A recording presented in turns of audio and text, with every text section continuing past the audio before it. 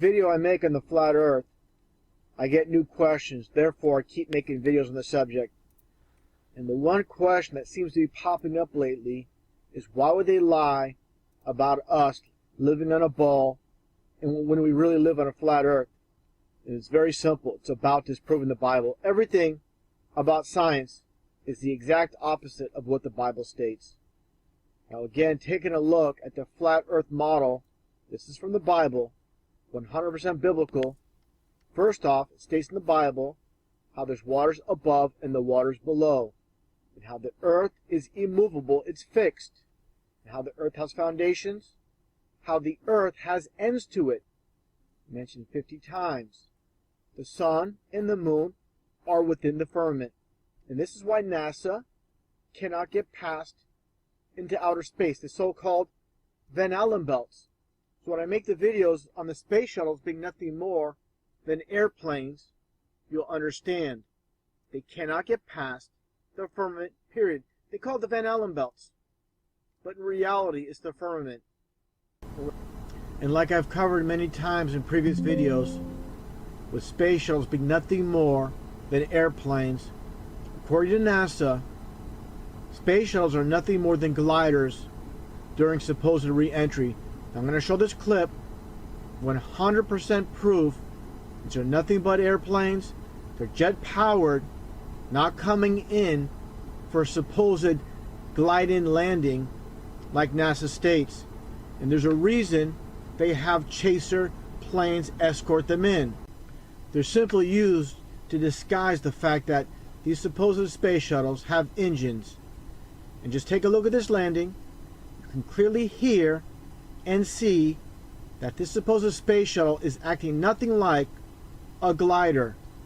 First off, those wings are too... Perdón, Java, ¿puedes oír? Sí, sí, estoy aquí. Ok. Puedes oír el video, ¿no? Sí, sí, se oye. Yo entiendo el inglés también, ¿eh? Y está bien, está bien. Lo has puesto ahí en español, está guay. Ok, muy bien. Ok, ahí regreso. too small to be of that of a glider. Take a look and take a listen to those jet engines.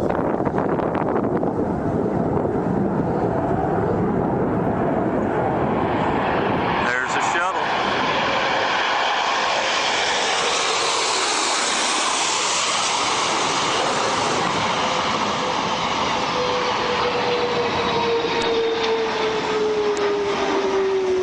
Touchdown. And as you can clearly see from this still, here's one of the two jet engines. And when it comes to meteorites, they're nothing more than falling stars. So everything we're given is false explanations to cover up the lies. And here's a demonstration how those that own and control this world from the very start try to disprove God and the Bible. Just take a look how everything with evolution is the exact opposite of the Bible. Where it states here in the Bible, earth before sun, and evolution states sun before earth, oceans before land, land before oceans, fish before insects, insects before fish. Man was created from solid matter. In evolution states man evolved from liquid. Birds before reptiles, reptiles before birds. There is eternity. There is no eternity. There is a soul. There is no soul. So you see how evolution is the exact opposite of the Bible. Now I'm going to demonstrate how this is satanic. I'm taking a look at the law of reversal by Aleister Crowley. It goes back further to Eliphas Levi. Aleister Crowley's Book of Magic. Let him train himself to think backwards by external means as set forth here following. Let him learn to write backwards, walk backwards, listen to phonographic records backwards, practice speaking backwards, read backwards. So this is the law of reversal. Satanists even say the Lord's Prayer backwards. So again, this is why everything is the reverse of what the Bible states. And the point of teaching everything the exact opposite is when you're told one thing, say it's A, And when the reality is Z, it's too far to go from A to Z. The mind can't handle it, and that's why so many reject truth. There are many Bible believers that have fallen for the satanic system that the so-called elite have created. The school systems, the textbooks, the History Channel, believing we live on a ball earth. Now let's read from Isaiah 40:22, where it states, referring to God, "It is He who sits above the circle of the earth." Now taking a look at this, nothing more than a composite provided by NASA. Does this look like a circle to you or a sphere? And remember, the word sphere existed in biblical times. Take a look at this basketball. Would you call this a circle or a sphere? Same thing. People need to realize that we all been lied to from birth. You need to understand, again, how everything is the exact opposite of what the Bible states. All your answers are in the Bible. Why don't the churches tell us this? They're the ones that are supposed to be telling us the truth about the Bible. Well, here's the problem. Take a look at these hand signs by Joel Osteen. These are all Freemasons in the game. See the 666 hand sign? All the Masonic signs. Taking a look more here. And here's Robert Wilson. The same exact satanic hand signs. This is how they control society.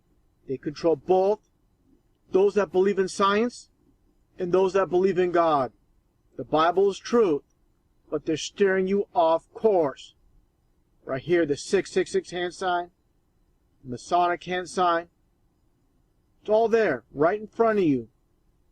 This is not by coincidence that they're all doing the same signs. All Freemasons, all part of the game. And here with John Hagee, again, more Masonic hand signs, the devil horns. These deceivers will never tell you that 9/11 was an inside job, the Boston bombing was a hoax, Sandy Hook was a hoax, all the racial saps that are taking place. That's their job, to tell you a good amount of truth when it comes to the Bible, but they're never going to tell you the absolute truth. This is what deceivers do. It's like if you're going to make a counterfeit dollar, you're going to make it look real as possible, to pass it off as legit. And that's exactly what these deceivers do. They have millions and millions worldwide deceived. For more reference, taking a look at some more of these deceivers. Again, the double 666 hand sign. All Masonic. And here's Carter Colon. I've had people tell me on my channel, oh no, this guy's legit. If you believe this guy's legit, I'm sorry to say you're 100% deceived.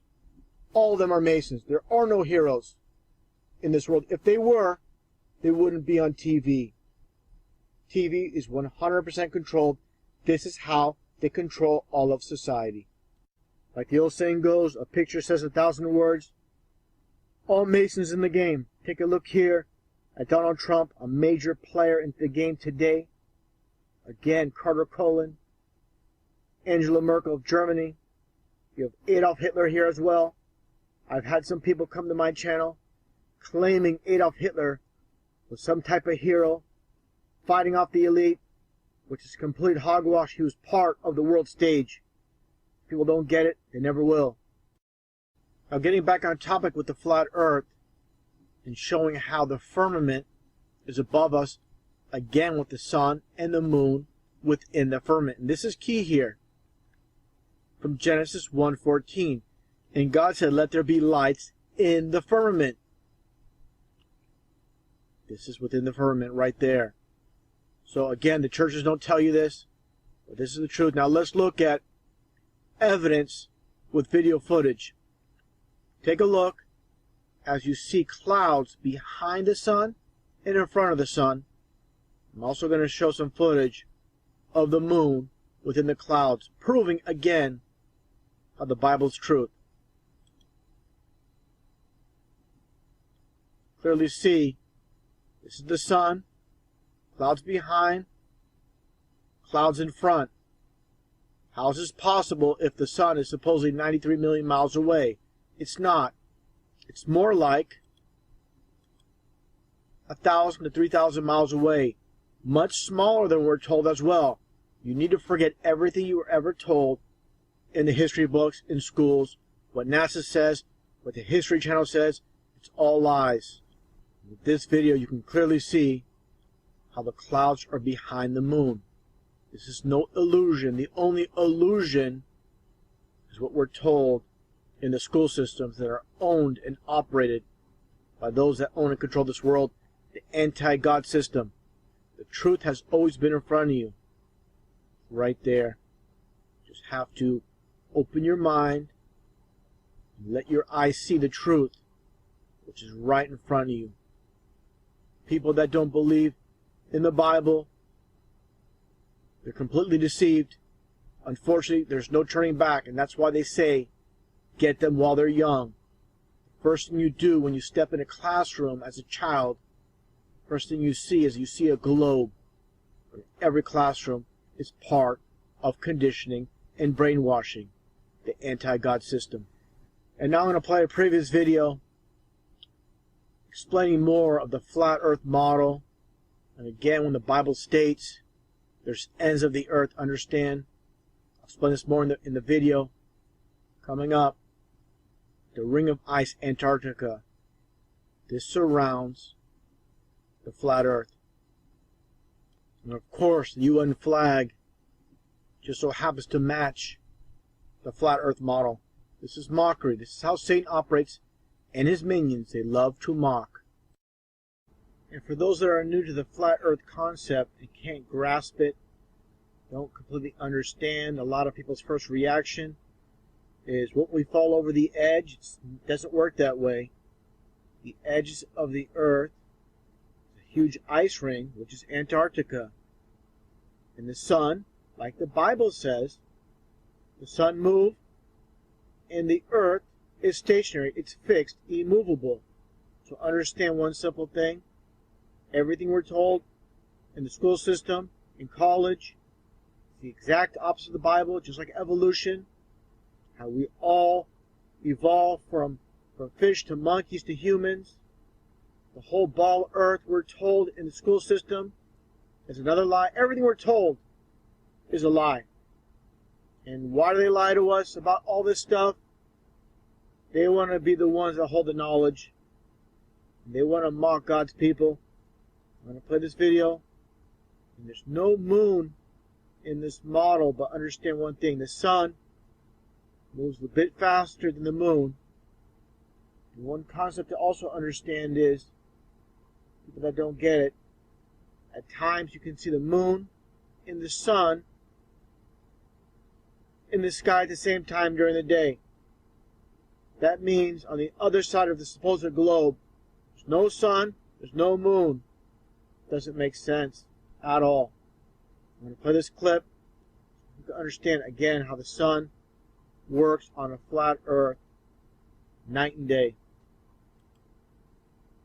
See, 3-hour time difference of the East Coast and the West Coast get their light. Exactly how it works. And the sun and the moon are much closer to Earth than we're told. Only a few thousand miles. The sun is not 93 million miles away. It's all lies by NASA, the government. We've been all lied to. And also to understand the solar eclipse, like I stated earlier, the sun and the moon move at different speeds. Just like a clock, the moon moves at different speed, a slower speed. That's how you get those eclipses, the solar eclipse. And also, I explained this before, with the 24-hour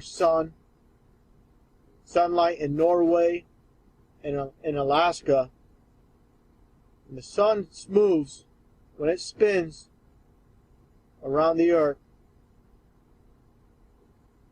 It moves as it spins in and out. So again, when it spins towards this center, during the times of year that you get complete daylight in this region, the North Pole, the Arctic. That's why you get those 24-hour sun. And it doesn't happen in the South. The supposed southern hemisphere, for example, in the tip of South America, New Zealand, you never get those 24 hours daylight. And that's because, of course, as the sun moves around, it's not constant like it is in the Arctic. One other thing, the sun, how it moves from changing the seasons in and out. The sun, again, is furthest from the ice ring. So the further away you get, the colder it is, of course. This was holding everything in. Antarctica. It circles the entire flat Earth. I showed this clip before in a previous video. And this, again, is truth in plain sight with those that control Hollywood showing us the truth in these cartoons. This is how they do it. They love to put the truth in what seems to be ridiculous, such as cartoons, Illuminati card games, movies, commercials. This is how they do it. They love to mock us with truth with these ridiculous cartoons in this case. Take a watch. Steroid Santa Claus kicks and deals. It's a long fly ball going back, and the ball shatters the sky, bringing the ocean itself down into the stadium. Now do you understand how this matches up with the Bible verse in Genesis, the waters above? You people understand and get it, what's taking place here. This is biblical, and this is meant as mockery. When people watch this, they have no understanding what this is all about. In the beginning, God created the heaven and the earth. The earth was without form and void, and darkness was upon the face of the deep. And the Spirit of God moved upon the face of the waters. And God said, "Let there be light." And there was light. And God saw the light that it was good. And God divided the light from the darkness. And God called the light day, and the darkness he called night. The evening and the morning were the first day. And God said, "Let there be a firmament in the midst of the waters, and let it divide the waters from the waters." And God made the firmament, and divided the waters which were under the firmament from the waters which were above the firmament. And it was so. And God called the firmament heaven. And the evening and the morning were the second day. And God said, "Let the waters under the heaven be gathered together unto one place, and let the dry land appear." And it was so. And God called the dry land earth, the gathering together of the waters called he seas. And God saw that it was good. And God said, "Let there be lights in the firmament of the heaven to divide the day from the night, and let them be for signs and for seasons and for days and years, and let them be for lights in the firmament of the heaven to give light upon the earth." And it was so.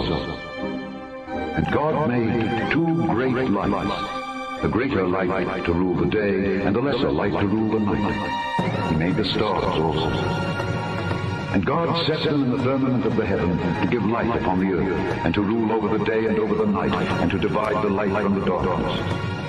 And God saw that it was good. And the evening and the morning were the fourth day.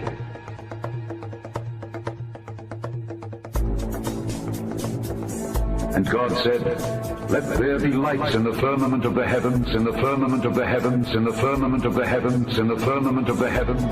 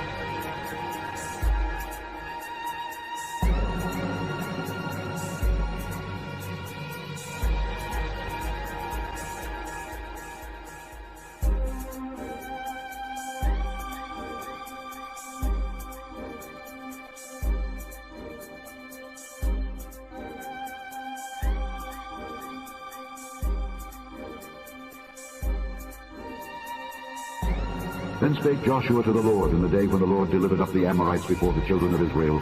And he said in the sight of Israel, Sun, stand thou still upon Gibeon, and thou moon in the valley of Ajalon.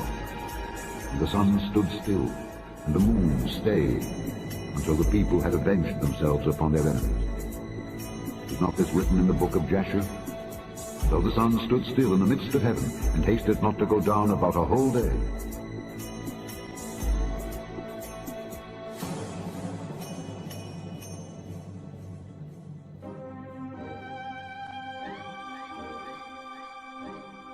Fear before him all the earth. The world also shall be stable, that it be not moved. The Lord reigneth, he is clothed with majesty. The Lord is clothed with strength, wherewith he hath girded himself. The world also is established, that it cannot be moved. Say among the heathen that the Lord reigneth. The world also shall be established, that it shall not be moved. He shall judge the people righteously.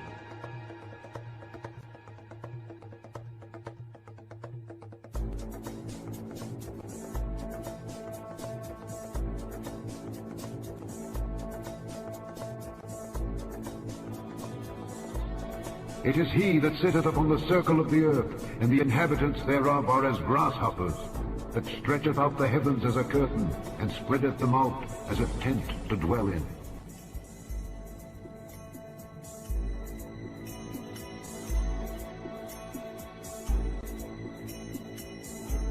It is he that sitteth upon the circle of the earth, and the inhabitants thereof are as grasshoppers, that stretcheth out the heavens as a curtain, and spreadeth them out as a tent to dwell in.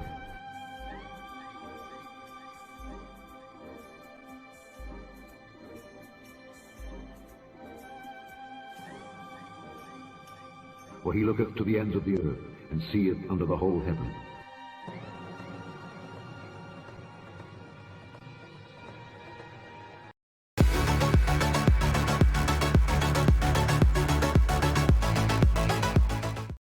With all the videos I've been making about the flat earth over the last few months, I always get the same questions over and over again. I'm going to try to cover them in this one video. And probably the most frequently asked question is about the lunar eclipse. Of course, with this ball of earth theory, you get the sun, the earth, and the moon. And with the sun casting a shadow on the moon, so you're only going to see that top portion. In this case, the top portion of the moon with the bottom portion being shadowed off supposedly by the ball of earth. Before I show a clip of a couple in the St. Louis area recording a lunar eclipse taking place while the sun and the moon are above the horizon, they unwittingly prove that the earth does not create a lunar eclipse. Now, with this quote from F.H. Cook, the terrestrial plane, according to the global theory, a lunar eclipse occurs when the sun, earth, and moon are in direct line. But it's on record that since about the 15th century, over 50 eclipses have occurred while both sun and moon have been visible above the horizon. Now, before watching the video, wait till he gets to the part where he sees the moon and the sun above the horizon, and then he sees the shadow of the moon on the upper portion. It should be on the lower portion if we live in a ball earth. Take a look and listen to how he struggles to explain this, and he just calls it an illusion. Take a look and listen. So it's December 10th, about 6:30 in the morning. It's about 18 degrees out here, and we're standing on top of Hoke Mounds, just east of St. Louis. Behind me is a full moon, which will soon be going into a full lunar eclipse as it sets, kind of a rare experience, while at the same time behind us, the sun is already being arrived. It's going to be a very interesting and beautiful experience. Oh my God.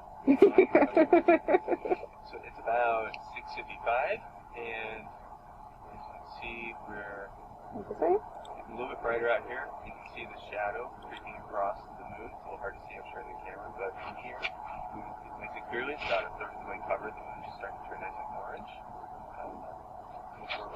shoulder, you can see now it's getting some nice early morning sun. It's getting very bright. Eastern horizon behind us. There's the sun. Day here, yeah. We still have the moon out, which is slowly lifting. And it's still cold. Okay, so it's now about 7:04 a.m. and over my shoulder you probably cannot see anything, but through the stacks of the refinery back there, we can just barely make out a little bit of the moon left. It's about 2/3 the way covered with Earth's shadow. Now take a look. The top portion of the moon is covered. Again, with the supposed ball Earth theory, the bottom portion of the moon should be eclipsed, not the top. Keep watching. Turning a sort of pale orange, pinkish color. So with the bright morning sun coming up, there's not enough contrast to be able to see the moon there. We can still see it just a little bit. What I find very interesting is I was expecting the shadow to come upward across the moon as it would go down and it would pass into shadow, and actually it's going the other way around. The shadow, as the moon is here, the shadow is creeping down across the moon, even though the sun's coming up over here, and that must be because of the moon's rotation around the Earth. It's moving farther up, even though the sun's light is actually coming from over there. It's actually coming underneath the Earth. So he's saying the light is coming underneath the Earth, the ball. There's no way. This guy's trying to figure things out based on the lies in the science books. He can't get around it. Imagine the sun is here, the Earth is here, and the moon is back here, and this light was coming under the Earth, but the moon must be rotating around even though we're turning, so it looks like the moon is going down. It's kind of an optical illusion. It's pretty cool. So the sun is scheduled to set at 7:08. He says optical illusion. It reminds me of this video. I might as well show it now. And I played this clip before with the weatherman trying to explain away why you can see the Chicago skyline 60 miles across Lake Michigan. Take a look and take a listen. Found this photo from Grandmere State Park. This is from Joshua Nowicki. And what you're seeing here is a mirage. We typically would not be able to see this from the Lake Michigan shore. We talked about this last night. Conditions are right on the lake that we're actually seeing a mirage. Again, I pointed this out before. With superior mirages, they would be inverted, not like this. So again, when the foundations are lie, they have to keep lying to keep their lie together, keep their lie intact. I don't know if he's just playing stupid or what, but definitely this is no mirage. Let's take a look a little bit, listen to a little bit more of the Chicago skyline. Very interesting. Here's what's happening. This is a good example of a superior mirage. So Joshua was on the Lake Michigan shore. He was looking towards the west, and Chicago's beyond the horizon. Should not be able to see it. However, with the right conditions, we have an inversion. We have cold air, here's the cold lake water, and some relatively warmer air above it. This will bend the image of that skyline back towards the viewer. And so typically we would not be able to see this. This image would be viewable from much, much higher in the sky. And as I pointed out before, a superior mirage is inverted, just like this. And you saw that Chicago skyline? It was right side up. You didn't see that inverted mirage. That is flat out lying or just misinformed. And another example of a superior mirage. Again, you see the inversion. And again, another image, another photo of the Chicago skyline. And obviously, these buildings are not inverted. Also note, the sun is much closer to us than we're told as well. They have taken the hearts and minds of our leaders. They have recruited the rich and the powerful, and they have blinded us to the truth. Just like the preacher man said, and they live, they've been blinded to the truth. And the truth has always been in plain sight. With so many clocks, with the moon and the sun on them. And you'll see that hour hand next to the moon and the minute hand next to the sun. That's exactly how the moon and sun work, with the moon moving slow and the sun relatively moving at a faster rate. Now, taking a look at this model here with the flat earth, with the sun and the moon revolving above the flat earth, again much closer than we're told, nowhere near 93 million miles away, more like 3,000 miles away. So again, understand, the moon moves much slower and the sun moves at a faster rate. Now understanding, bring this down here a little bit, why you get the polar nights and the 24-hour sunlight in Norway and Alaska.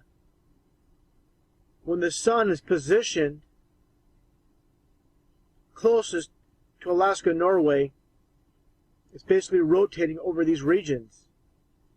And that's why you get these 24-hour daylights during specific times of the year. And that's why, again, certain points of the year you're going to get constant darkness down in Antarctica. Now understand, you're never going to get 24-hour sunlight in Antarctica, for the simple fact Antarctica is the ring around the world. So, for example, when the sun, say, is positioned right here and is moving along, of course, it cannot cover the whole ring and go round and round and cover it. It can only take place near the so-called North Pole. So this is a very short video explaining the polar nights.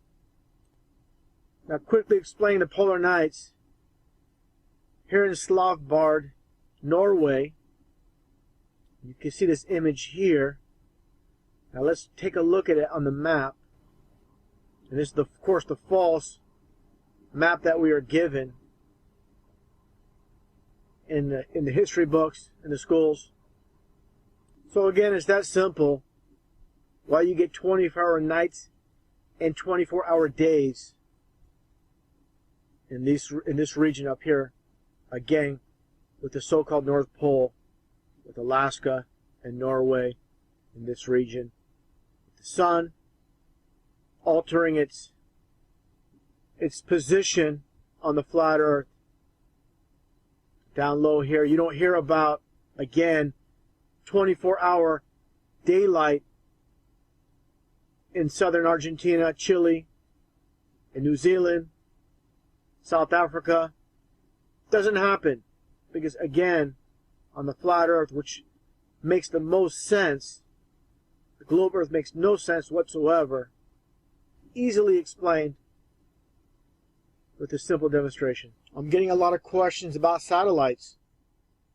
You know, this is their evidence that the earth is a ball.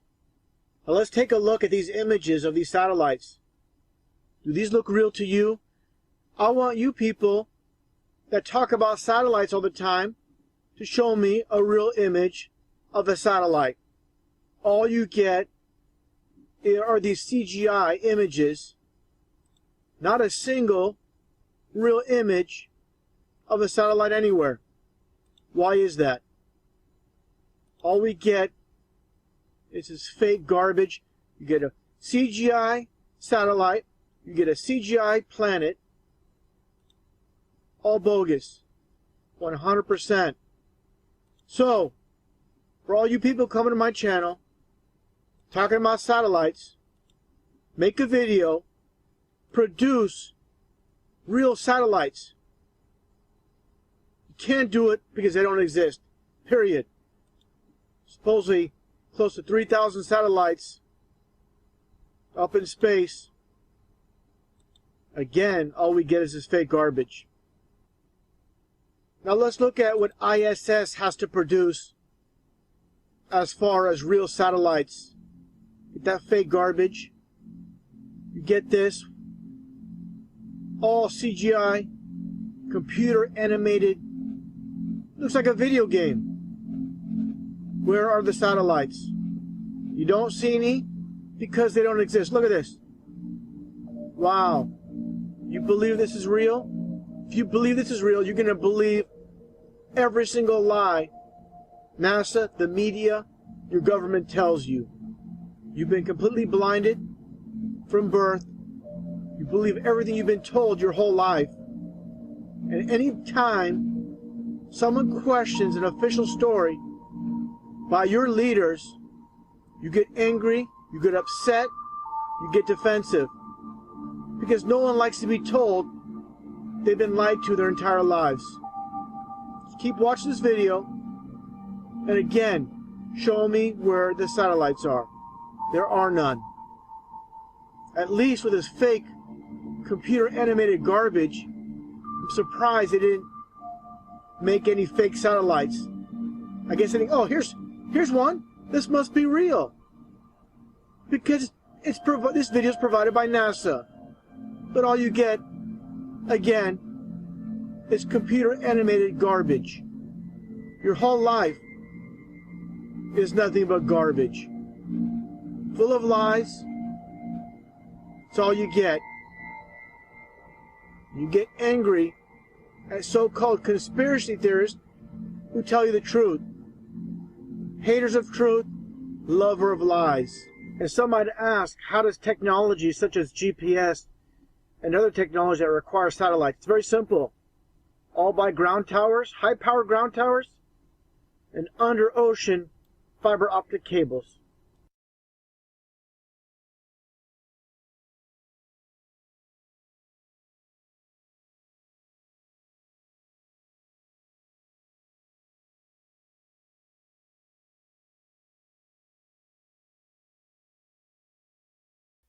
Sí, no vamos a hacer eso. Saludos a todos, me pueden oír. Ojalá que sí. Todos en el chat, gracias por estar, ¿verdad? Gracias por las vistas, todos. Ahorita estoy compartiendo aquí en OBS. Estoy compartiendo este video también en Discord, ¿verdad? Los que quieren estar en Discord, los que quieren oírlo ahí, se pueden ir ahí. Ahorita les pongo el enlace.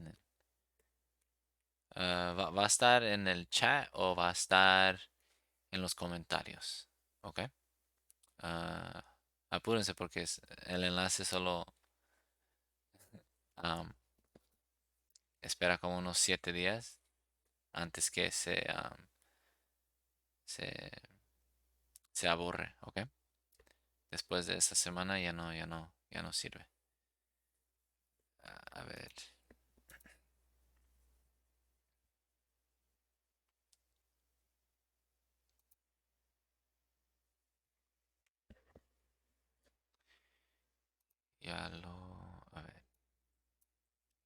A ver, quiero poner otro video. Solo que no sé cómo se llama.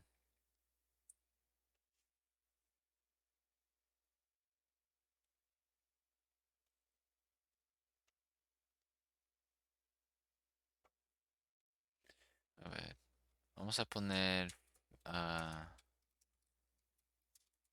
subliminales.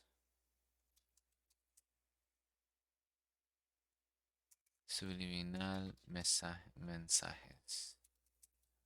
Pero lo voy a poner en español, inglés, pero ustedes lo pueden leer en español.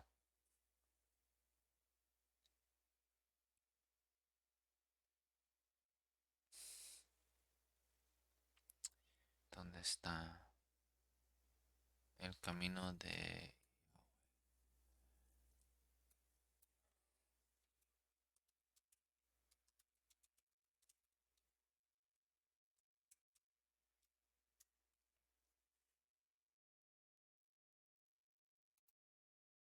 Es este. Proverbios 34. No sé. Vamos a ver. Subliminal.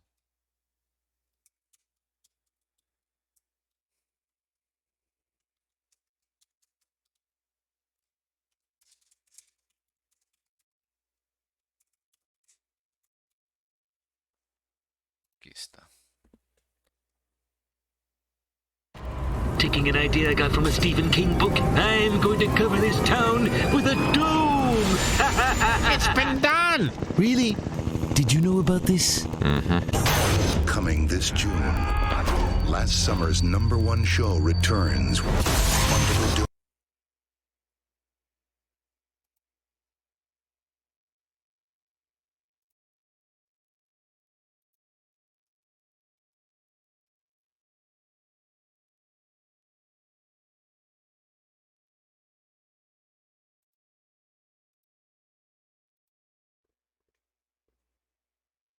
Was different.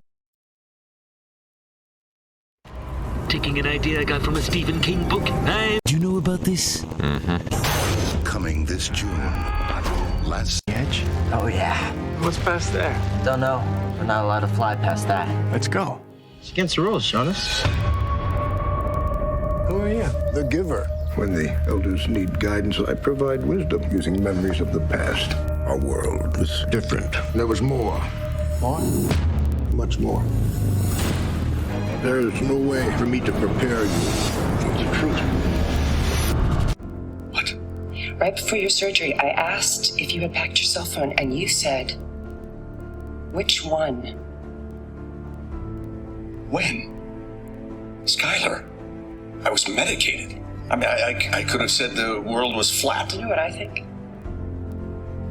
I think you accidentally told the truth.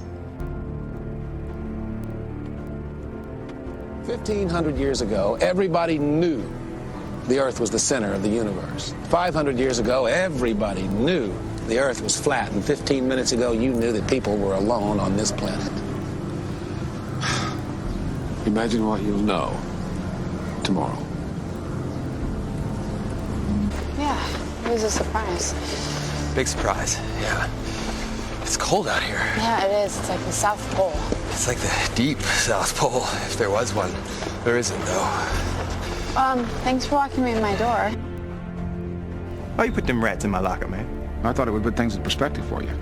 No, Kay, it's actually kind of sad, man, really. We need to let them out of there. I mean, they need to know the world is bigger than that. Still a rookie. Wow.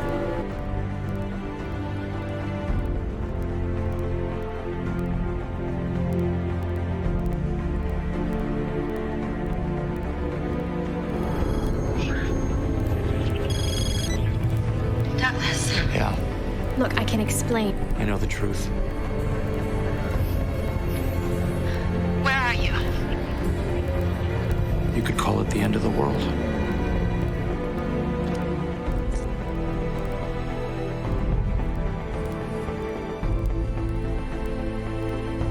What would you do? What would any of you be willing to do? Would you brave the weird and haunted shores at world's end?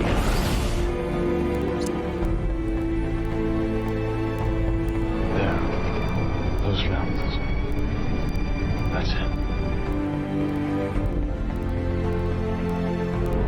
Do you see what's out there? Yes. If you tell me we'll make it, I'll believe you. We'll make it.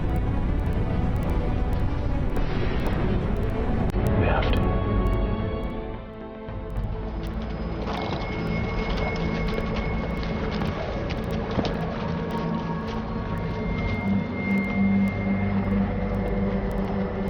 Welcome.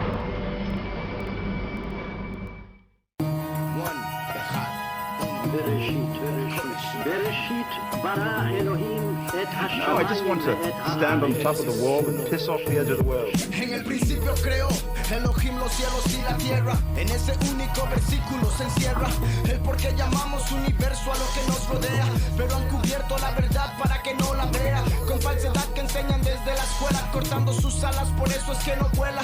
El sistema está podrido, vuela. Su mente se encuentra encerrada en las tinieblas de afuera. Por lo que esto no le suena, su oído se ha bloqueado para no escuchar palabra buena, desechando todo lo que la escritura encierra. Lento ha sido el proceso, por eso es que el programa está tan impreso en su cerebro. El archivo está muy grueso, por eso Remember, Nick, you were the one who came looking for me. So you might want to ask yourself, did I find what I was looking for. Es tiempo de quemar todo lo que el sistema le daba, todo lo que no sirve de nada. Habla la mente para que vada el trauma que está tan trama, causarle a la raza humana. Esta letra busca ser su alma más humana, romper el programa, completar el rompecabezas con esta pieza, poner a trabajar cabezas, deshacer enseñanzas necias llenando grietas para ver si te despiertas. Las masas se encuentran en ruinas, en tinieblas sumergidas, desordenadas y vacías, profecías siendo cumplidas, haciendo que las luces sean encendidas, revelando realidades escondidas que separan verdades de mentiras, con miras a separar las aguas como Moshe después de las plagas, los que van a la vida y los que van a las llamas, sin poder salir llamas, aún así no llamas a Yahweh jamás, estando separadas sus vidas de quien les dio sus almas, como las aguas de arriba de las aguas bajas, sosteniendo el firmamento todas las capas, así que no veo cómo inventas que te escapas a la luna o partes más largas, dando al mundo una corta y una larga, repitiendo una y otra vez la misma parla por la internet y la tele, buscando hipnotizarla, pero es cuestión de analizar la situación, viendo cada versión,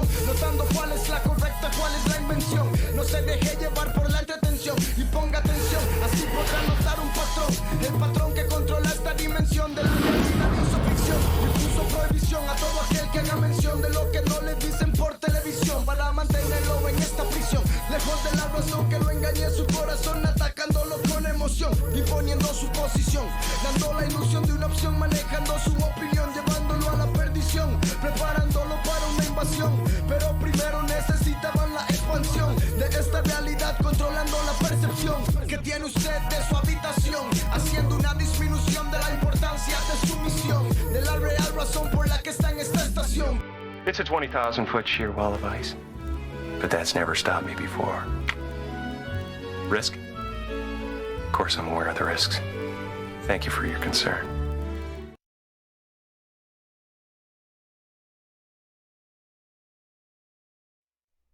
Hey, David here, and I've got to tell you something.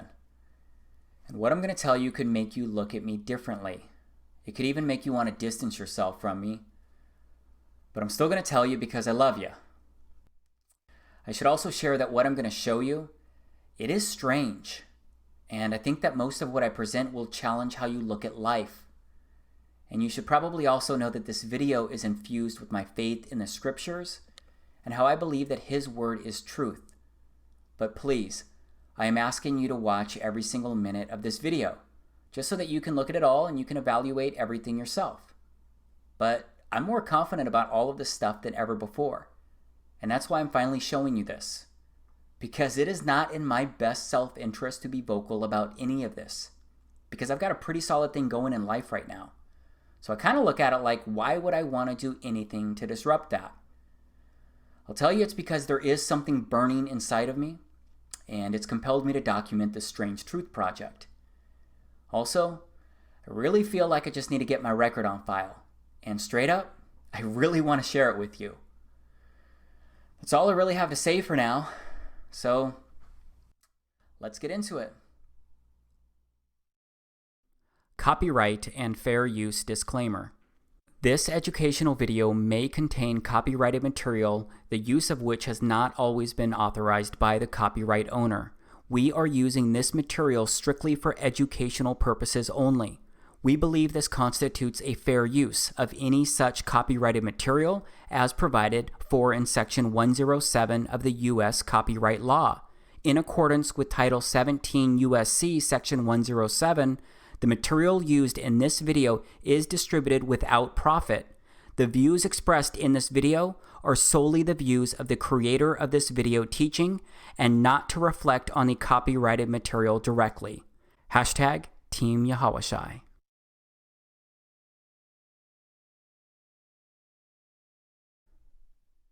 This is the moon as seen from Northern California. I used my Nikon Coolpix P900 to record this. It's actually pretty amazing how close I can zoom in on it. Just how clearly I can see it, even in the daylight. I can actually zoom in closer to craters to look at those if I wanted. Yeah, I've gotten pretty good at zooming in on this stuff in the sky.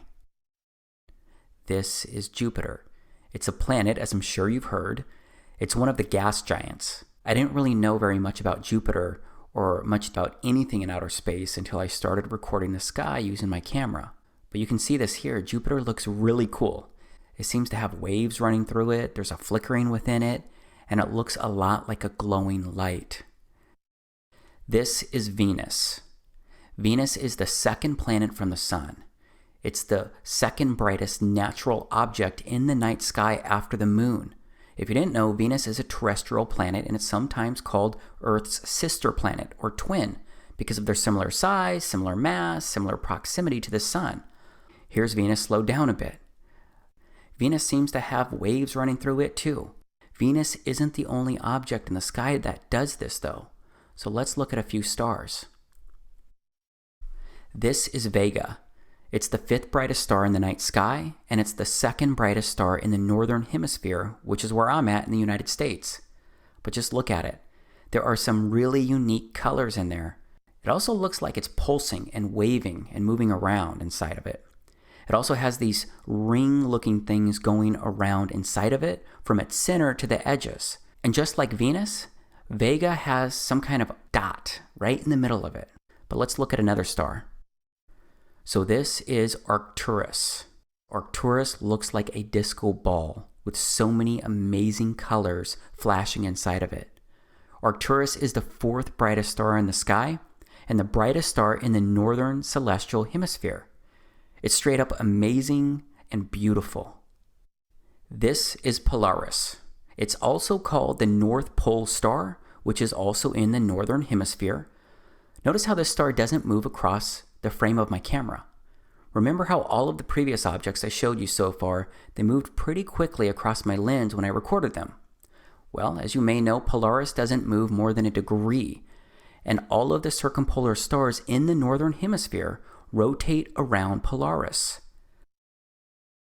I'm curious if you've ever seen recordings of planets or stars in the night sky like what I just showed you, because there's no doubt the moon looks the same as what you've probably seen, but when it comes to planets and stars, I bet that you've primarily seen images like these. I think it's odd how different these online images look versus what I actually recorded and what I actually observed with my camera. I just wish that some of the normal observations came up at the top of some of the online searches I do.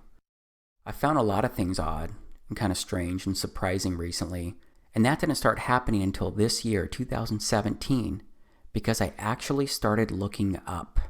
I started looking at the daytime sky, started looking at the clouds and how different they can be from one day to the next. I looked at planes flying across the blue sky.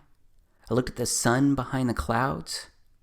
I looked at the clouds floating across the sky, and I started paying attention to the moon in the daytime, in the nighttime. I started looking at the moon's different phases, its different colors. This is a waxing crescent moon. This is a full moon. And like I mentioned earlier, I bought a unique camera to record all of this. It's the Nikon Coolpix P900. I bought it to personally study all of these things as I looked up and took some interest in the sky. And my interest in the sky and my studies, they led me to look into the missions in outer space. First, I looked into the Apollo missions to the moon. Then I wondered why we hadn't been back to the moon in 45 years.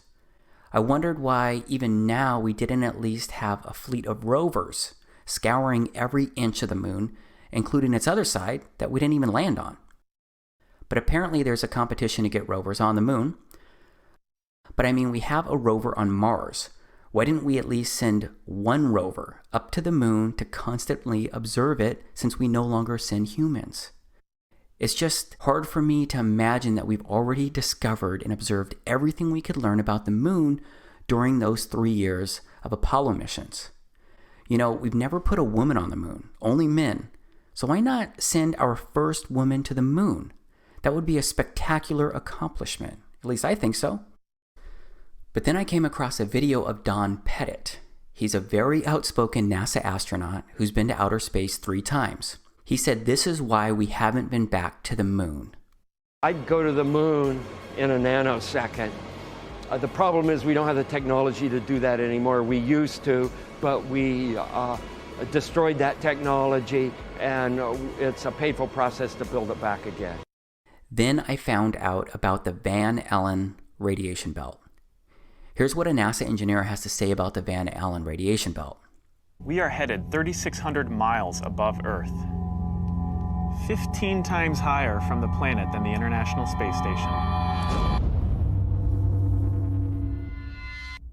As we get further away from Earth, we'll pass through the Van Allen belts, an area of dangerous radiation. Radiation like this could harm the guidance systems, onboard computers, or other electronics on Orion. Naturally, we have to pass through this danger zone twice, once up and once back. But Orion has protection. Shielding will be put to the test as the vehicle cuts through the waves of radiation. Sensors aboard will record radiation levels for scientists to study. We must solve these challenges before we send people through this region of space. Sensors aboard will record radiation levels for scientists to study. We must solve these challenges before we send people through this region of space. So yeah, I found it really interesting what that NASA engineer said about the Van Allen belt. And it turns out that other NASA folks have said the same thing about leaving low Earth orbit. And what comes after the International Space Station once its mission is over? How do we ensure the presence of humans in space?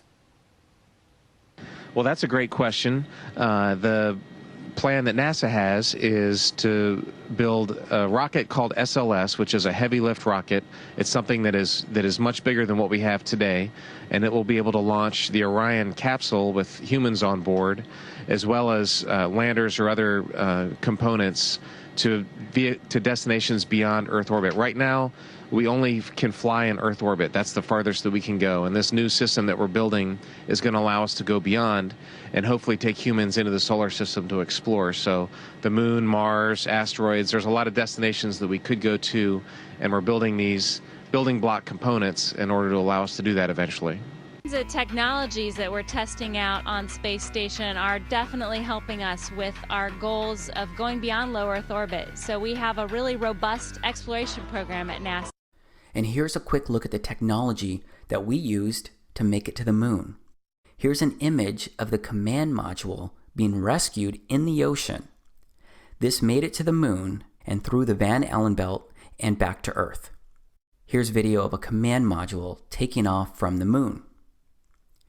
Here are some images I downloaded from NASA's website showing the module and a close-up of the technology that we sent to the moon.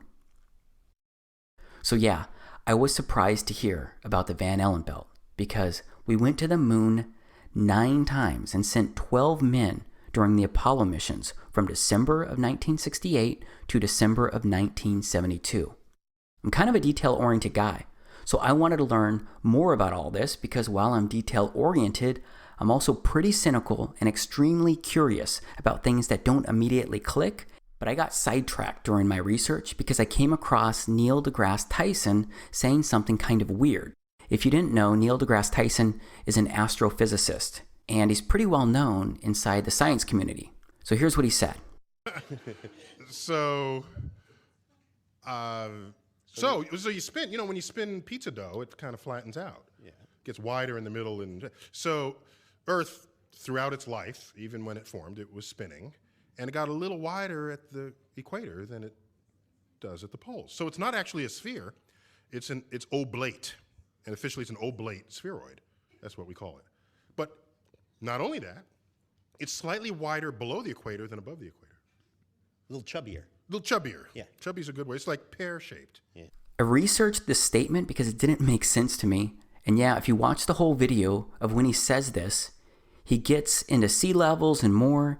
But I gotta tell you, he didn't mean the statement as a joke. But it still seems like a joke because who says the Earth is pear-shaped? Pretty odd, right? Either way, his statements and my research led me to download just more images and more videos from NASA's actual website. These are a few of their images of Earth that they took from space. And as I was downloading and researching photos and videos at NASA's website of our first moon landing, the Apollo 11 mission, I discovered something pretty crazy. Apparently, NASA lost the tapes that recorded data of the original Apollo 11 moon landing in 1969. The tapes included biomedical data on astronauts, video footage of the Apollo 11 landing, and all of their telemetry and engineering data.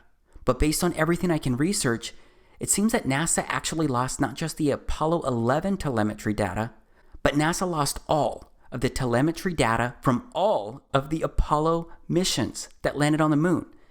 That's well over 10,000 lost tapes and over a ton, literally a ton in weight of missing tapes. Fortunately though, they were able to restore the original moon landing footage that was broadcast to Earth. I guess I just found it pretty odd when you consider that the moon landing is one of the, if not the, greatest accomplishments by mankind. Because I figured NASA would take really good care of that stuff and properly label boxes and reams of recordings. Okay, so that seemed pretty careless. But then I stop and think, wouldn't right now be the perfect time to go back to the moon? We've made significant breakthroughs in technology in the past 45 years. So imagine today's technology that NASA could bring to the moon to record and study it. Imagine the beauty that they could show the entire world. Because we could have crystal clear, high-definition footage taken directly from the surface of the moon. I mean 4K resolution stuff that would blow everyone's minds. But instead, everyone seems to be okay with not going back. And that's despite the original video of our first ever moonwalks during the Apollo 11 mission being destroyed. And they say the original recordings, they were actually super clear and nothing like the grainy video that was broadcast to millions on television. But I guess it doesn't really matter either way, since we destroyed the technology to get back to the moon. That's if you believe what Don Pettit said. So my curiosity compelled me to keep researching. ¿Estás ahí, ATC? ¿Puedes oír? ¿Sí? ¿Estás ahí, ATC? ¿Me puedes oír?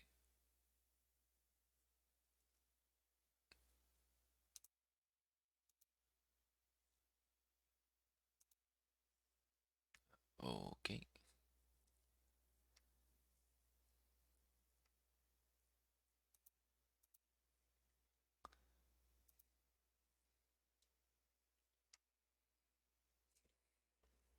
Researching all of this stuff. And a lot of what I found, it didn't make a whole lot of sense. Like, why does it look like this flag is flapping or blowing in the wind? And this module taking off looks pretty weird to me. So yes, a lot of the moon landings and stuff surrounding outer space can come across as odd. And yeah, maybe each odd thing can be explained away. It's just that when I look at all of the oddities as a whole, it's a bit creepy. And I say creepy because someone I know and someone I love once said this stuff was creepy when they started looking into it. And all of this creepy stuff made me want to keep researching and keep asking questions. But I ended up asking one question that can get you labeled as a nutcase. It's a question that makes people laugh at you. It's a question that I bet you've already seen coming as you've been watching this video. And that question is, did we really go to the moon? I'm sorry, Jay. I'm sorry. I can see that how that would affect your Christmas. I made that whole thing up. What? I'm sorry.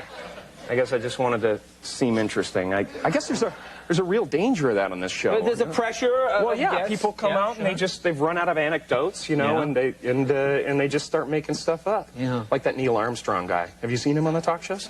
Neil Armstrong, you mean the first man to walk on the moon? Talk about a fish story. Man, and they're buying it. Oh, yeah. Yeah.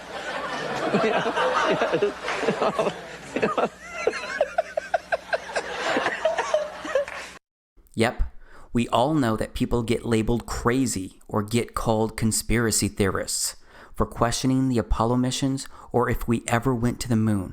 But please stay with me here, okay?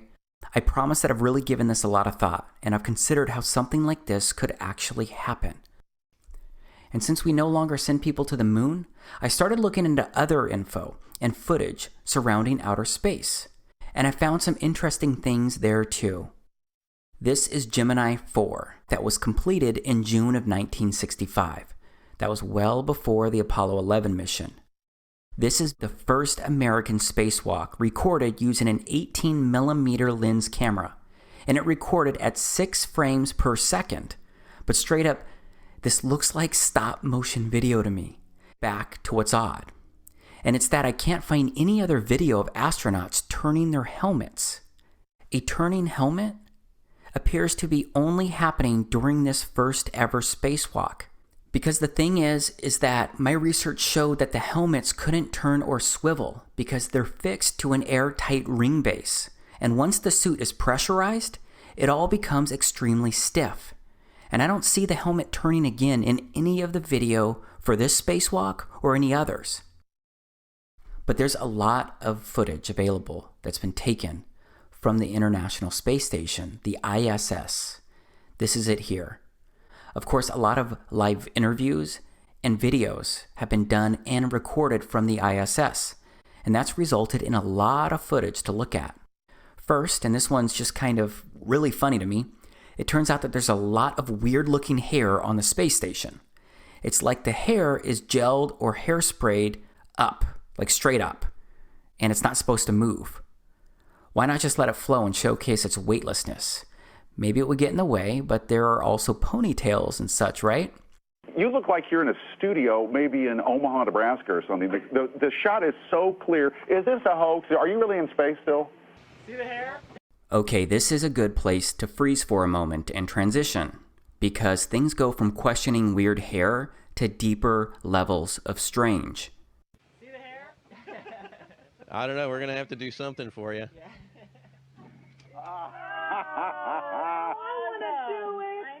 Oh, yeah, I can do that. Watch this. It looks like this guy is grabbing a wire attached to the guy next to him. He's not grabbing air, and there is no reason why any of these guys would be wearing wires in space. Someone I know wondered that when I showed them this video. Believe me, you're going to be just like the person I talked to, because you will look for answers. You will look for ways to rationalize these things that I show you. Just understand I've asked the same questions. Why, how, and what am I really seeing? This guy with the red shirt looks like his shirt is being pulled by a wire. There are lots of these instances out there that you can research, but it's not exclusive to the ISS. It also happened on the moon itself, and I'll show you that in a moment. But look at the guy in the middle of these men. He looks like he's actually wearing a harness. This was a live interview with Boise State, and look at how awkward this is. Look at this astronaut who turns with his back to us. Pay attention to his back heels. It seems like there may not be enough slack, so his heels stay off the ground.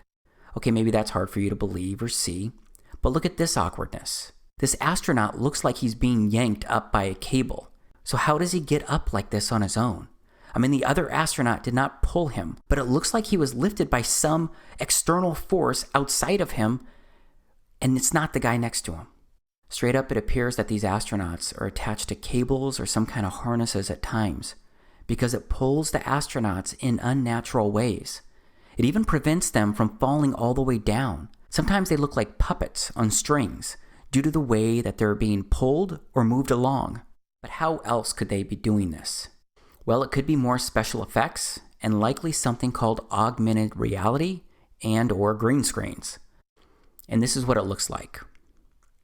This is an actual video that NASA did. They meant to do this. This is an example of augmented reality. And then there are chroma key screens. So outside of green screens, there are also blue screens. And that's what you're seeing right here. You're seeing the former president being pushed through this NASA area, and behind him is Tim Peake, an astronaut, with what looks like a blue screen, a chroma key screen right behind him. And do you see the green ball? I mean, we can compare footage around that same time compared to what was caught on camera, and you can see it's the same background. It looks like the same deal. And I've only ever found one other video that's ever shown this same checkered blue screen. This is that one other video that I'm showing you right here. But how coincidental is it that they use this blue checkered background, which is extremely similar to ORAD virtual set technology? I mean, this is the kind of stuff you can do on a budget right here, this video. Now here's something else from the ISS. Look at this card floating. This is directly from NASA's YouTube channel. This card It just doesn't look real. Is there an air conditioner on up there? I mean, look at it. It looks like they're doing everything they can not to laugh. Next, people say that the spacewalks may have been recorded underwater and not on the moon at all. Because, as you can see here, astronauts are definitely trained underwater. So a lot of folks believe that they may have faked the spacewalks by doing it underwater as well. And that seems to make a lot of sense when you study a lot of the spacewalk videos, because you're going to see what looks like a lot of bubbles going all these different directions. Who knows which direction the camera was actually pointing when these were recorded, but they look like air bubbles escaping maybe from underwater pools where some of these things were recorded or faked. Last, there are zero gravity planes. The only way right now that we can simulate the gravity on Moon, Mars, asteroids is parabolic flight. So yeah, there is likely hours of video of real weightlessness that people have experienced, but you can't do that all the time, so there needs to be other options, especially for the longer videos like I showed before. Okay, this is a time-lapse video of Earth recorded from the ISS, but I want to step off the space station right now. I want to look at the Apollo 11 crew's first public appearance after returning from the moon.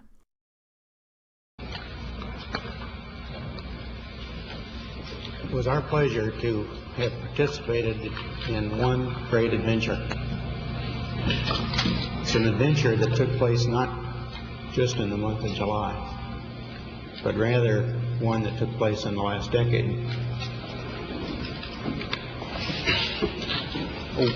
We all here and the people listening in today had the opportunity to share that adventure over its developing and unfolding in the past months and years. It's our privilege today to share with you some of the details of that final month of July that was certainly the highlight for the three of us of that decade. So a lot of people question that video and the emotions that they showed at this press conference, especially Neil Armstrong, who was in the middle. But yeah, it looks like maybe they were impacted by being on the moon. That could be a significant moment. Just as a heads up, this news conference occurred on September 16th, 1969, and these astronauts returned to Earth on July 24th, 1969. So yeah, it's less than 2 months for them to get their bearings, but it turns out that they did forget a lot in that short time frame. When you looked up at the sky, could you actually see the stars and the solar corona in spite of the glare? We were never able to see stars from the lunar surface or on the daylight side of the moon by eye without looking through the optics. I don't recall during the period of time that we were photographing the solar corona what stars we could see. I can't imagine that he was debriefed and that kind of question wasn't asked. What he saw, what he felt, what he experienced while on the moon. And now listen to Mike Collins, who was sitting to the left of Neil Armstrong. I don't remember seeing any. Neil, you were a little bit concerned, you said about... So now Mike doesn't remember seeing any stars either. We have to remember that the reporter asked about them looking up at the sky and if they could see the stars based on the circumstances. So Mike Collins' answer has got to apply to his experience in the command module itself because he didn't walk on the moon or go down to its surface. But let's look again at Neil's response to what Mike said. I don't remember seeing any. Neil, you were a little bit concerned, you said about... Notice his body language, and it looks like Neil even whispers something under his breath to Mike. Was he telling him to simply shut up? I don't know, but the interaction looks really odd to me. All right, here is another interview with Neil Armstrong. And right after I show you this quick piece, I'll immediately share a few more statements made by other astronauts who shared what they could or couldn't see while in outer space. Mr. Armstrong, I do realize that when you were on the moon, you had very little time for gazing upwards. But could you tell us something about what the sky actually looks like from the moon, the sun, the earth, the stars, if any, and so on? The sky is a deep black when viewed from the moon, as it is when viewed from cislunar space, the space between the Earth and the moon.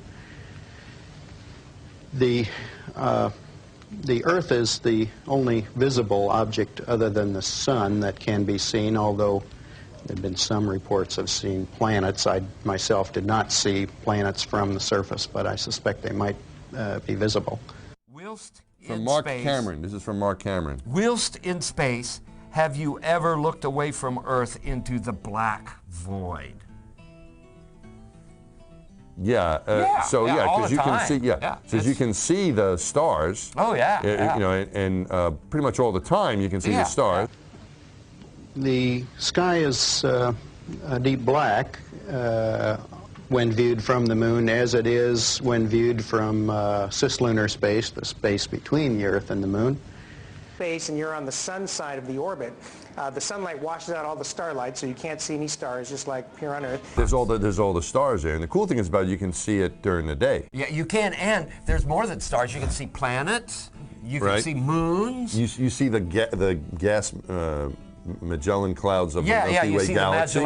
Pretty much all the time you can see the stars. Then when you look out into deep space away from the sun, it's the darkest black you can imagine. So this black space you're looking at on your screen right now could or couldn't be what you see when viewing outer space from outer space. I guess you have to go to outer space or walk on the moon to confirm this truth for yourself. But I'm going to stay focused on the objects in outer space because I want to ask why the images of stars and planets taken by satellites in space look so different to what I actually observe with my camera. Here's Venus again, as seen through my Nikon P900. Here's Arcturus again. Here's Vega again. Here's another star, Antares. It looks pretty cool too. I showed you my online research earlier, except I can't find any video of these amazing stars or planets that were taken by NASA. Now we're looking at NASA's website. From 1 million miles away, NASA camera shows moon crossing face of Earth. It says a NASA camera aboard the Deep Space Climate Observatory Discover captured a unique view of the moon as it moved in front of the sunlit side of the Earth last month. The series of test images shows the fully illuminated dark side of the moon that is never visible from Earth. The images were captured by NASA's Earth Polychromatic Imaging Camera, EPIC, a 4-megapixel CCD camera and telescope on the Discover satellite orbiting 1 million miles from Earth. First off, that looks very similar to the same side of the moon that I look at. Be interested to know if it's identical. But here below it says this animation features actual satellite images of the far side of the moon, illuminated by the sun, as it crosses between the Discover spacecraft's Earth Polychromatic Imaging Camera EPIC and telescope. This is supposed to be the moon passing the Earth from 1 million miles away. So yes, at the same time, I'm criticizing and thinking that their video, their animation doesn't even look real. But I'm also still wondering why we just don't have more videos by NASA of outer space itself. But there are some recordings out there. There's the Cassini spacecraft out there near Saturn that recently plunged into Saturn. And then there is the Juno spacecraft observing Jupiter. Saludos. Hola. Laura Elegante, ¿cómo está? Bien, gracias a Dios. Andrés, ¿verdad? Ajá. Hace tiempo que no hablamos, ¿eh? Yo creo que a ese Ábalos ya no, como dijera, no sería bueno para debatir. Sí, pero a mí me gustaría debatir con él. Pero él en realidad, él dice que yo estoy huyendo, pero él quería un debate donde él hacía unas preguntas que no estaba la pregunta. Yo no debato así. O sea, Él A mí me trata, gusta debatir y voy a ganar, pero es porque voy a debatir de un tema que yo sé. él Entonces, trata, él quiere... Ajá. él trata de desviar, am, y si no puede ofuscar, miente. Ujú.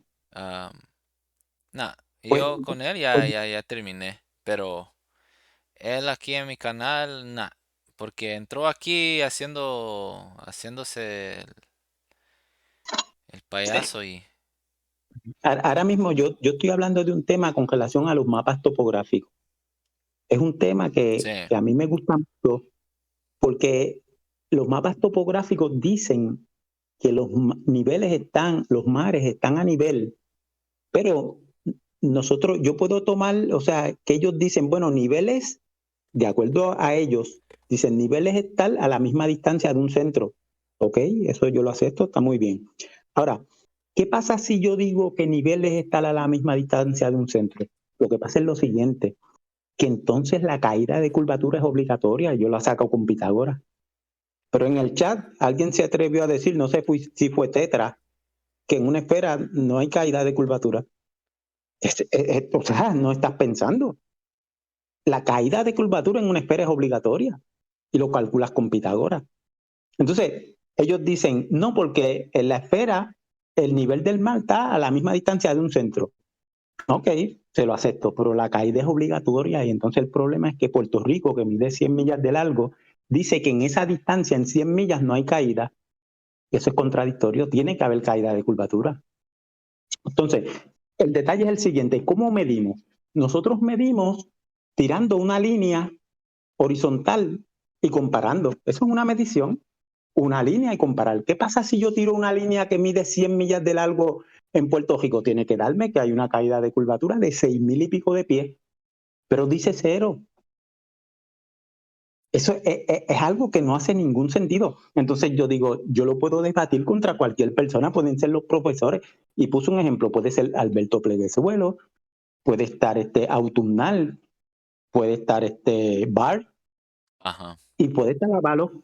Y yo debato eso contra ellos, porque es Tú, que tú realmente ya, ajá, tú ya has debatido, yo te he oído. La última vez hace tiempo, cuando empecé con este canal, yo creo, o un poco después, un año después, uh-huh, yo oí que tú entraste ahí con el confi ese Sergio. ajá, sí, Y eso era cuando tú empezaste a decir que de un nivel del océano, ajá, eso es donde am, pues hay un plano y todas las mapas son topográficas, están en un plano un plano. Uh-huh. am, Pero que, ajá, el detalle es que cuando uno empieza a debatir con la gente, uno se puede dar cuenta que estás adoctrinado y no quieres pensar, porque es una sencillez. O sea, si yo tengo una esfera en mi mano y medir, porque entonces nos tenemos que ir al pensamiento. O sea, si yo tengo una esfera en mi mano y yo le pongo una regla encima, con eso yo mido la caída de curvatura. ¿Por qué? Porque estoy comparando las reglas con la esfera. Pero ¿cómo alguien va a decir que no hay caída de curvatura en una esfera? Y lo dijeron ahora en el chat, creo que fue Tetra, o sea, no estás pensando. Lo que sí tú me puedes decir es que el mal está a la misma distancia, pero ¿quién mide eso? Nadie, si nadie puede medir desde el centro de la Tierra. El centro de la Tierra no tiene un punto marcado para uno medir desde ahí. Entonces, sí, empieza lo que se llama es el asumir. Empiezas a asumir y a trabajar con números asumiendo. No, no funciona así. Te engañaron. O sea, es la pues sí, idea de engañar a la gente asumiendo las cosas. Es que cuando uno mide sobre la tierra y mides con líneas rectas, porque cuando tú miras con un instrumento, lo que haces es medir a nivel. Primero lo nivelas con burbuja, que es con agua. Después que lo nivelas, miras si estás mirando horizontalmente a nivel. Entonces, ¿qué pasa? Si mides sobre una esfera, la caída de curvatura es obligatoria. Si está sobre una esfera, ¿cómo vas a decir que en 100 millas en Puerto Rico no hay caída de curvatura? Eso es una contradicción total. Sí, Pero igualmente. Entonces ellos dicen, no, pero es que la referencia, que el punto de referencia no es cómo se mide. Y entonces yo en realidad esto me gustaría debatirlo con personas, ¿sabes? Qué sé yo, un Alberto Pleguezuelo, que por lo general pues él entiende Deberías de encontrar a alguien que sea que no tenga sé, papeles así de universidades, Andrés. por eso, a mí en realidad, por ejemplo, un bar que es físico, pues me gustaría debatir ese tema con Bart. Pero la última vez que yo debatí fue en el canal que está Viridio, está Bart, está Excel, que es un nombre raro, Legit, Predicatur, Legit, qué sé yo, un nombre raro así. Ajá. Hace no hace tanto que debatí con ellos ahí. Pero fue que Viridio, yo le dije que me explicara, o íbamos a trabajar con relación a la curvatura estando a 2 metros. Y cuando fui, empezó a enseñarme fotos del espacio, y yo le dije, pero es que no fue el acuerdo.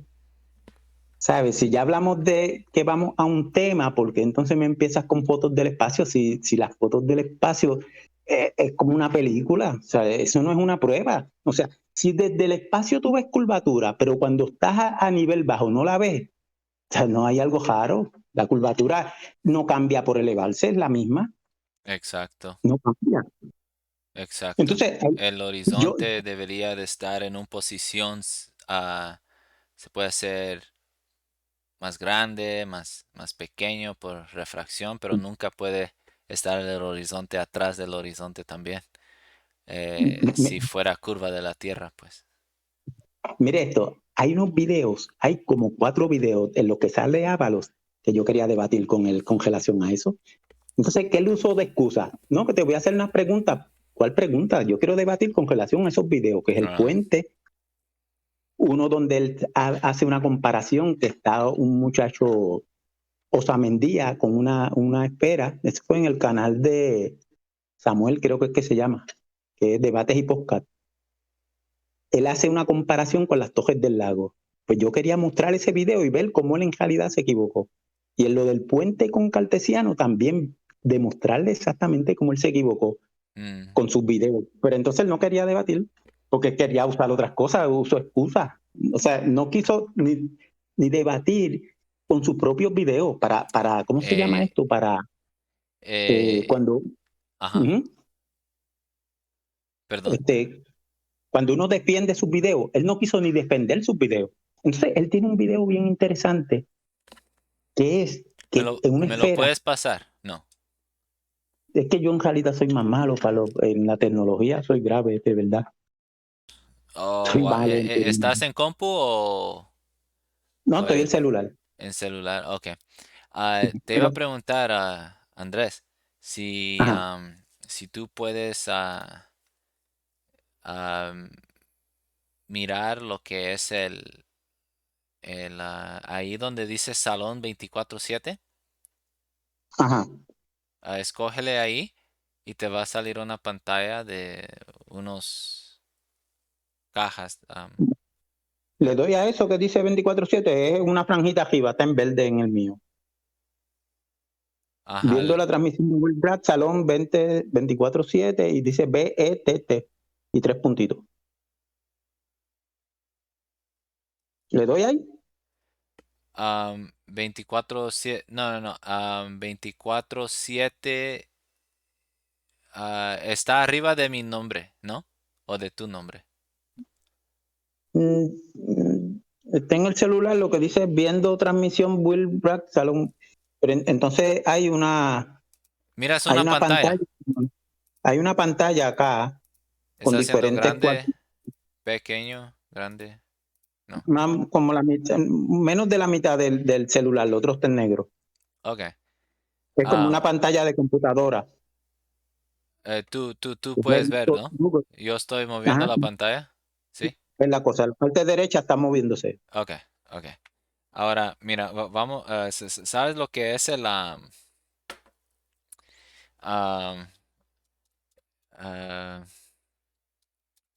Metabunk? No. ¿Qué es eso? Ahorita te voy a demostrar.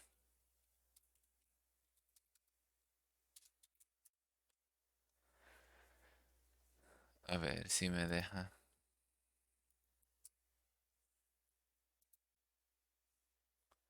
Ok, no. A ver. Ok, estás mirando todo esto, ¿no? Ajá, sí. Ok. Mira, aquí tenemos la altura, ¿verdad? Digamos como, vamos a ponerlo en kilómetros.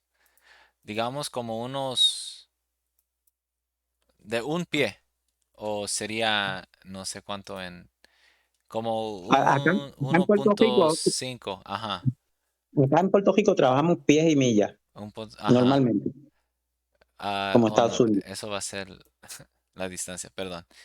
Va a ser un pie, 1.5 y mías va a ser como unos 10, ¿verdad? Sería como unos 16 kilómetros. ¿Sí? Ok. Ah, la altura otra vez va a ser, perdón, va a ser .6, .3 la altura del observador. .3 metros. Ok. Sería como un pie en... Ok. Ahora, lo geométrico, ¿verdad? El horizonte está en la distancia de 1.22 millas. Perdón. Va a estar casi a 2 kilómetros el horizonte geométrico. El geométrico, perdón. ¿Cuánto debería de ofuscarse? Son 15.6 metros de lo que la curvatura debería de estar Ok. ocultando. Pero no importa de qué está, cuánto está oculto en este ejemplo mío. Pero mira esto, aquí el horizonte, sin refracción, supuestamente, va a ser casi a 2 kilómetros, pero con refracción un poco más, como 2.13 kilómetros. Y esto es de una altura de 0.3 metros. Sería como un pie. La distancia debería de estar, el horizonte debería de estar a 2 kilómetros. Ok. ¿Has oído del Black Swan? Sí, Sí, ¿no? sí, yo lo he visto, claro. ¿Entiendes de lo que yo estoy tratando de demostrarte aquí? Sí, o sea, ahora fíjese, mientras más nos bajemos, en vez de ser, digamos que nos bajamos a que fuera como un sniper de esto, un francotirador que se baja y está a menos de un pie, más cerquita se supone que esté el horizonte. Pero realmente nos podemos dar cuenta de que no es así, de que vemos más cosas. Y ya eso es una demostración de que no es lo que ellos dicen. Ok, voy a ¿Por qué? repasar. Y entonces lo otro sería, ¿qué cantidad de horizonte yo veo en el lateral, de lado a lado? ¿Por qué? Porque en una esfera, cada vez que nos bajemos, se reduce el radio, porque el radio, esa distancia pasaría a ser el radio. Pero entonces lo sumamos y en el lateral, esa sería la distancia que podemos ver de horizonte, pero vamos a ver mucho más distancia que eso de lado a lado. Y de lado a lado no hay problemas de refracción ni de nada. ¿Entiende el punto? O sea, si de lado a lado no hay problemas de refracción, pues ya está pinchado. Estamos viendo más de lo que se supone que veamos a esa altura, de lado a lado el horizonte. Ajá. Entonces, mientras más se baje uno, que entonces el horizonte, la distancia al horizonte sería el radio de la circunferencia menor, ¿Qué pasa? Que en realidad eso nos está dando lo que podemos ver de lado a lado, pero vemos más. Eso pasa como el Black Swan, o sea, no es hasta ahí. Entonces, yo les digo a ellos, mira, el horizonte en una tierra plana lo va a determinar el zoom, porque vamos a ver más, cosas que no vemos, las vamos a ver, cosas que no se deberían ver, como el barco, las vamos a ver. Sí. Mira, aquí puedes mirar, ¿no? Lo que estoy Ajá, demostrando. sí. Ujú. Aquí él está, digamos un pie, ¿no? Del Ujú. nivel del mar. Y esas petroleras están a Estaban a 9 millas una, 9 ¿verdad? Y una 6 y millas. una... Ajá. Pero el horizonte, ¿verdad? Está acá atrás. Ujú. Ahora tenemos en otro video donde nos demuestra que el horizonte estuvo enfrente de estas dos. Y Ujú. pues eso es imposible que el mismo horizonte se mueve de posición de estando enfrente de las petroleras hacia atrás. Eso no tiene sentido. No tiene, ¿ya? Mi Sí. argumento es el horizonte que se movió. No es que Ahora, podemos ver más, no, es que el horizonte se movió. Y yo entiendo eso de lo que podemos ver más, pues significa que no es una... sí, yo entiendo eso. Pero esto aquí automáticamente desmonta la curvatura los desmonta a ellos porque cuando ellos dicen refracción, ellos no saben de la realidad de refracción y cómo trabaja.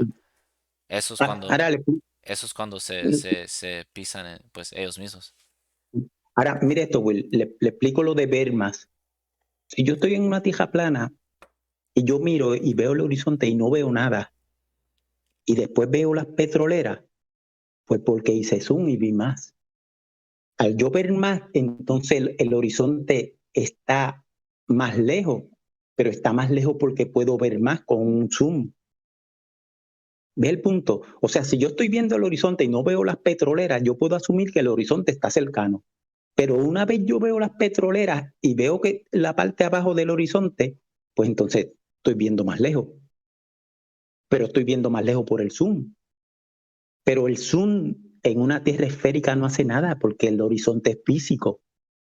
No vas a lograr nada con el zoom. Espera, No puedes lograr lo que está oculto por algo que es físico. espera, Andrés, cuando tú haces zoom, lo que pasa es que la apertura de la cámara, ojo, como sea, se abre colectando más luz y así se Sí, puede hacer un zoom. sí, sí, a los efectos al revés se cierra. Y El sí, ángulo se cierra. pero, Cuando pero, hay algo, pero, am, ah, cuando hacemos zoom, nosotros no es que podemos ver más que el horizonte.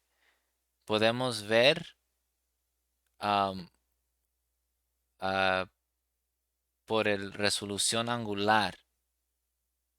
Si se hace más grande la apertura, significa que nuestra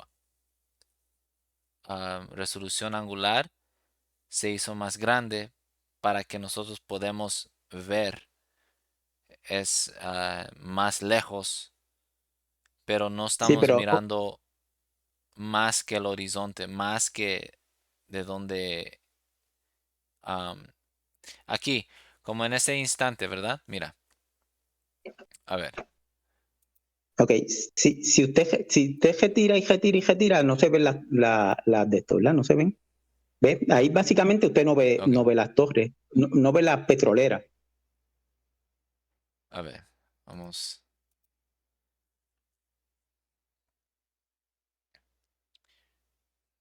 Ok, ahí.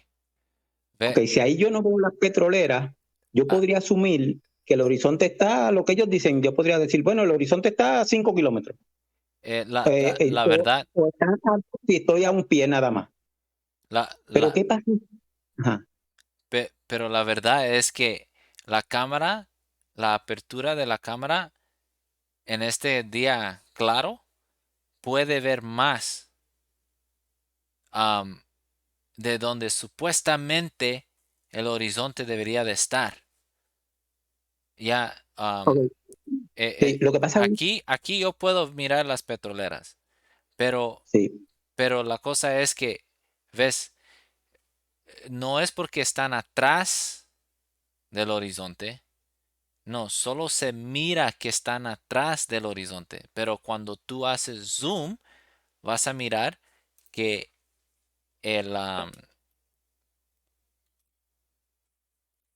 las petroleras están enfrente del horizonte. Ahora, yo tengo otra forma de trabajar este problema de la curvatura. O sea, ellos dicen que las petroleras están ocultas por curvatura. Lo que Ese es hagas el zoom y reclamo. lo veas, lo que hagas zoom y veas no estaba oculto en curvatura.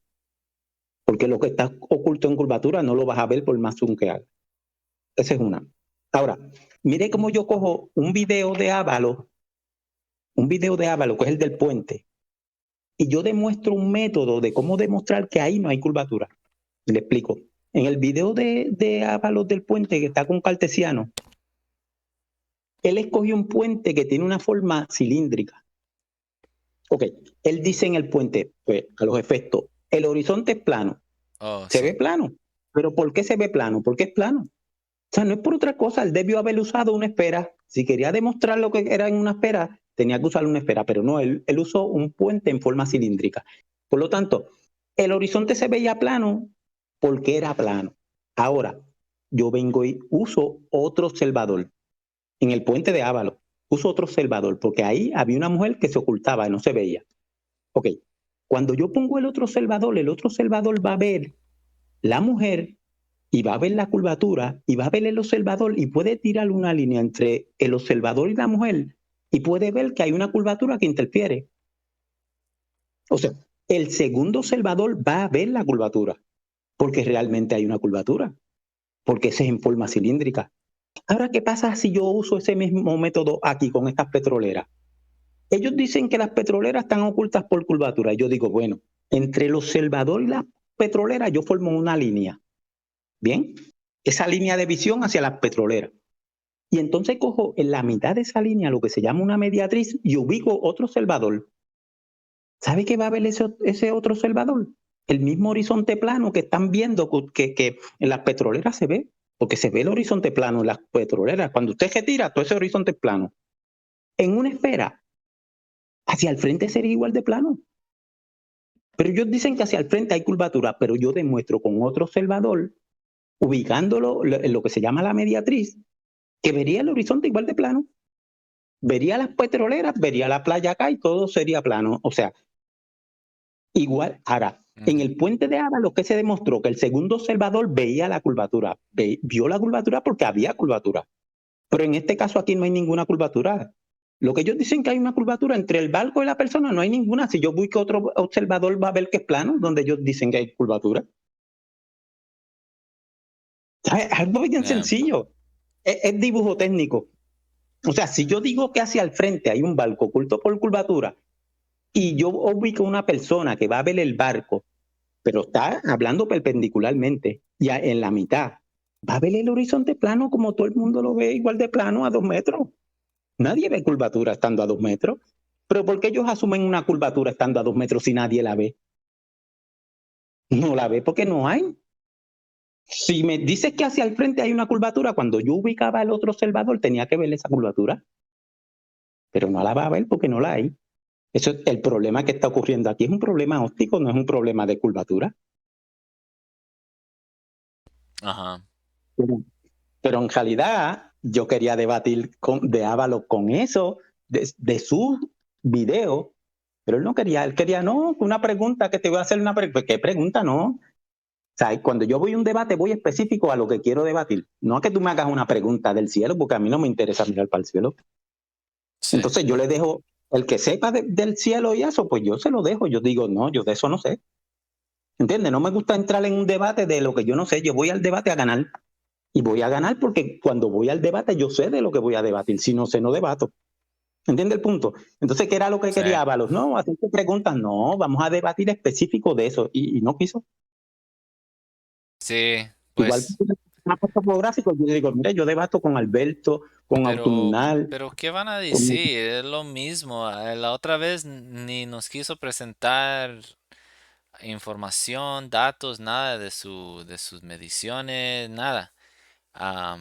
Pues sí. Andrés, mira, disculpe. Ahorita voy a regresar, ok. Solo tengo que agarrar unas cosas y ahorita regreso. Voy a poner el video que estuve poniendo. Si tú quieres seguir aquí viendo, al ratito voy a regresar. No, pues yo voy a salir también, pero cualquier cosa, si usted cree que se puede hacer algún tipo de debate con el que sea, yo estoy disponible. Para esto de lo que es los mapas topográficos, para trabajar con los videos específicos de Ábalos. Sí, pero tal vez un día podemos repasar videos de Ábalos en otro canal. Pero la cosa es que estoy disponible para eso. Y pues sí, ahí voy a tomarte en mente. Solo dígame si esto se oye, Andrés. But I'm sorry. All of these look like CGI images to me. They just don't look real. Okay. So these spacecraft ¿Has mirado esto? are satellites, right? What about satellites in general? Andrés? I looked up satellites online, and the satellites are all CGI or fake-looking images when I search them. Y nos ponemos de acuerdo. ¿Cómo? ¿Ok? Luego nos ponemos de acuerdo y continuamos la conversación, o si entra alguien para debatir así, hablando. Ok, pues está bien. Entonces, chao. ¿Cómo salgo? Puedes escoger un teléfono con un X o... sí, hay una X con una computadora. Ese lo doy ahí. Ok. Ok, bye. That doesn't prove anything, but it's another place where primarily CGI images are found when you start researching this kind of stuff. And I do think there's a lot more CGI out there because there's more stuff that just doesn't seem right when you start looking into it. Like the SpaceX missions. These are landings recorded by SpaceX and published by them. This is CRS-6. This is CRS-8. This is CRS-10. This is CRS-11. Again, this just doesn't look real to me. And how can a rocket steer a landing like this? These rockets are like huge, massive, heavy sticks, except they can rocket to the ground in reverse. They can take off right, re-enter, flip around, and come to the ground in reverse and land with this kind of crazy precision using these tiny little fins. They're not even fins. They don't have wings. So yeah, this is a lot that I'm showing you, a lot that I'm asking you to question. But that's because there's a rabbit hole of random things that just don't make sense. And they don't look real. And then there is a film positioning itself as a documentary called A Funny Thing Happened on the Way to the Moon. And while it looks like there's some disinformation in this video, it does address a few things that kind of make you think twice. It does seem to address some valid questions. Here's some video from it. The cost of the 3 moon rovers in 21st century currency? Nearly $60 million each, though they had fewer parts than a Jeep. Where was all this money going? Then there's the flag, blowing in the wind at least twice on the atmosphereless moon. Here the editor cuts to a still shot of the flag, just as the effect becomes noticeable. Here it is unchecked. This rare clip, attained decades ago, was never re-released with the inevitable increase in experience and scrutiny. To demonstrate 1/6 gravity, a bouncy, floaty feel to the astronauts' movements would be similarly achieved with relative simplicity. Slow motion. You are viewing the scenes as they aired more than 30 years ago. Now let's look at them with the speed doubled. It becomes discernible that they are, in fact, in Earth's gravity, and are no more leaving the ground than they would on Earth. It is clear from these rarely seen color television pictures that the crew of Apollo 11 brought a high-resolution color video camera with them on their mission. Yet the only pictures broadcast live from the moon's surface were these from a low-definition black and white camera. In fact, the networks complained because in addition to this, they were forced to shoot the images, second generation, off of a projection TV of the technology of 30 years ago, and were not even allowed to take a direct feed, which further degraded the quality and clarity of the images. Perhaps this was precisely what NASA and the federal government had in mind. After all, it was a first, regardless of where they were. Better to open up their debut mission with fuzzy pictures and numerous blackouts, rather than show too much revealing detail of a false scene that was yet unproven. And finally, the element that seals their fate. Of all the footage of Apollo 11 requested from NASA over a 5-year period, one gem was discovered just before the completion of this documentary. An old reel received by mistake. It contains the raw or unedited footage of the crew of Apollo 11, Michael Collins, Edwin Aldrin Jr., and Neil Armstrong, staging part of their mission for nearly an hour in living color, with exceptionally clear behind-the-scenes audio of conversations discussing the techniques used to achieve a disingenuous picture depicting the Earth at a distance, in order to falsely demonstrate their far journey from it and their ability to survive passing through the Van Allen radiation belts. It cannot be misconstrued that this staging was done for some other reason prior to the mission, for the reel itself is slated and dated July 18th, 19th, and 20th, 1969, the very days of the mission when they were said to be approaching and achieving lunar orbit. Understand, too, that only about 20 seconds of this raw footage was ever broadcast to the public, and these conversations discussing their deception were believed to be private, until now. Here they discuss that these television transmissions were in fact not broadcast live as everyone believed. They were first screened and edited for playback later. Roger, Neil. We just wanted a narrative such that we can, when we get to playback, we can sort of correlate what we're seeing. Thank you very much. Here they discuss the fact that they have turned out the lights and have blocked out sunlight from entering the spacecraft through the other windows, as to not cause any reflected light to fall onto the spacecraft's wall in the foreground. Okay, very good. Well, we shut out the sun coming in some of the other windows into the spacecraft, so it's looking through the number one window, and there isn't any reflected light. We only have one window that has a view of the Earth, and it's filled up with the TV camera. This is where the astronaut is back in view, but the lens was supposed to be on the window. Is it legitimate? I don't know. There's just so many weird things about the Apollo missions when you research them. And again, I'm not vouching for a funny thing happen on the way to the moon, but it does address a few questions that seem to make sense, that seem to be worth asking.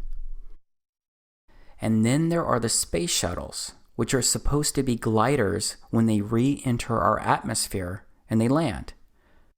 So space shuttles don't have the appearance of what you would think is a glider, and they make what appears to be lots of crazy loud jet propulsion noises when landing on runways, just like regular jets do when they're landing.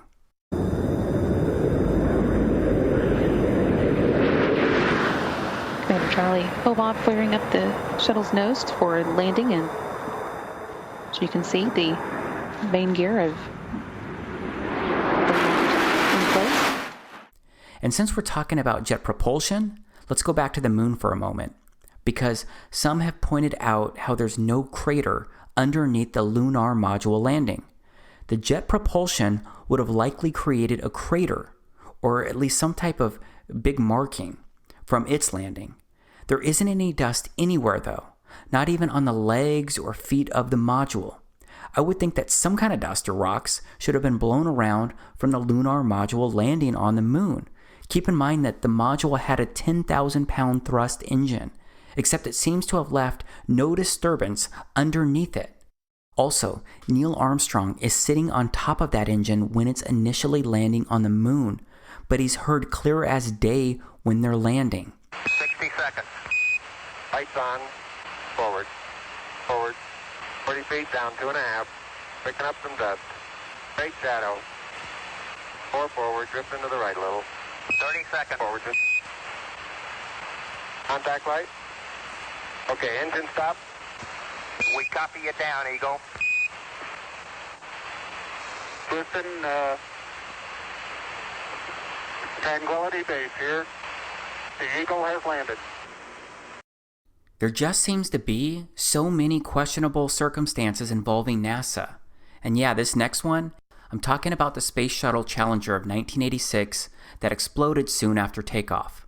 And please know that I'm taking this one carefully but seriously, because this one involves life and death. I just believe there are enough intriguing questions about the crew members on that exploding ship to touch on it here.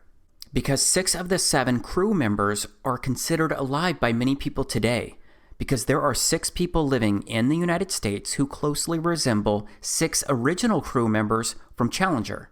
The Challenger's commander was Francis Richard Scobie. Today there's a Richard Scobie who is CEO of a Chicago marketing company. These guys have some eerily similar features, like the same kind of wide-set eyes that both seem to be tilted in their corners. The pilot was Michael J. Smith, and there's another Michael J. Smith living today, a professor, and they seem to look the same. Same smiles, it looks like the same teeth inside those smiles, both have blue eyes, and more. One of the mission specialists was Ronald McNair. It turns out that he has a brother named Carl, who's living today, and they look like they could be twin brothers. Another mission specialist was Ellison Onizuka.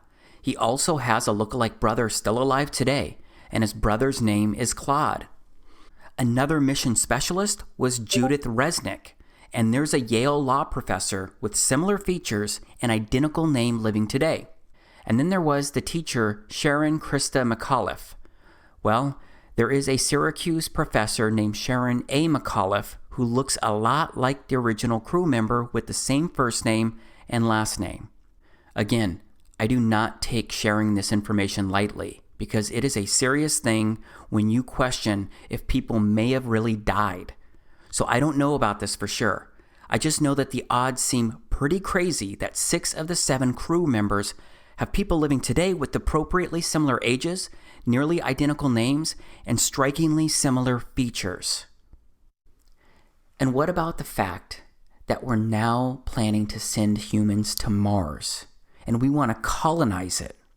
So forget about inhabiting the moon, which would be way easier because it's way closer and we've already put people on the moon, but instead let's go inhabit Mars, which is much further away and way harder to get to. So everything I've shared so far, to me it's really bizarre and odd. Much of it doesn't add up, if you ask me, but still, many of you will find explanations. There's a lot of info out there, but based on what my eyes have seen, based on using my own personal logic, even if I wanted to eliminate half of the things I just showed you as untrue, I simply can't explain away the other half as untrue, because there is too much that just doesn't make sense in my head. But after looking over all of the information and evidence surrounding our explorations into outer space, the moon landings, and what science teaches me about it all, based on what I can actually observe and prove myself, I'm now at the point where I don't believe we ever went to the moon. I don't believe we've gone to outer space in the way that they tell us. I don't believe an International Space Station is orbiting the Earth. I don't believe it's possible. And there are many more extremely compelling reasons why I believe this, beyond the limited information that I've presented so far here. Of course, I promise to show you much more here, but I want to pause before moving on, because this information may be new to you, and that can make it hard to believe or even consider. You may be laughing at me right now, or wondering when Dave lost his mind and went full conspiracy theorist. I used to think that it was crazy before I started researching all of this. But what if it was possible? What if what you've been told was not the truth? Or maybe it was full of half-truths? Would it be the first time that someone lied to you? Would it be the first time that your government lied to you? It's easy for me to say that, especially when you may be thinking the opposite. But no matter what, I'm the one making these claims, so I need to present more information to show how all of the pieces could fit. So please just stay with me here, because we've barely touched the first layer of how odd and bizarre things may really be.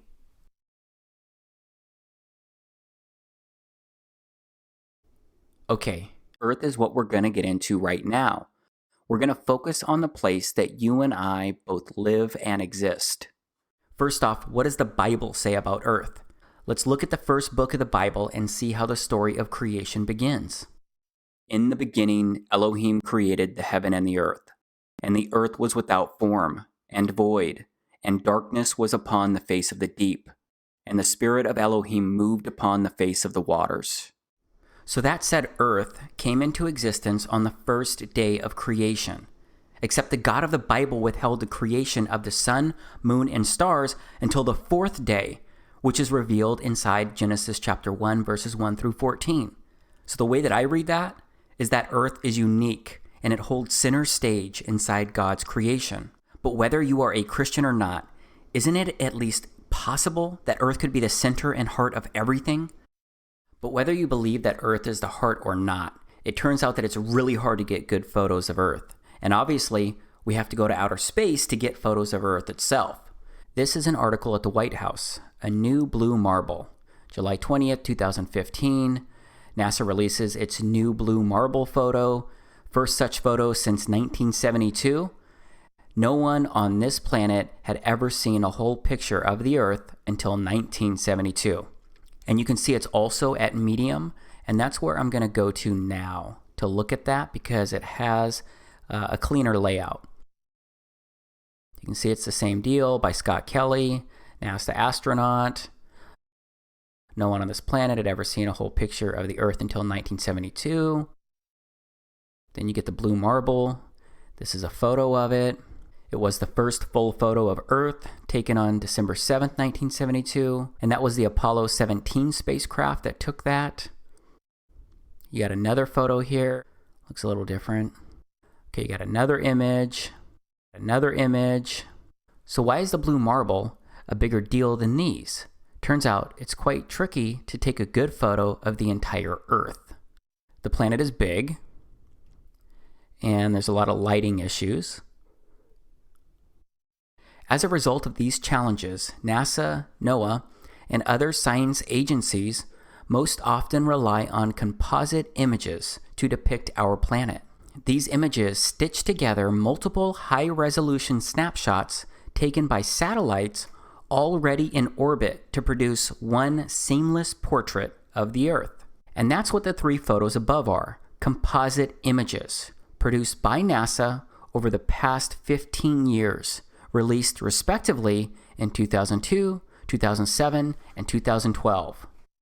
Composite imaging is an extremely useful tool for helping people understand the Earth, like this black marble, which, by stitching together multiple views of the planet, shows a full global view of the Earth's city lights. That's why today I am excited to see that NASA has released its new blue marble, the first of many more to come later this year.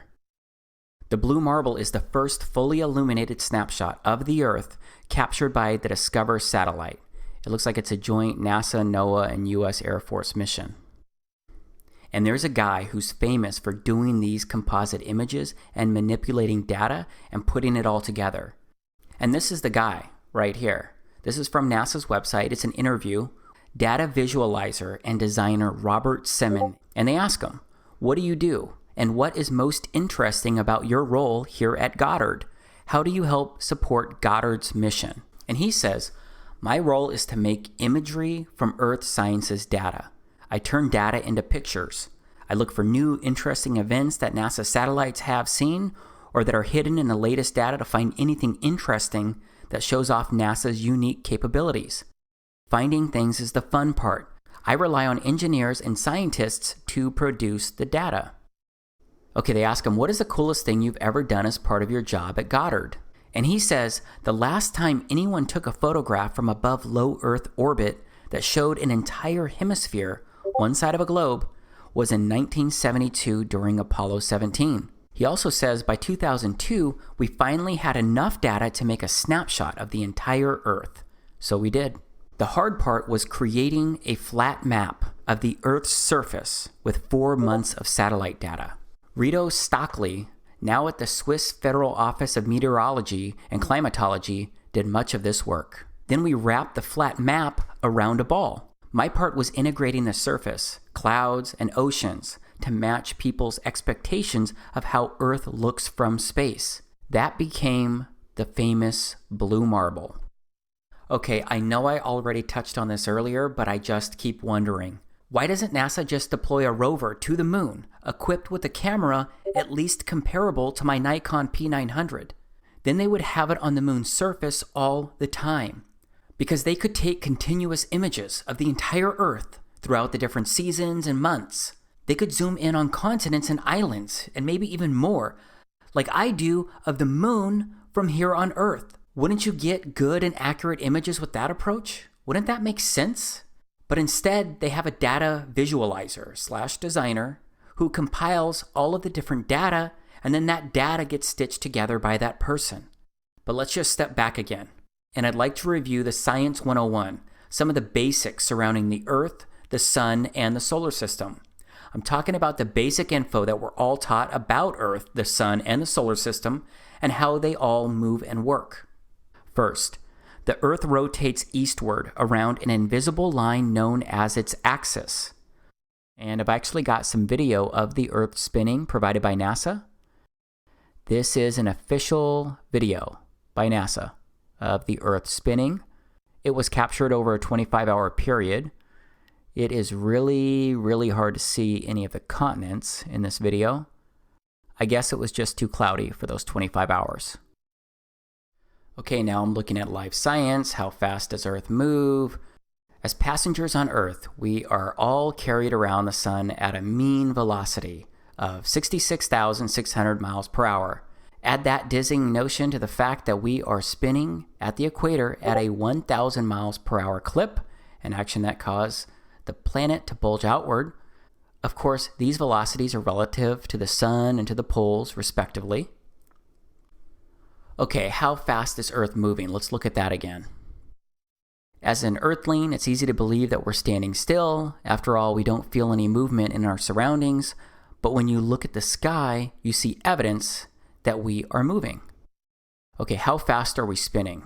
I just went through this, but it's interesting to see another source, and it talks about, depending on where you're located, right?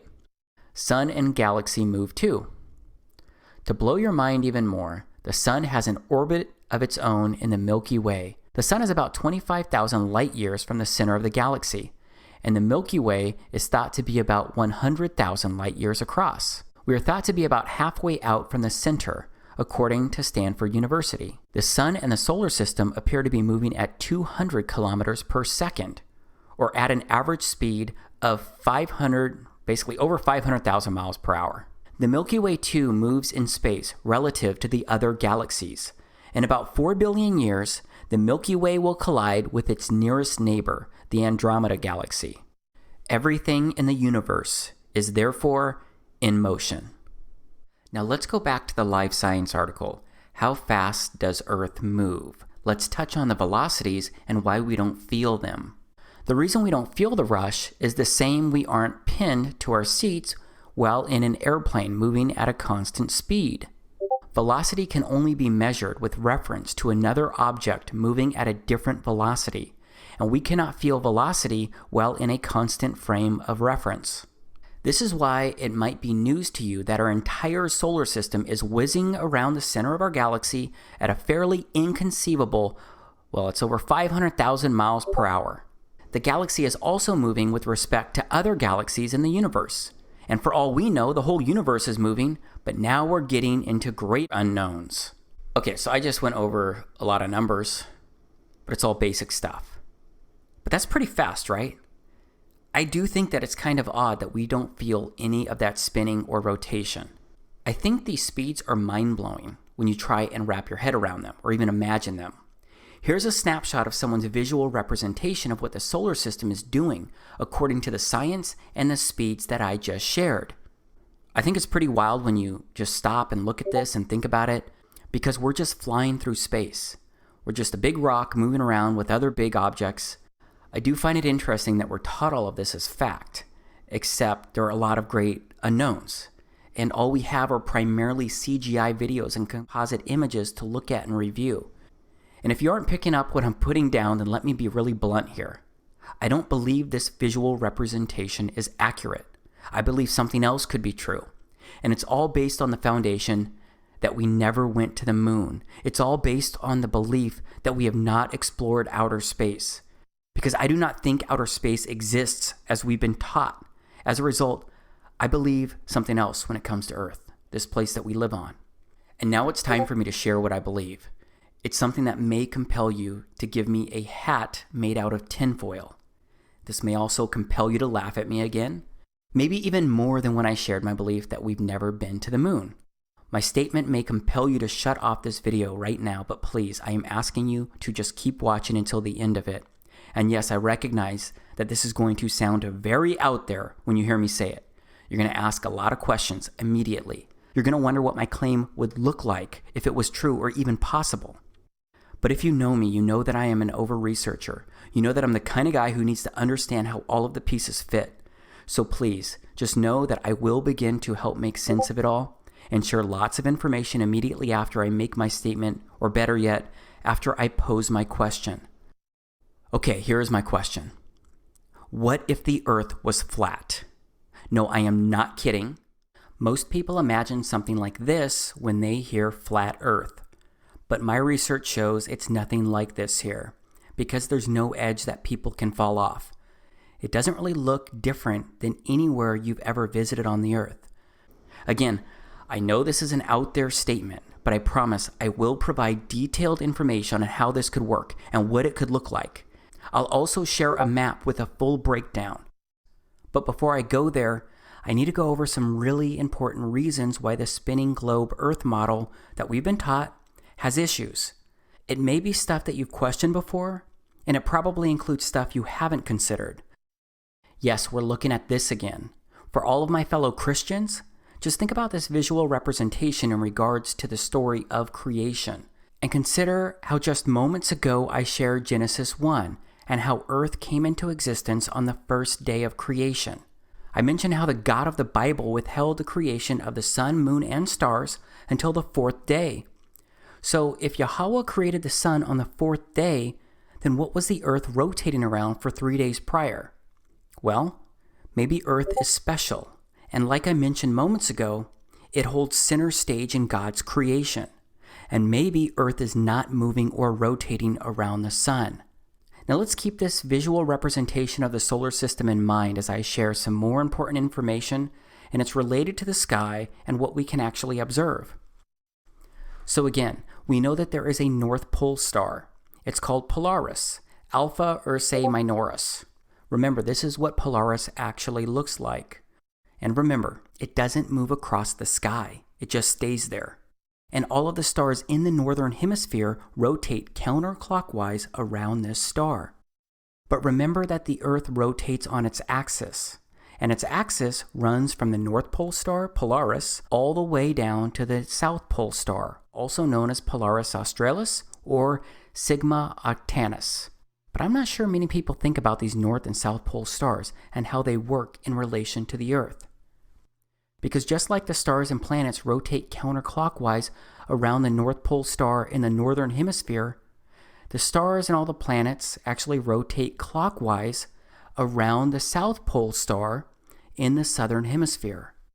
These are long exposure shots that were taken by YouTuber Kofu72, and he did it by having a photo taken every 30 seconds. And it took an hour and a half of recorded shots to create just 10 seconds of Southern Star Trail video. So we have stars and planets rotating counterclockwise around the North Pole star. And we also have stars and planets rotating clockwise around the South Pole star. Except Earth and our solar system is supposed to be flying through space like this. But the North Pole star never moves above the Earth, and all the stars rotate around it.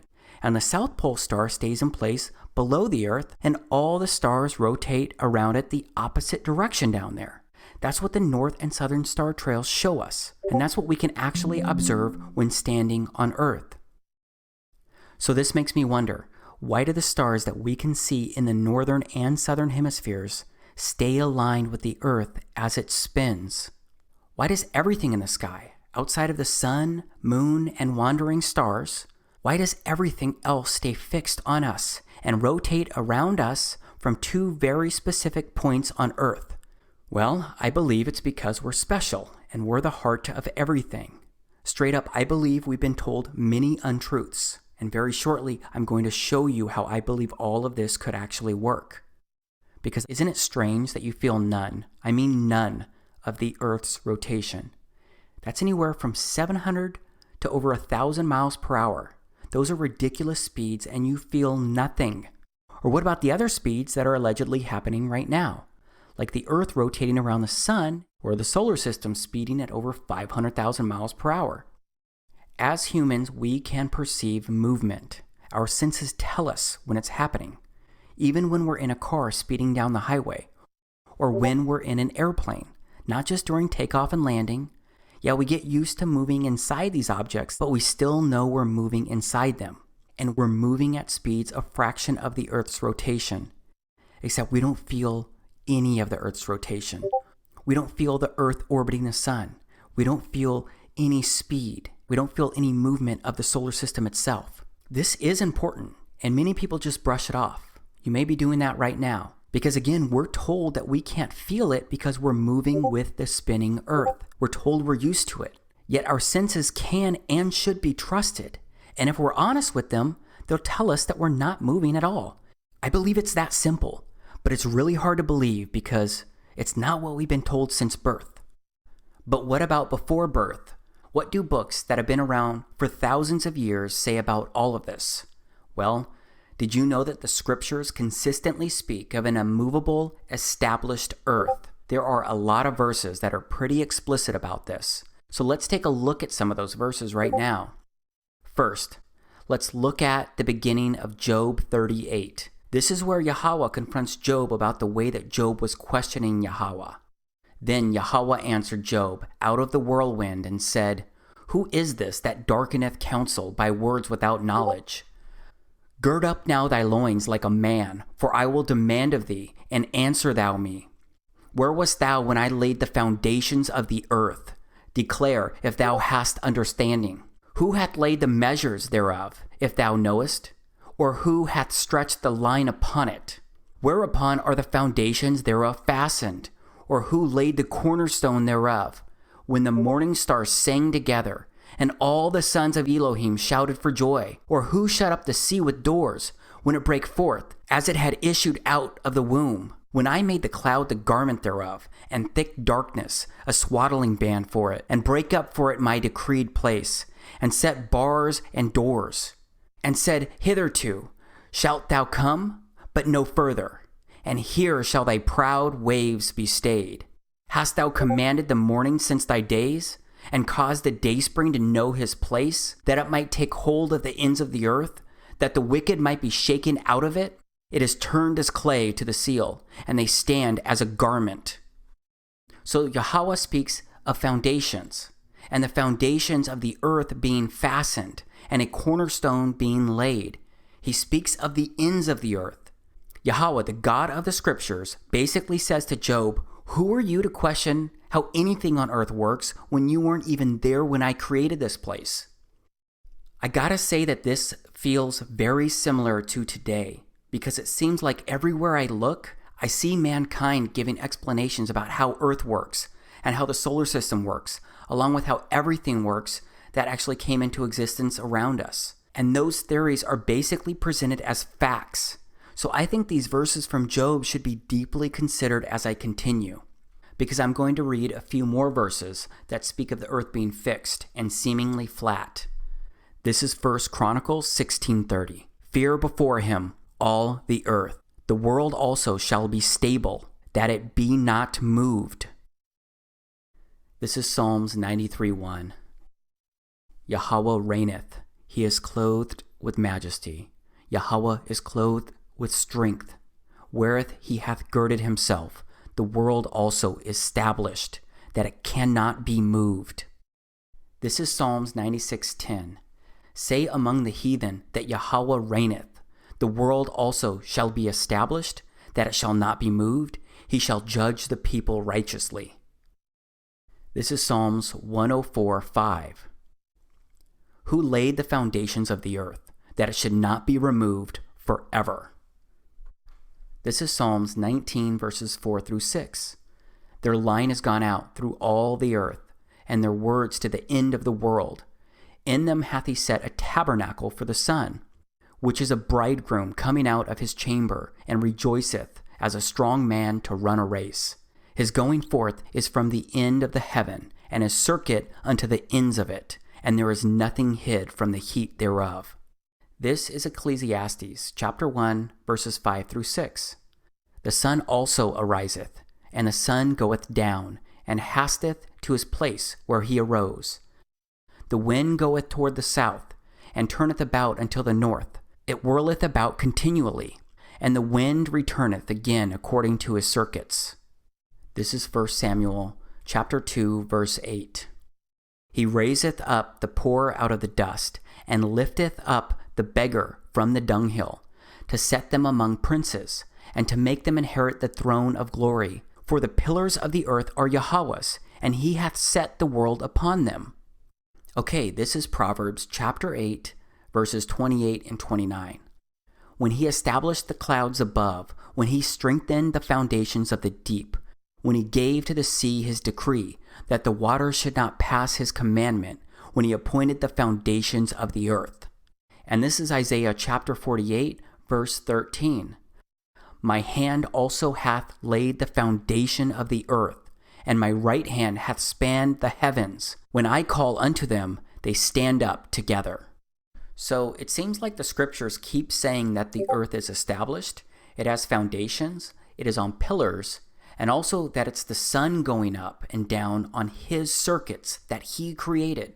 But as I keep emphasizing, we're taught that the earth is constantly moving, spinning around, and that the earth is flying through space, and it's orbiting the sun, and that the universe is constantly expanding. But the Bible says the earth does not move from its pillars and foundation. I cannot find it anywhere in the scriptures where it says that the earth is round or spinning or moving. However, there is one specific verse that most people point to when using the scriptures to try and support a ball earth in outer space. It's Job 26:7. He stretcheth out the north over the empty place, and hangeth the earth upon nothing. Okay, so people use that to support that the earth, it's in outer space. But it doesn't speak anything about the earth spinning or moving or anything like that. Everything else in the scriptures say that it is firm, fixed, immovable, it has foundations, it has pillars. So I don't think it's a strong argument here. Plus, if you look at the book of Enoch, you will see scriptures that actually complement this area right here in Job, because Enoch comments about how he was shown beyond and above the heavens, and he comments that there is nothing above or below. So I look at all of this, and I think, if you believe that the scriptures are the holy inspired words of our Creator, then I find it confusing for people to believe that our Creator would have had Job document something that contradicts so many other verses. So based on everything that I can find and research inside the scriptures, an established and immovable earth seems to be biblical truth. Also, my research has shown me that from the very beginning, ultra-Orthodox Christians believed this as well. They seem to have been flat earthers, because my research shows that the flat earth implications of the Bible were rediscovered and popularized by English-speaking Christians in the mid-19th century. And then their conclusions were dramatically confirmed by the rediscovery of Enoch among the Dead Sea Scrolls, which I'll touch on shortly. But even if the earth was round and spinning through space, does it really make sense for our Creator to leave out and omit this critical information? I don't think He would do that. And it appears, based on everything that I've read inside the scriptures, that He told us what the truth really is here. But we accept the globe earth model, the planets, the stars, the solar system, and outer space in general, because we're taught it as truth from childhood to adulthood. It's reinforced over and over again. But as you can see here, the current popular belief of the Earth being a ball flying through space is only about 500 years old. It's relatively new compared to the existence of this Earth. But maybe you're thinking that people before this period of time had no idea how Earth worked. Maybe you think that they were clueless because they couldn't explore Earth or outer space like we allegedly do today. Well, I don't believe that people were ignorant about how this Earth worked or how it was created, because I believe they've been told by Yahweh, our Creator, because there's documentation dating back over 2,000 years. I'm referring to the Dead Sea Scrolls that I mentioned a moment ago. These Dead Sea Scrolls were discovered in 1947 when 11 caves were discovered near the Dead Sea. And these 11 caves ended up containing nearly 1,100 ancient documents, which have been dated to as early as 3rd century BC, before Christ. And these scrolls included fragments from every Old Testament book except for the book of Esther. One of the most common books was Psalms, and there were also some apocryphal books, including the book of Enoch. My point is that these scrolls, over 2,000-year-old documents and scriptures, when they're compared to the verses that we find in the Bible today, they're congruent, and they speak to the exact same thing. But let's step outside of the scriptures for a moment, because I believe that I need to also review some simple concepts when considering how the earth could be flat and not a spinning ball. So let's once again look at stuff that we can actually observe. And this first thing is pretty straightforward. It has to do with water, because water, it always finds its level. Yes, water always finds its level. And doesn't water always flow downhill because that water is seeking its level? Do you believe these simple concepts are true? Do you believe that water always finds its level and that water runs downhill? I believe they're true because I observe them happening all the time. So what about the miles and miles of ocean reaching from one continent to another? How does that water not find its level? Okay, this is California on Google Earth. Now let's scroll all the way over to Japan. It's over 5,000 miles of ocean from California to Japan. That's a lot of water that has to have a lot of curve. Okay, so what you're looking at now is a crude mock-up that I created that is going to try and represent the California to Japan scenario with the curved ocean. And let's say you have someone standing on the beach in California. And then you have someone standing all the way over there on the other side of the globe in Japan. Let's zoom in on what the person in California would see. Right? They're looking around, they see nothing but a flat land. And if they were to use their water level, they would see it's flat. Everything's flat. And then if we looked at the other side with the person standing on Japan, on the edge, looking out into the Pacific Ocean, they could also take their water level and they would see that it's level. They would see that it looks nothing but flat when looking out.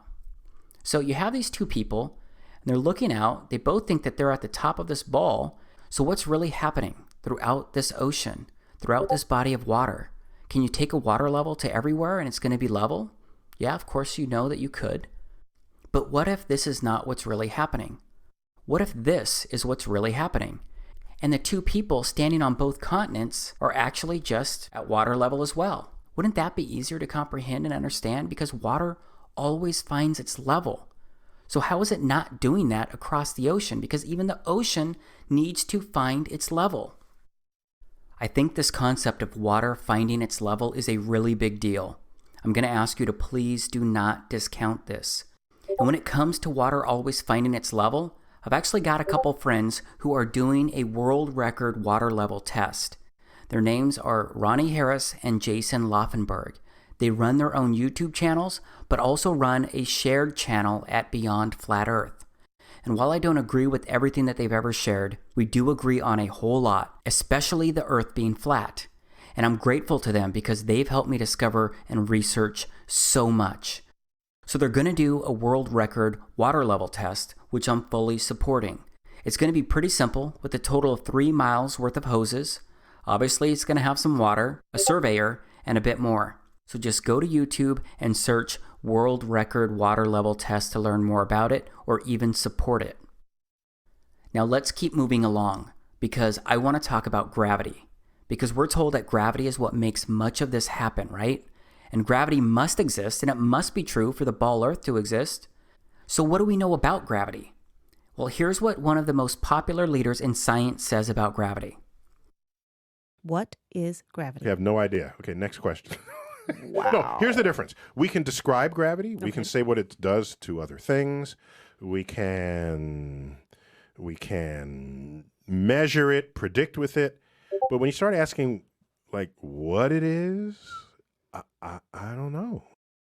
So to say, what is it? I think Einstein, in an Einsteinian answer, we would say gravity is the curvature of space and time. And objects will follow the curvature of space-time, and we interpret that as a force of gravity. That's probably the best answer I can give to a what is gravity question, or why is there gravity. That's the best I can do there. I think that's a good start. And I can also say that Einstein noted that matter tells space how to curve. Space tells matter how to move. Okay, are you confused yet? Apparently, I need to be an astrophysicist to understand or attempt to explain gravity. But if you zoomed in on the Earth from outer space and looked at the edge of the Earth, then you could see some really interesting stuff. You would see people standing sideways or even upside down. You would see mountains with the water rushing in startling directions. Remember, NASA could have and could still show us these types of videos by having a camera like mine on the surface of the moon. They could easily zoom in on the side of the Earth like I zoom in on the side of the moon. Then they could show mountains and more on their sides or even upside down. So yeah, I've tried to wrap my head around gravity. Maybe my brain is just too simple to try and understand it though. Especially when I picture it working the way it's supposed to work all around the Earth. Because this is literally how it would look. Water flowing upside down. People standing upside down. Except we all picture ourselves upright on top of the ball Earth. Everyone always imagines they're standing at the top of the ball. But not everyone can be standing at the top of the ball, right? And it turns out that there are other explanations surrounding gravity. So I'd like to show you some of that right now. Alright, so this is a balloon filled with half helium and half air. It's not going anywhere, it's not going up or down. It is just floating.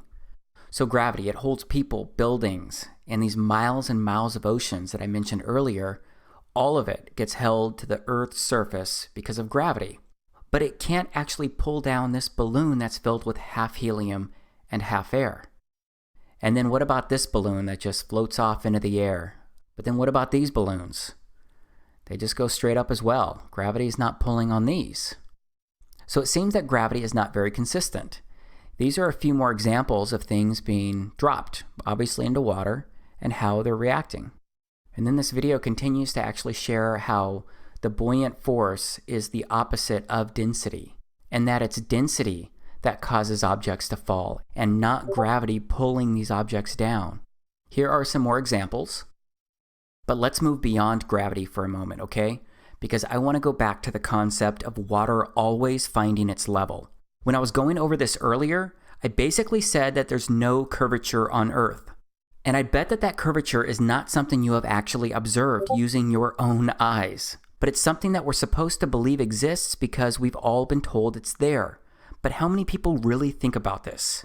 So where can you see the curvature of the Earth? You should be able to detect the curvature of the Earth from an aeroplane at a cruising height of around 35,000 feet. But you'd need a fairly wide field of view, 60 degrees, and a virtually cloud-free horizon. So this is what you would see when rising in altitude. This video was actually recorded by people using balloons. And in some instances, they were looking for the curvature of the Earth. As you can see, there's no curvature. Except you can see because of the lens, sometimes it distorts the Earth and it makes it look like there's curvature. And again, that's just the lens. I'm going to go over that in just a moment. But what is the math behind the curvature? This is the math that somebody did right here. And you can see here that it's a spherical trigonometry of a sphere with 4,000 mile radius. And you can see here from the center point to the surface of the Earth, it's supposed to be roughly 4,000 miles because that's the radius. You can see the math here and how it's working. Okay, so you can see at 1 mile, it's not even close to a mile. It's less than a foot drop in the curvature. But then if you skip down to 10 miles, you're looking out 10 miles, based on where you're standing, it's going to be about 66 feet. It's still not a mile. But skip all the way down to 100 miles. It's about 1.25 miles is what the actual drop would be, the curve would be. And you're looking at over 6,000 feet at that point. And then if you were to actually go to 1,000 miles, let's say you were looking 1,000 miles out from where you're standing, it's going to be a 128-mile curve and drop to that point out there from where you're standing 1,000 miles. And you can see it goes further and further. At 2,000 miles, you're looking at over a 500-mile drop based on where you're looking. Really quickly, what is a fisheye lens? A fisheye lens is an ultra-wide-angle lens that produces strong visual distortion intended to create a wide panoramic or hemispherical image. And it talks a little bit more about that. You can see what it looks like right here. And I gotta tell you that I was recently on a 14-hour flight where they used a fisheye lens to show the exterior to passengers through our television screens as we made our trip across the Earth. That fisheye lens made the outside surface look curved when we were in the air, except when we took off and landed, the same distorted curved proportions remained. And speaking of airplanes flying great distances, do planes constantly have to steer downward toward the Earth? Remember, they're covering a lot of distance and a lot of curvature in a very short amount of time. Now let's go back to the same mock-up that I created, the one that I used before, and let's say that an airplane is flying from one continent to the other. Let's use Japan and California again, because you're going to have an airplane right here, and it's going to have to take off on what it thinks is a flat surface, and it's going to have to cover the ocean, and it's going to have a certain trajectory, and it's going to go that distance for a certain amount of time. But what it really needs to do is curve around the Earth. So that means that that airplane every so often should actually be pointing down and changing its trajectory. It's going to have to keep doing that over and over and over again. But wouldn't it make more sense if it was actually just flying straight across a level ocean? Because doesn't water always find its level? And what happens when planes need to land? Let's look at another quick mock-up, because keep in mind that the Earth is rotating as airplanes are flying. And so what you got here is the Pacific Ocean in California. You've got your north, east, west, and south. Remember that the Earth rotates eastward, right? It's going to be moving this direction. But let's say we actually put an airstrip on California north to south. And let's say that we had an airplane that was going to land in the direction of north. As the airplane is landing and moving across the Earth, wouldn't the Earth's surface be moving eastward? So wouldn't airplanes have to take into account this movement? Wouldn't that be a challenge for them to land? Of course, I am aware that I guess some people say that we are in an enclosed atmosphere. So the atmosphere itself is moving with the Earth. But I still think about these kind of things, and it doesn't make complete sense.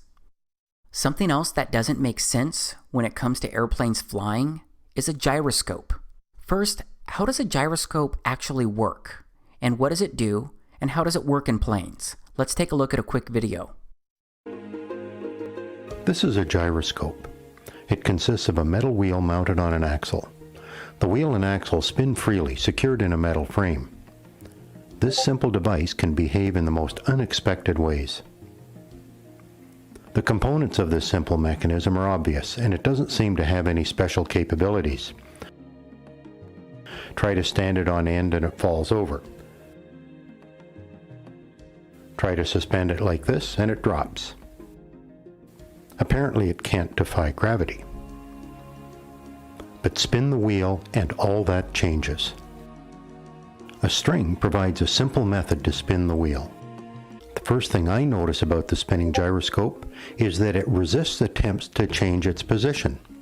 A resistive force appears when I attempt to tilt or rotate the gyro. Now when I stand it on the tabletop, it stays vertical. The spinning wheel is creating a force that holds the gyroscope upright. When the wheel stops, the force disappears and the gyroscope falls. Incredibly, this force will support the gyroscope like this. It appears to be levitating. A spinning gyroscope will balance on a string. You can even lift the gyroscope with a string looped around one end.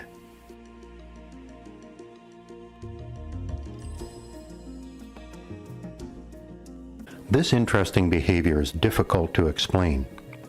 Physicists have determined that a rotating wheel has angular momentum, similar to the momentum that a stone flying through the air has. To change the direction of the stone requires a force. Similarly, changing the orientation of the rotating wheel requires force.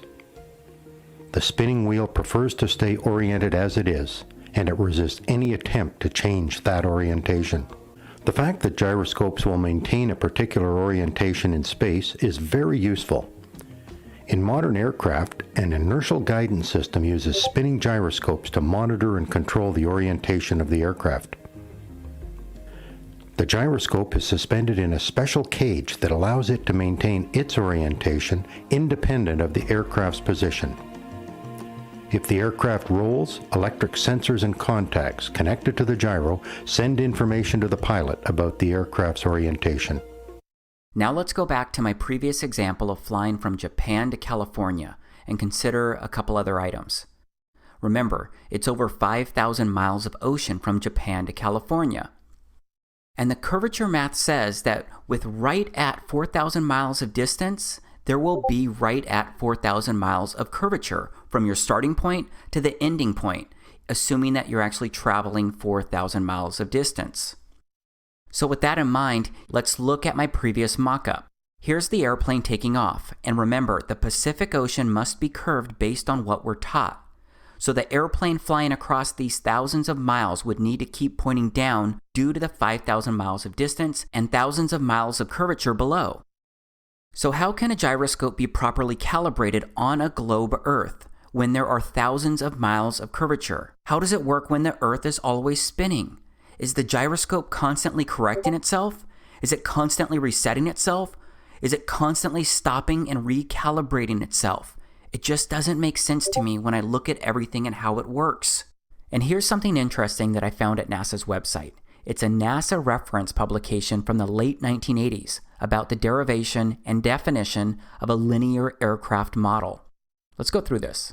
There's a lot of math, but toward the end on page 30, the first sentence in the concluding remarks say, "This report derives and defines a set of linearized system matrices of a rigid aircraft of constant mass, flying in a stationary atmosphere over a flat, non-rotating Earth." I gotta ask, why would this exist if we're supposed to be on a spinning ball? NASA had already been to the moon several times and explored outer space in many ways by the 1980s. So why would they need documentation talking anything about a stationary atmosphere and a flat, non-rotating Earth? I just don't get it. And of course, I understand that this does not prove anything by itself. There are just so many things out there that when combined, they create a convergence of strangeness that makes your head spin like the Earth is supposed to be spinning. So yeah, all of this stuff is strange because whenever I look out a car, all I see is a flat horizon. And whenever I look out a plane's window, all I see is a flat horizon. Everywhere I look, I see a straight or flat horizon. The Earth appears flat to me based on everything that I can actually observe. And just look at these Bolivian salt flats, which are the world's largest salt flat at over 4,000 square miles. It has an extraordinary flatness, with the average elevation variations within about 3 feet over the entire area. And it seems as if stuff isn't really dropping down at a curve, out of our view of distance either. Because to me it seems like we can only see a few miles out, and then things start to get hazy, unless you go higher. because when you go higher in altitude, that's when your circle of view increases and you can see further out. Except based on the Earth's curvature using this math, the land should start dropping from wherever you're standing on a ball Earth. Even if you're looking 40 miles out, there should be at least 1,000-foot decline due to the curvature, even if it's a small gradual decline for only a mile. No matter what, the math says that the Earth must curve downward, and that means that things farthest out should be dropping or slanting off toward the distance, but videos like these and so many more out there contradict what I'm told is supposed to happen on a ball Earth when I'm observing the distance and objects at the edge of my circle of view. Again, the horizon always rises to the eye level of the observer based on how high or low you are.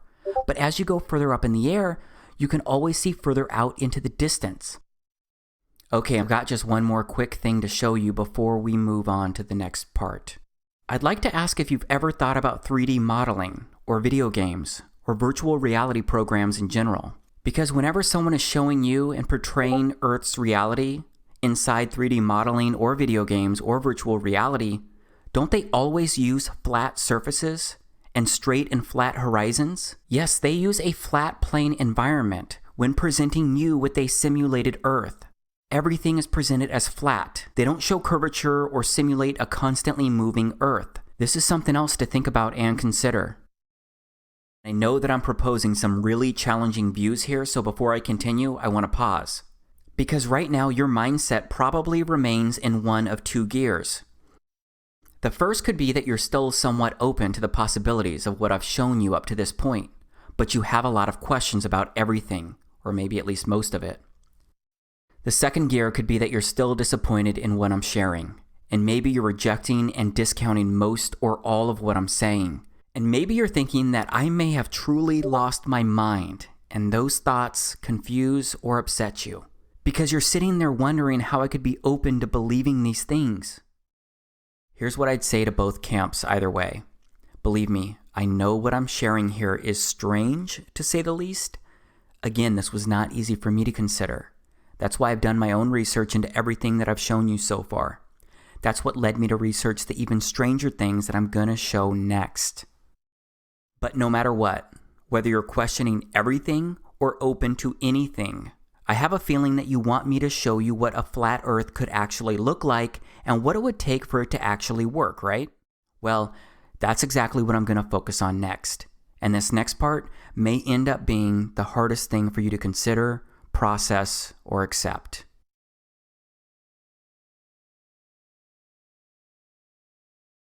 So at this point, you know the challenges that I see in this model of the Earth, the Moon, the Sun, and the solar system. And based on what people can actually observe and based on my faith in the scriptures, I don't believe that we're flying through space or that we're just a speck of dust in an ever-expanding universe. And I've offered examples and reasons why I believe so much of what we've been taught just doesn't seem to make complete sense. Except I've challenged you to consider that the Earth could be flat. And because of that, I've promised to show you how a flat Earth could actually work and what it could look like. And I'm going to do that here inside this part. But in order to show you that viewpoint, I need to reveal something else regarding this unique place that we all live.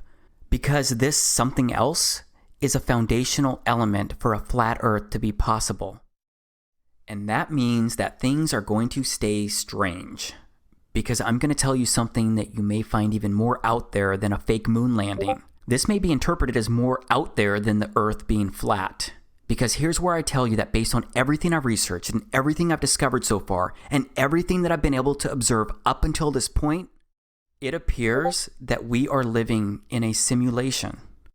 How do you think will virtual reality tie in the future of transportation, which you are working on? Thank you. Well, maybe we're in a simulation right now. Yeah. Yeah. Yeah, seriously. So following the other speakers, I have a change of pace, a little bit of a fun talk. And what I'm going to try and do is convince you you're a simulation and that physics can prove it. Okay. So instead of a usual uplifting talk, this is a different kind of talk. Okay. So there's one thing you know for certain, that is that you exist as a flesh and blood human being. My goal is to convince you otherwise. Okay. So logic is not going to be enough. You guys are going to be simulation deniers, right? I mean, there's just no way around it.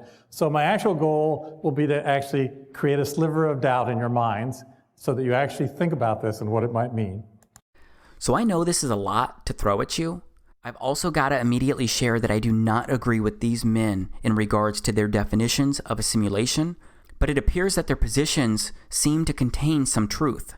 Because based on what I can determine as of now, I believe we are living inside a simulation. But I don't believe humans are inside some simulation being run on some supercomputer. For the record, I believe the God of the Bible created everything around us. But please know that I'm going to do more than just say I believe we're in a simulation. I'm going to actually show you what I believe to be unique visual evidence that supports this claim. Because there are visual wonders everywhere. They're mostly overlooked. But it does seem that this place can show us many things if we just look up and all around. First, these are crepuscular rays. Can you see them between the bed of clouds and the ocean? Can you see the rays shining down at some really unique angles?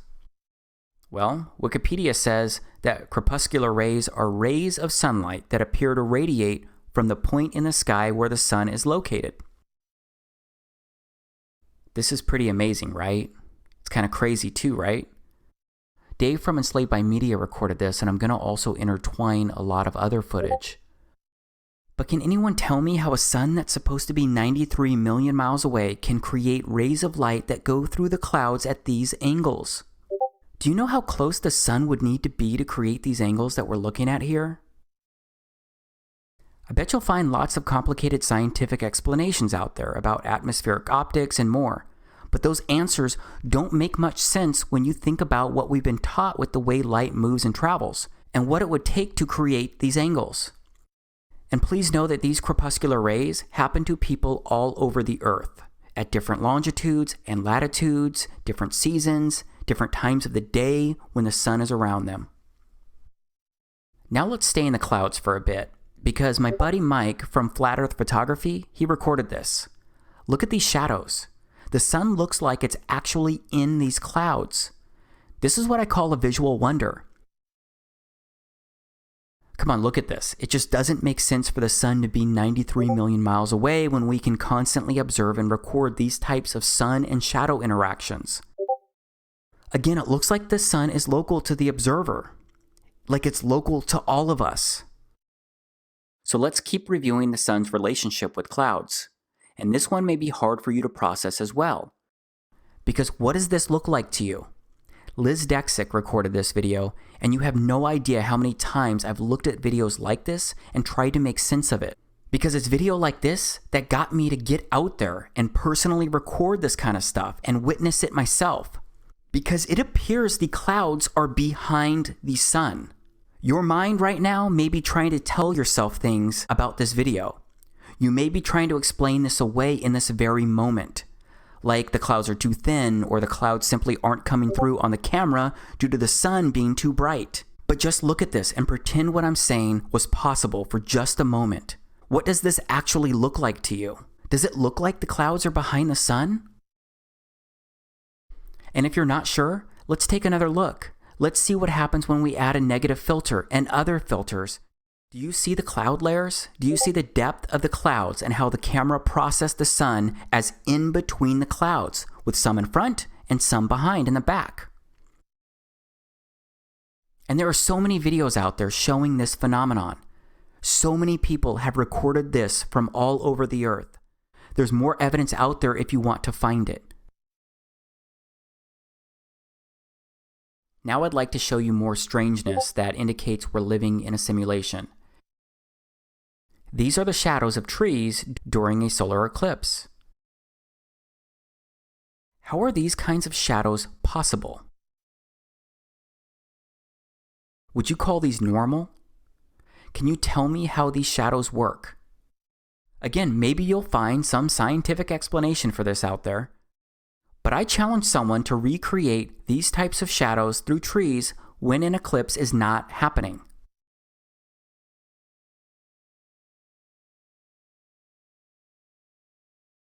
And then there are also shadow bands that occur during solar eclipses.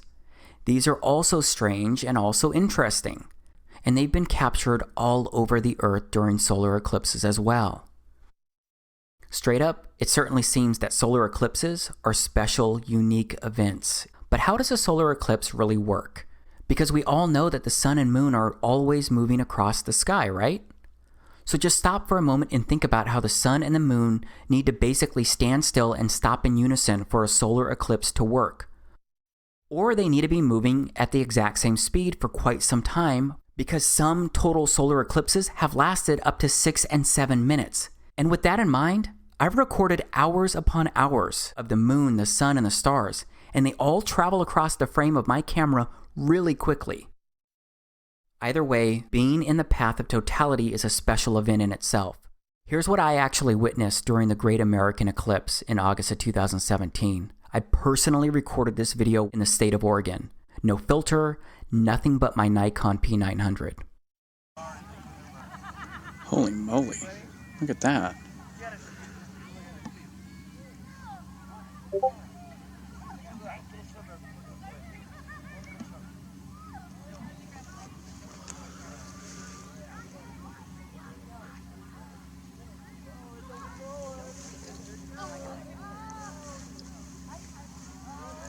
And here it goes. And here it goes.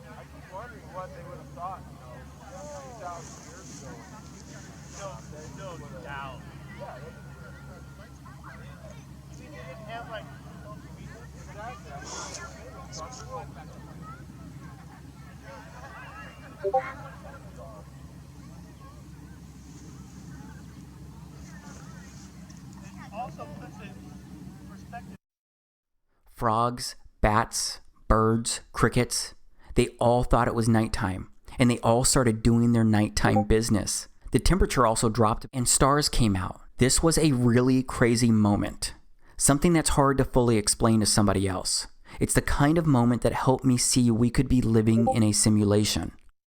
Now let's slow down for a moment to touch on what I mean when I use the word simulation. I found this online. It's an interesting approach because someone said This is a neurological simulation. We're all gamers, souls inside of bodies. The body equals computer hardware, and the soul equals the operating system / software. Our experience is basically that as of a user or simmer. So that's an interesting point of view. But now I want to take a moment to speak to my fellow Christians because I'd like to look at the book of Genesis. Because if you think about what the scriptures really say about this place and how it was created, it shouldn't be that big of a leap when considering that we live in a simulation. Because on the first pages of the Bible inside Genesis chapter 1, it offers the story of creation. And that creation story immediately speaks of how we got here, the order of everything. And I believe it also indicates we're living in a simulation, because it makes more sense to me when I look at it from a simulation point of view. In the beginning, Elohim created the heaven and the earth was without form and void, and darkness was upon the face of the deep. And the Spirit of Elohim moved upon the face of the waters. And Elohim said, "Let there be light," and there was light. And Elohim saw the light, that it was good, and Elohim divided the light from the darkness. And Elohim called the light day, and the darkness he called night, and the evening and the morning were the first day. Okay, so that's day 1 of creation. It says the God of the Bible created the heaven and the earth. The sun and moon did not exist here on day 1. The sun and moon weren't created and added until the 4th day of creation. So let's go to verse 14 and start reading. And Elohim said, "Let there be lights in the firmament of the heaven to divide the day from the night, and let them be for signs, and for seasons, and for days, and years. And let them be for lights in the firmament of the heaven to give light upon the earth." And it was so. And Elohim made 2 great lights, the greater light to rule the day, and the lesser light to rule the night. He made the stars also. And Elohim set them in the firmament of the heaven to give light upon the earth, and to rule over the day and over the night, and to divide the light from the darkness. And Elohim saw that it was good. And the evening and the morning were the 4th day. Okay, so that's day 4 of the creation story inside Genesis. If you're a Christian and believe the scriptures and believe his word is the truth, then I'm going to ask you to please consider that this clearly states that light and darkness, day and night, evening and morning, were created and existed before the 2 great lights, the sun and the moon. I believe these words are truth. Yes, there are parables and parabolic language inside the scriptures, but based on everything that I know, Genesis chapter 1, this portion is not intended as a parable. It is the Creator's story of the order in which he put everything here inside this place we live and exist. And think about what else was said here inside Genesis. It said that the sun and the moon were both great lights. The greater light is the sun, and the lesser light is the moon. That means the sun's light is not reflecting off the moon. That means the moon is its own standalone light source. The moon is just the lesser light. Yeah, I know these sound like bizarre claims that I'm making, especially when compared to what you and I have been taught and what's widely accepted. But I wouldn't be suggesting these alternative strange truths if I didn't think there was real merit in them. Now let's consider something else. Because if you're open to this created place not being a spinning ball, and you can come to grips with the possibility that the earth could be a flat plane, then all you have to do is look up to reach the possibility that you're living inside a simulation. Because when you look up, you will see that the sun on any given day during and near solar noon is always above you personally. But no matter what, the sun is always within your circle of sight during daytime. But it's like that for everyone on Earth. So that means the sun doesn't seem to be a physical object hanging up there. I think it's something else. And I think that something else that I could actually wrap my head around is that the sun is local. So let's be really clear here. I'm saying the sun and the moon are traveling on the Creator's circuit, and the sun and moon are being personally rendered to you, the observer. Because you are the center of your simulation. You are the avatar seeing your sun and moon. The sun and moon seem to be objects being rendered to each person inside the simulation which we all share and live in. I believe this is why we can all see crepuscular rays. I believe this is why we can all see the sun appearing inside of clouds. I believe this is why we can all see clouds behind the sun. And I believe that this is why we can also see clouds behind the moon. So as of now, I certainly do not think that the sun or the moon are round balls floating in space. And that's why I don't believe the moon is a physical object that we can actually reach by aircraft either. And when it comes to the stars, it seems the stars have been mapped across the entire sky of the Earth, and they cover all of the land that we can travel across inside this simulation, from the North Pole star to the South Pole star. And that's what I'm going to review next, the land that we live on, Earth, because it is finally time for me to show you a visual representation of how a flat Earth, the sun, the moon, the stars, and everything could actually look, at least based on everything I've researched so far. And do you remember when I shared earlier how there are many half-truths out there? Well, I need you to recognize that when you research the term flat Earth, you'll find a lot of explanations, and the truth often ends up being buried among disinformation. So I want to first show you the popular flat Earth model. It's a half-truth. Half-true in the sense that I believe it's true that the Earth is flat, but it's untrue that this is what it really looks like. So the popular flat Earth model, it uses an azimuthal equidistant projection, or what I'll call an AE map from here out.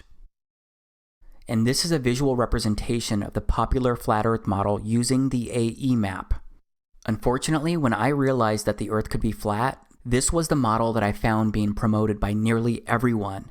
And this map says that there is only one pole star, and it's above the center of everything, and there's a dome over this enclosed environment that we live. It also says that Antarctica surrounds our oceans and continents. It basically says that Antarctica is an ice ring wall around the flat Earth.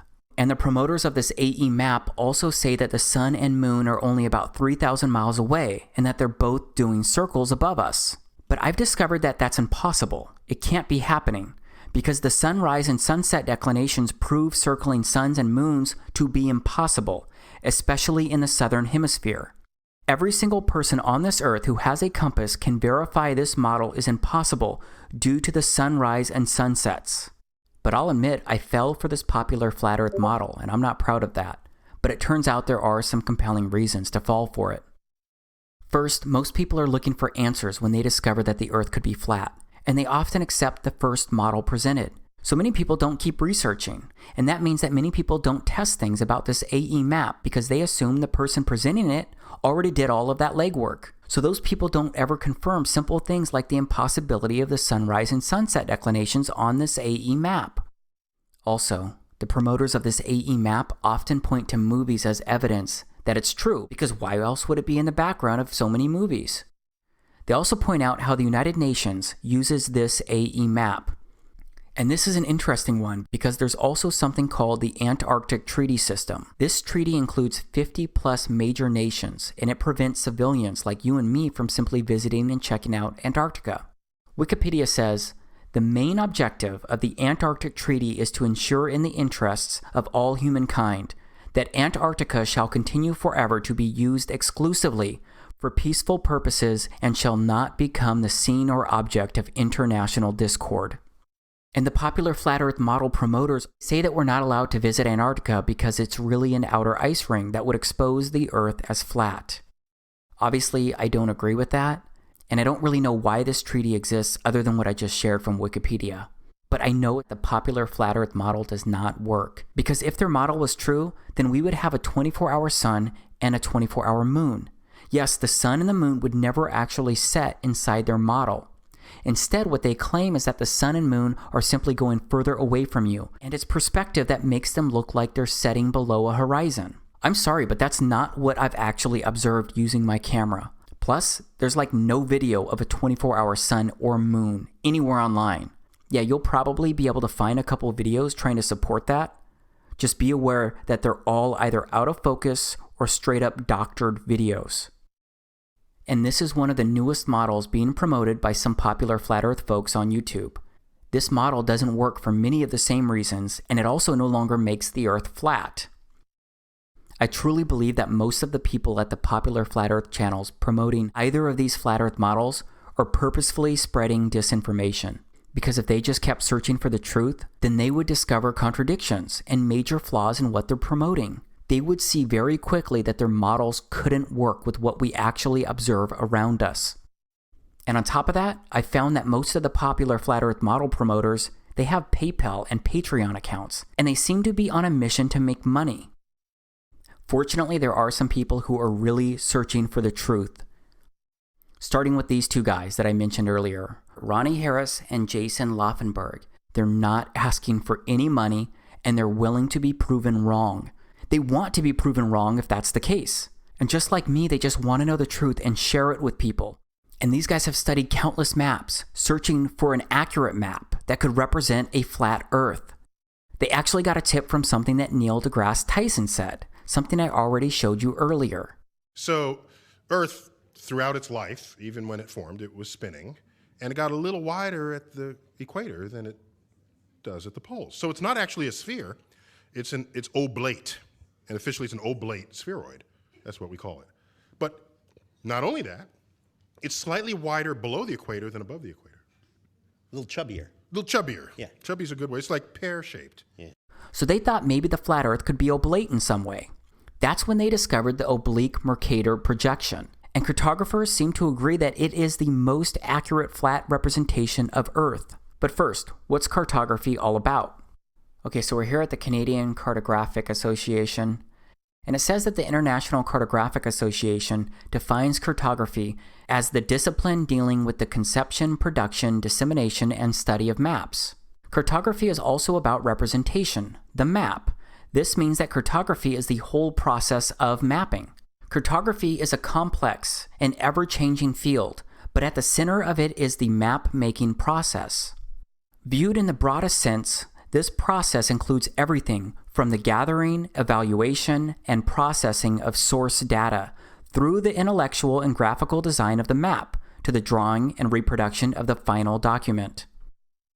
Once seen as the products of a relatively straightforward practical exercise, maps are now viewed as complex intellectual images offering a rich potential for scientific investigation. Cartography today has two essential characteristics. First of all, it is important. Maps perform a fundamental and indispensable role as one of the underpinnings of civilization. Few activities relating to the Earth's surface, whether land use planning, property ownership, weather forecasting, road construction, locational analysis, emergency response, forest management, mineral prospecting, navigation, the list is endless, would be practical without maps. Okay, now let's go to World Maps Online. You'll see this is a world satellite image map. It's the oblique Mercator projection that I just mentioned. And it says, this stunningly detailed satellite image map of the world detailed land cover data depicted in an oblique Mercator projection. The parameters of this map projection have been carefully chosen so that the inevitable distortion that occurs is relegated to the oceans and to the least populated and least recognizable land masses. And it goes on to say the result is a unique, visually interesting flat map of the world that exhibits nearly no distortion in the most familiar areas, even at the poles. Let's read that one more time. The result is a unique, visually interesting flat map of the world that exhibits nearly no distortion in the most familiar areas, even at the poles. And now I'm going to play some video where Jason and Ronnie, they walk through a flat Earth map and how it could actually work. When you look at this map, what looks different to me is Alaska and this part of Russia up here. Yeah, Russia too is crazy big over Yeah, there. this island over here just seems, whoa, crazy. Yeah, it's huge. And yeah, this string of islands. So we are told by this map manufacturer that what they've done with this map is everything they can to make the land masses the absolute most accurate size and all these things wise. And that if there's distortions, that they've pushed that out to the water. Just a quick thing about maps. If you were on a globe, if you lived on a sphere, it is true that there would be no flat two-dimensional map that would be accurate of the world. But if you're not on a globe and you're actually on a flat plane, that means that there is a flat map that is the true accurate map of the world. And so that's what I was looking for. But the criteria that I was looking for was a flat two-dimensional map that when you wrapped it onto a sphere, like in a 3D modeling program, like Blender, like we've been using, that it would look like it was a globe. Because when you look at the angles of the sunrise and the sunset in the northern hemisphere and the southern hemisphere, when you study those and you realize what's going on, it appears by looking at those angles that we would be on a globe, strictly by looking at the angles. Yeah. Even though that we don't see curvature anywhere. Okay. So I was looking for a different kind of map, a flat map, but one that when it wraps up on a globe appears like it's a sphere. And that's what this map is. When you import this into a program like Blender and wrap it onto a sphere, you end up with something that looks just like the globe. These curved lines, the way they wrap out when you unwrap this in a 3D modeling program, these are the lines of latitude. They wrap around and connect and touch each other. It looks like a globe. This is that mesh work. And I was talking about how when I was wrapping a map, an actual map, a flat two-dimensional map onto spheres in Blender, how the way I was taught, you put the camera view in a certain position, and you got a different grid work than this. It was just a rectangular grid work, but I forgot to adjust the angle, and when I went to do the UV unwrap, it created this mesh work, and you can see that it's got these 3 points. Now, this is really a rectangle here, because if you look at these edges, they fill in the gaps on the other side, and this right here fills in the gap on this side. Even with the mesh laid out like this, you can see here how it wraps up like a globe.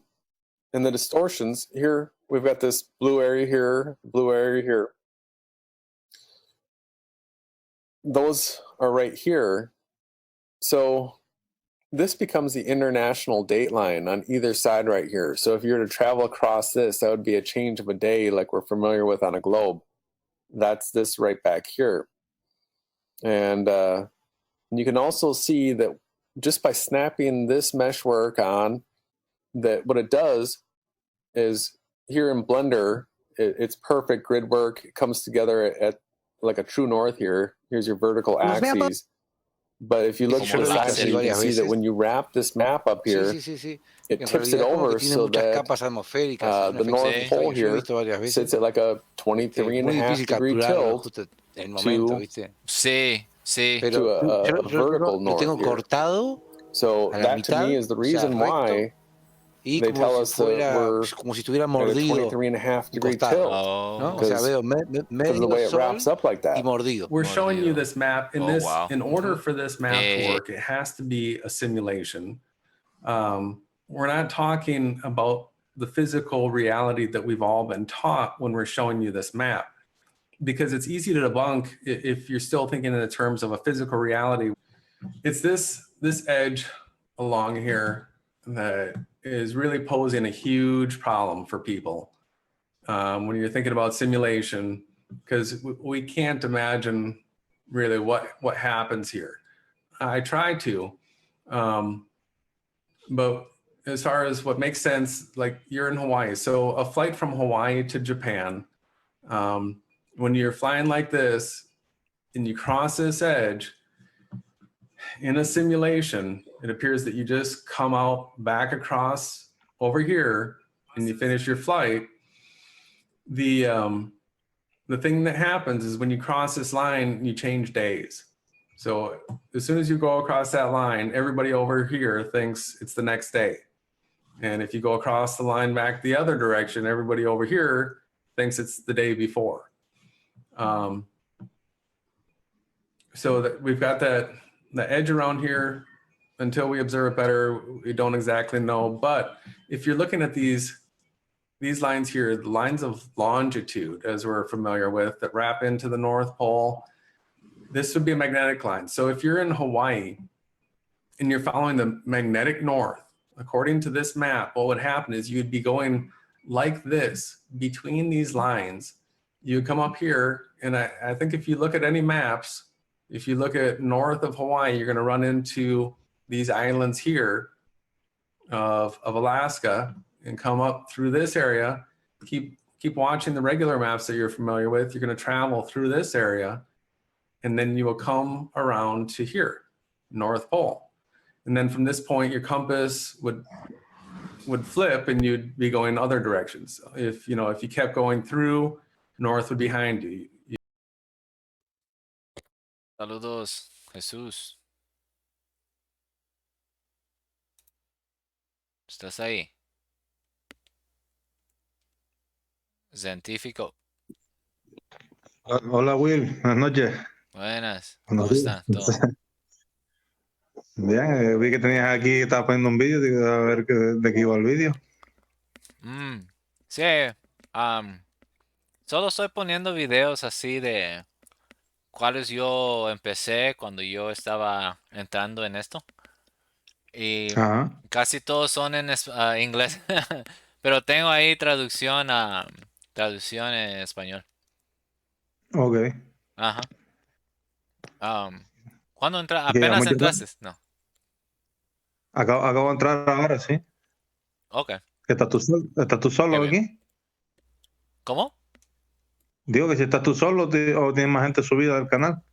No, solo nosotros dos. Okay.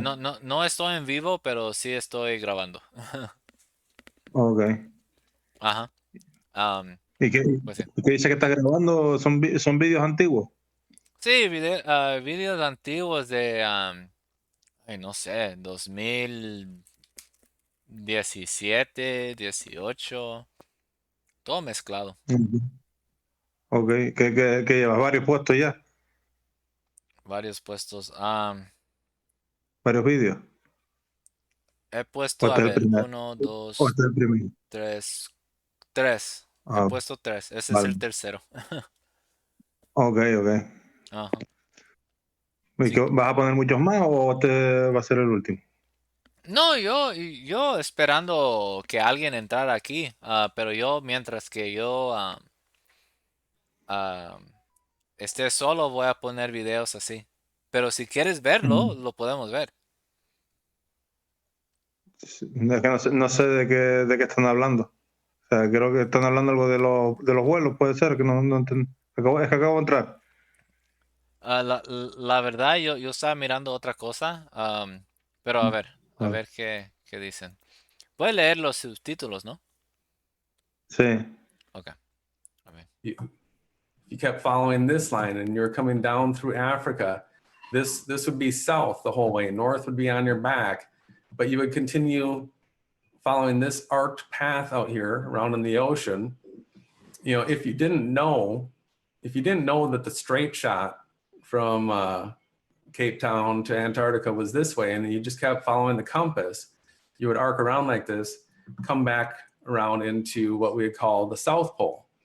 Now, one of the things that Jaron was showing people as trying to get people all confused about the magnetics and magnetic declination is he was showing on how a map of Antarctica, how you can move from one place to another in Antarctica, and all of a sudden your compass would be 180 degrees the other direction. Entendí. Ok, está hablando del campo magnético que tiene la Tierra. Y estaba diciendo algo de Jaron. ¿Sabes quién es Jaron, no? No sé quién es. Jaronism es un canal en inglés. Creo que Iru Landucci ha estado en su canal hace tiempo. No conozco. ¿Cómo es el nombre? Repíteme. Jaronism. No me suena. ¿No? Ok. Pues él le está diciendo a la gente que con un compás magnético pueden hacer un tal viaje directamente a una dirección recto y pues al llegar a pues a unas millas se va a empezar a curvar lo magnético, pues así am, va a empezar el compás va a demostrar que se está desviando. Si tú vas derecho, digo así, enfrente, así, recto, lo magnético se va a desviar. Am, Creo que eso es lo que ellos estaban diciendo. Ok, güey. Vale, vale. A ver. And if you look at the way Antarctica is split here, this whole line right here, if you were to travel from one point to the other, you can see how your compass would flip, just like it would up here at the North Pole. And he was showing along this edge how radically different the magnetic declination angles are. And you can see based on these lines of longitude, if they're the magnetics, you can completely understand why it would be that case. So, a person in this area right here, for their compass to point north, they give you that magnetic declination map to give you that shortcut back up to the north so you didn't go swooping down through the ocean here. So Antarctica on this map, the magnetic flipping of the poles that Jaron was showing is another proof that this would be the correct map of this world. So while there's things that we can't prove about it yet, there are things that we can. And those are the things that we're focused at looking at right now. This red line here is the equator. And so this is the east. And by following this path, this is all coherent with what we're familiar with. This is where the equator, travels through Malaysia and through Africa and through South America here. Tropic of Cancer. So that lines up, coming across here just below the Baja Peninsula through central Mexico. North Pole right here. So here's the interesting thing on this map, because these lines right here wrapping around like this up to the north, if this is the magnetics, when you're in Hawaii and your compass points north and you were to just follow it north, what I'm speculating and would assume to be true and would like to have proven false if possible is that traveling north from Hawaii, if you follow my cursor here, you would actually make this sweeping motion if you just continually follow north until you got here. Okay. That these lines right here are the magnetic lines. So north would look like this motion right here, and you would come through this part of Alaska right here, and you would come through the north part right here, and that you would come to this point, boom. And then from this point, everything would be south. And they would feed back to these points, which is actually really the same point, just split in half. One's on this side and one's on this side.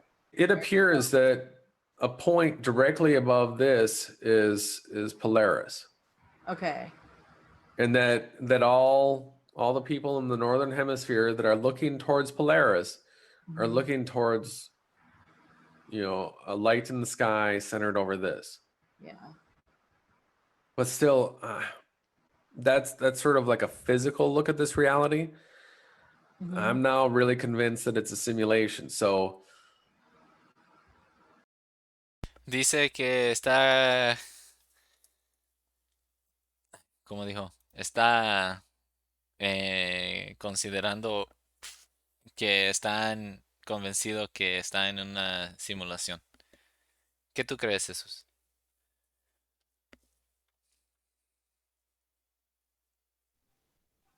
Como una simulación.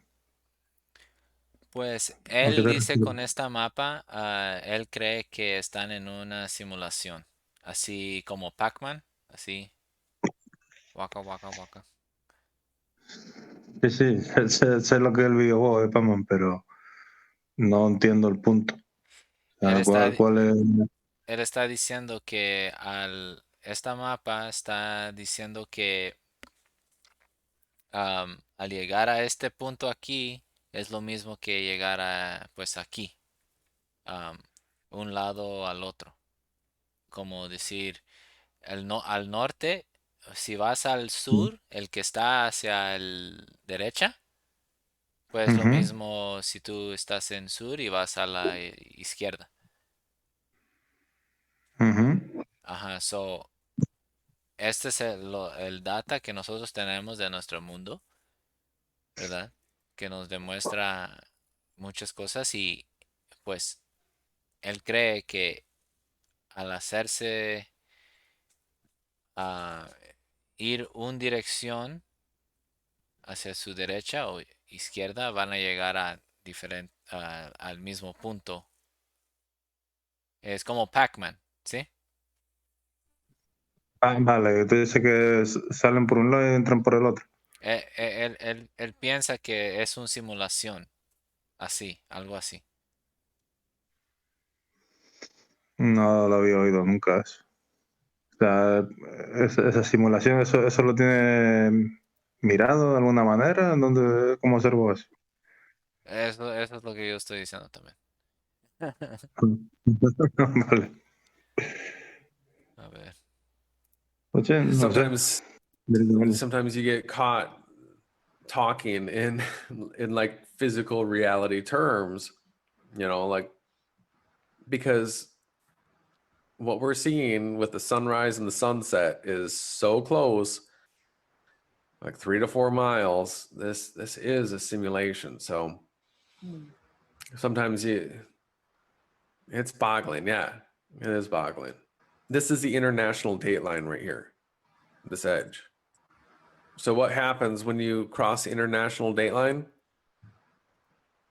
You change your clock ahead a day or back a day, depending on which way you're going, right? Uh-huh. So you cross that line and then you just keep on trucking and then you end up there.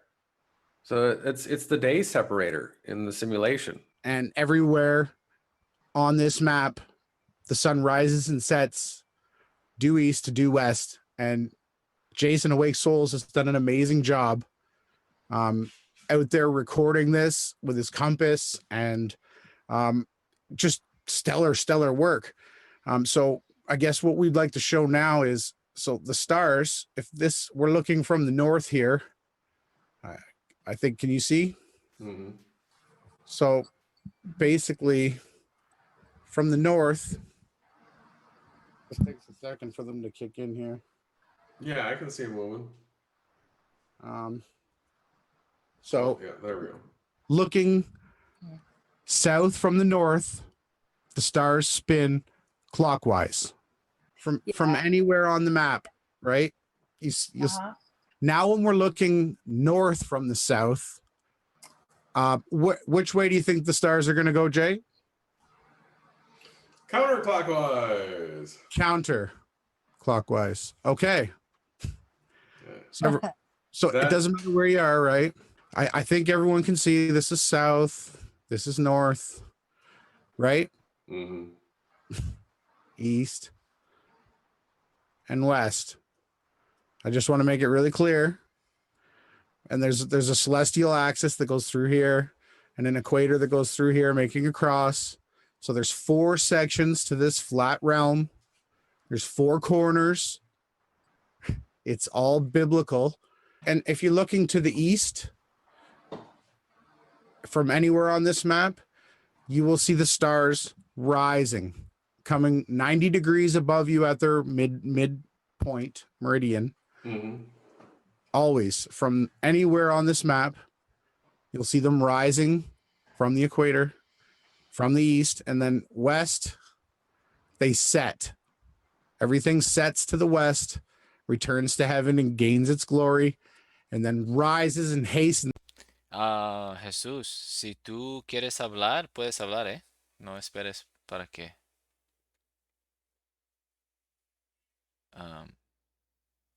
para, pues, si quieres decir algo, comentar algo sobre esto. Sé que es un poco difícil para ver la letra. Pero, pues sí.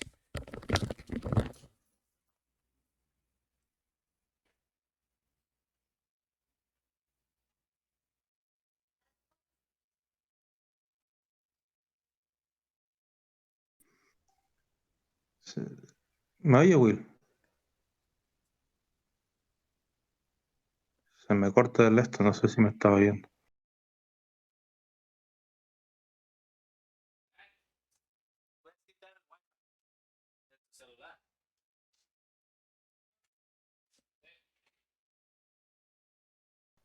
A ver, Will, que te oigo bajito. ¿Cómo?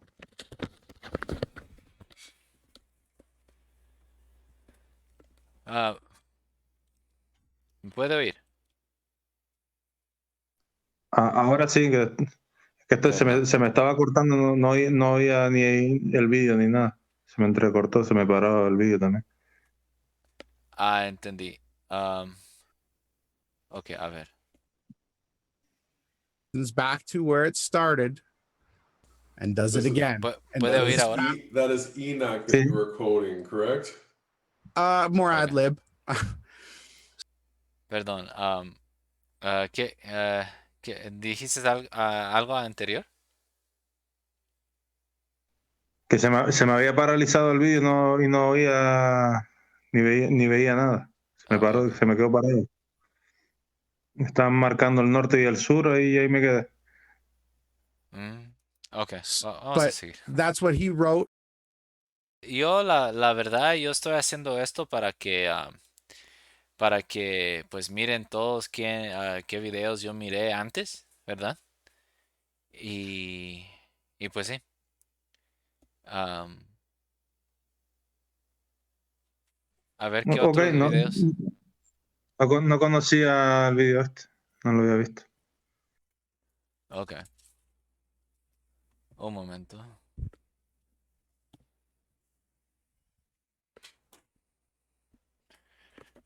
Ok. Vamos a seguir. And gave an account and said to tell everyone, all generations of the earth. And it was actually written, it was for a generation in the future. Yes, this is a lot to take in and try to process. But again, if we're living inside a simulation, then everything you just watched could actually work. Because what about the miracles performed by Yahushua, the Christ? Don't his miracles make more sense if you approach them as if he performed them inside a simulation? Like the walking on water, or like the transformation of water into wine, or like the miracle of the 5 loaves and 2 fish. And what about miracles in general, like the ones you've heard about or experienced around you personally, like a person being strong enough to lift a vehicle off of someone else? Or what about someone surviving a skydiving accident without even a broken bone? Or what about cancer going away from one test to the next? There are so many things that happen that just can't be explained away based on the rules that we've been taught. Because what we're looking at right now are actually dewdrops. It's water recorded in somebody's backyard. These look a lot like the stars in the sky that I've personally recorded. And what about the clouds? Science says that clouds are a large collection of tiny droplets of water or ice crystals. They also say clouds are a mixture of gas, liquids, and solids. But I've sat in a lot of window seats on a lot of airplanes, and those planes have flown through countless clouds. But my plane's window never really got soaked unless it was raining. So do clouds really house tiny droplets of water or ice crystals and then release them when it's just simply time to rain? And another question is, what about lightning? What is it? What causes it? Science says that it happens whenever heavier, negatively charged particles sink to the bottom of clouds. And when the positive and negative charges grow large enough, a giant spark, called lightning, occurs between the 2 charges within those clouds. And what about the northern and southern lights?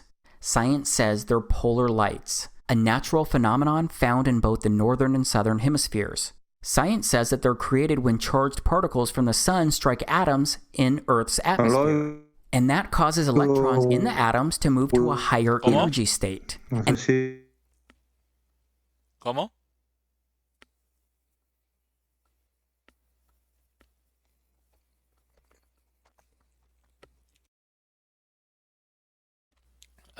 ¿Me puede oír, Jesús?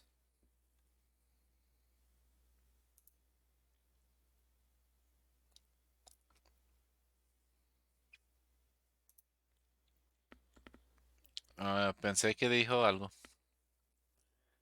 No te puedo oír. Si te puedes salir y entrar otra vez.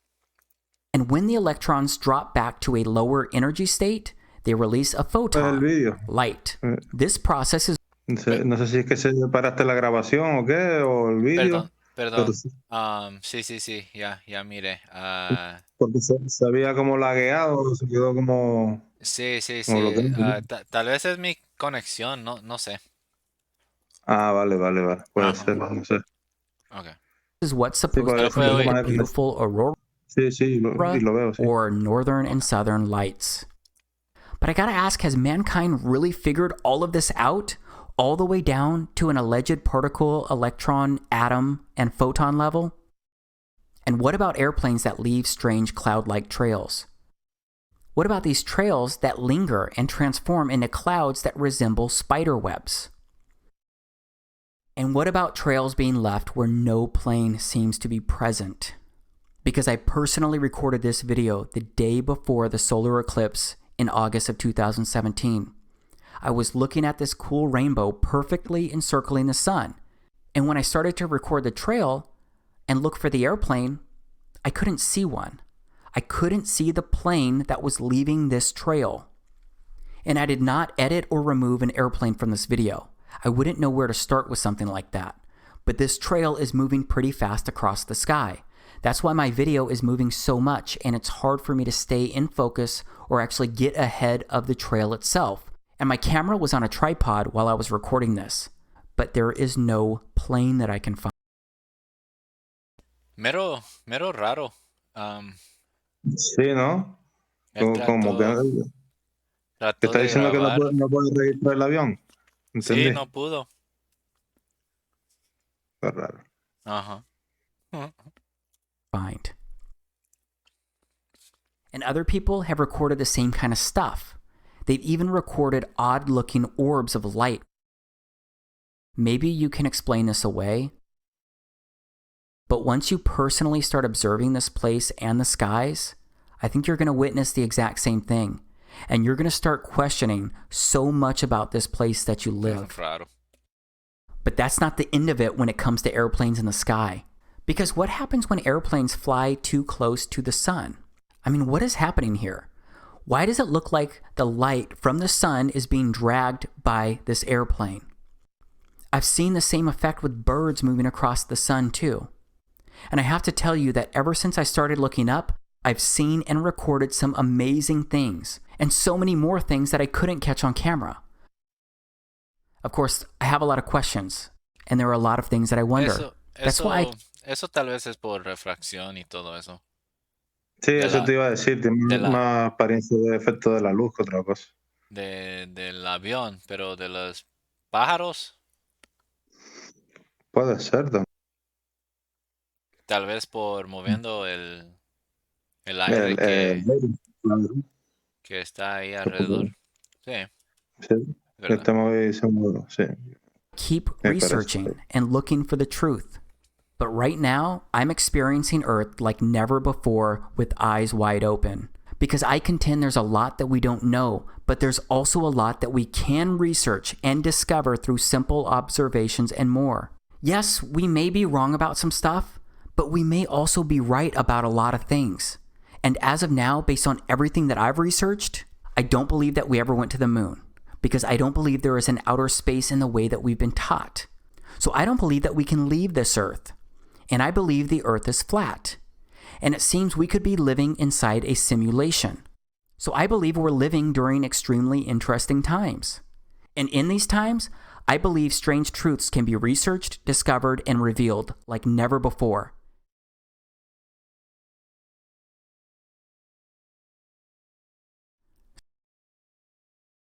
¿Cómo se dice? Jesús, antes que seguimos, te iba a decir que el video de ayer que hicimos, pues estaba Sí, hereje. sí. Pues apenas lo estoy cortando y está tomando mucho tiempo este procesor para que pues termine. Am,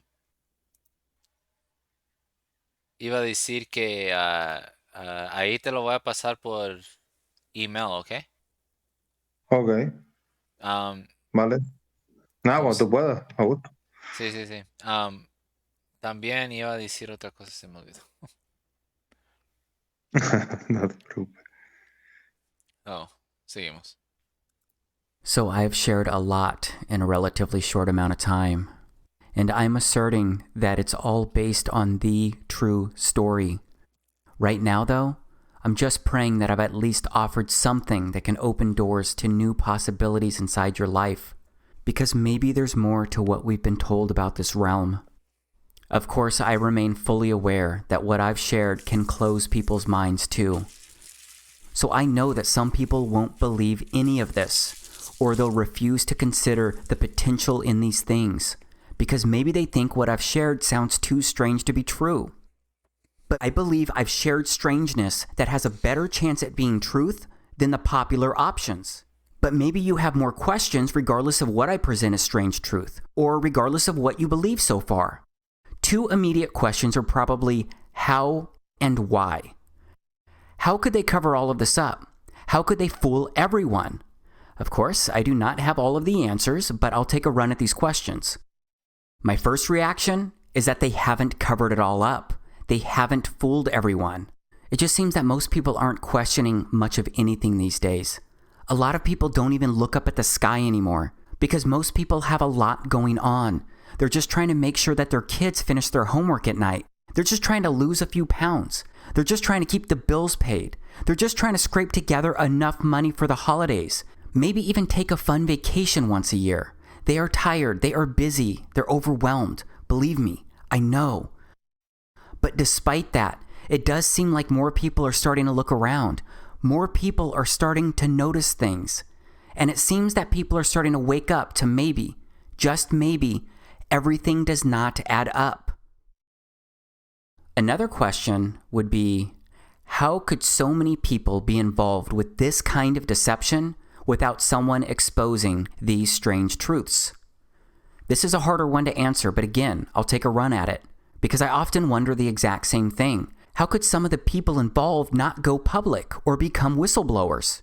Well, it turns out that there are people claiming they're coming forward. These people often claim to have worked somewhere inside a special agency or a division, and these people state they're sharing secret information. If you look into it, you will find people who claim some astonishing things about the sky and earth and more. And some of those people become well-known figures inside that conspiracy theory circle. But then some people die surrounding strange circumstances after coming forward, and some people just disappear after coming forward. I'm just not sure, so I'm often left wondering what really happened.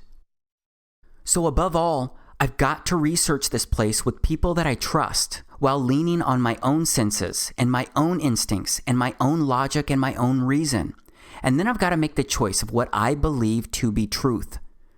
But again, I've got to heavily rely on what I can actually experience, feel, and observe, because I can no longer strictly rely on what other people claim to be truth. I can no longer subscribe to viewpoints about life here on Earth just because someone I know or don't know says it's true. Just like you shouldn't simply believe everything I'm offering here, you need to do some work. You need to seek the answers to your own questions so you can confirm or deny the validity of these strange truths. Doesn't that seem logical? All right, now let's move into another big question, the why. Because if this is true, why would people hide this? Why would they lie? This one's a lot easier for me to try and answer, because think about it. If Earth was a spinning ball, then that means that it all started with the Big Bang, which simply put is a scientific theory stating that the universe began with a singularity, and then space-time expanded. And then from that Big Bang moment, everything evolved, transformed, and changed over billions of years, eventually leading to life, which began with single-cell organisms. And those single-cell organisms evolved, transformed, and changed, and they eventually became sophisticated life forms like you and me. It just took billions of years for humans to become the one-of-a-kind specimens that we are today. And if the Big Bang and evolution are true, that means the universe is constantly expanding. And if the universe is constantly expanding, that would mean there's infinite space out there to explore and visit. And that would definitely mean that our little rock known as Earth would be rotating around our local star known as the Sun. And that would mean similar solar systems to ours could happen in other parts of the universe. And that means there could be other evolved, intelligent life forms out there just like you and me. And that means Earth would basically be a grain of sand in a universe growing larger by the nanosecond. And that means Earth is not the heart of anything. That means our entire existence is pretty much an evolutionary accident. And that means life here on Earth, it has no real meaning or purpose. But if the Earth was flat, then that means that the Earth could be a firm and immovable plane. And that means there would be no Big Bang, no outer space, no expanding universe. And that means there would be nothing out there to visit and explore. And that means Earth could be the center of everything. And that means Earth could be an enclosed environment. And that means Earth could be a simulation being ran for you and me and every single person living here. And that means our entire existence inside this place is not an accident. That means life here on Earth is special. And that would mean that you and I are significant. And that would lead to many more questions. Like, who created this place? Who put us here? Why were we put here? What is the meaning of all of this? And I believe that all of these answers can be found in the scriptures. Except the word which is supposed to be our guidebook, it has become the opposite of almost everything we're witnessing in this place right now.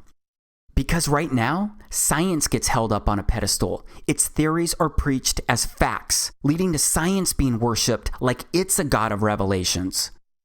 And we all know that mankind is the one teaching science. And we all know that mankind is capable of being deceitful, selfish, and straight up evil. And that means the truth about Earth could have been intentionally concealed to hide the existence of a creator. And that means the truth could have been corrupted over generations, because eventually that leads to people just being indoctrinated into the deception from birth. And that leads to people getting programmed into accepting the opposite of what they actually observe and experience. And I gotta say that there seems to be a deep rabbit hole of lies, because we are being taught some twisted things here. And we end up seeking these twisted teachings despite what our spirit, our minds, our hearts, and our souls tell us to seek and believe. Because we've been taught to serve our physical bodies and satisfy them. We've been taught to possess and achieve all of these things to feel and become whole. But I believe we were supposed to experience this place in such a different and blessed way. We were supposed to look to truth as a foundation for living. We were supposed to appreciate our similarities and also respect the uniqueness within our differences. We were supposed to help each other without a fiat money system driving our daily actions. We were supposed to share Earth's abundance of beauty and resources. We were supposed to respect everything on Earth. But the enemy has taken control of so much here, and that spoiled what this place was meant to be. The scriptures say this has, is, and will be the case. The scriptures also say that we're not meant for this life, not forever. Because there's no way around the pure truth that you and I will die someday. So we all know that any physical treasures that we obtain here, they cannot be taken beyond this life. So I believe we're meant for so much more. And I believe what we all do while we're here, it's critical. Because the scriptures say our lives here are a way for our Father to help us. I believe we're His children. I believe He uses this place to help test us and to help develop our character, our faith, our obedience, our love, our integrity, our loyalty, and so much more. Because the scriptures use words like trials, temptations, refining, testing hundreds of times. And based on all of my research and the evidence I've studied, I believe with all of my body and my soul that the scriptures are truth. The scriptures are history and prophecy. So they act as a script for everything that has happened and will happen inside this place. But we get to choose the roles that will play inside the script. Will we seek the truth? Will we look to our Creator? Will we choose Him over ourselves or even each other?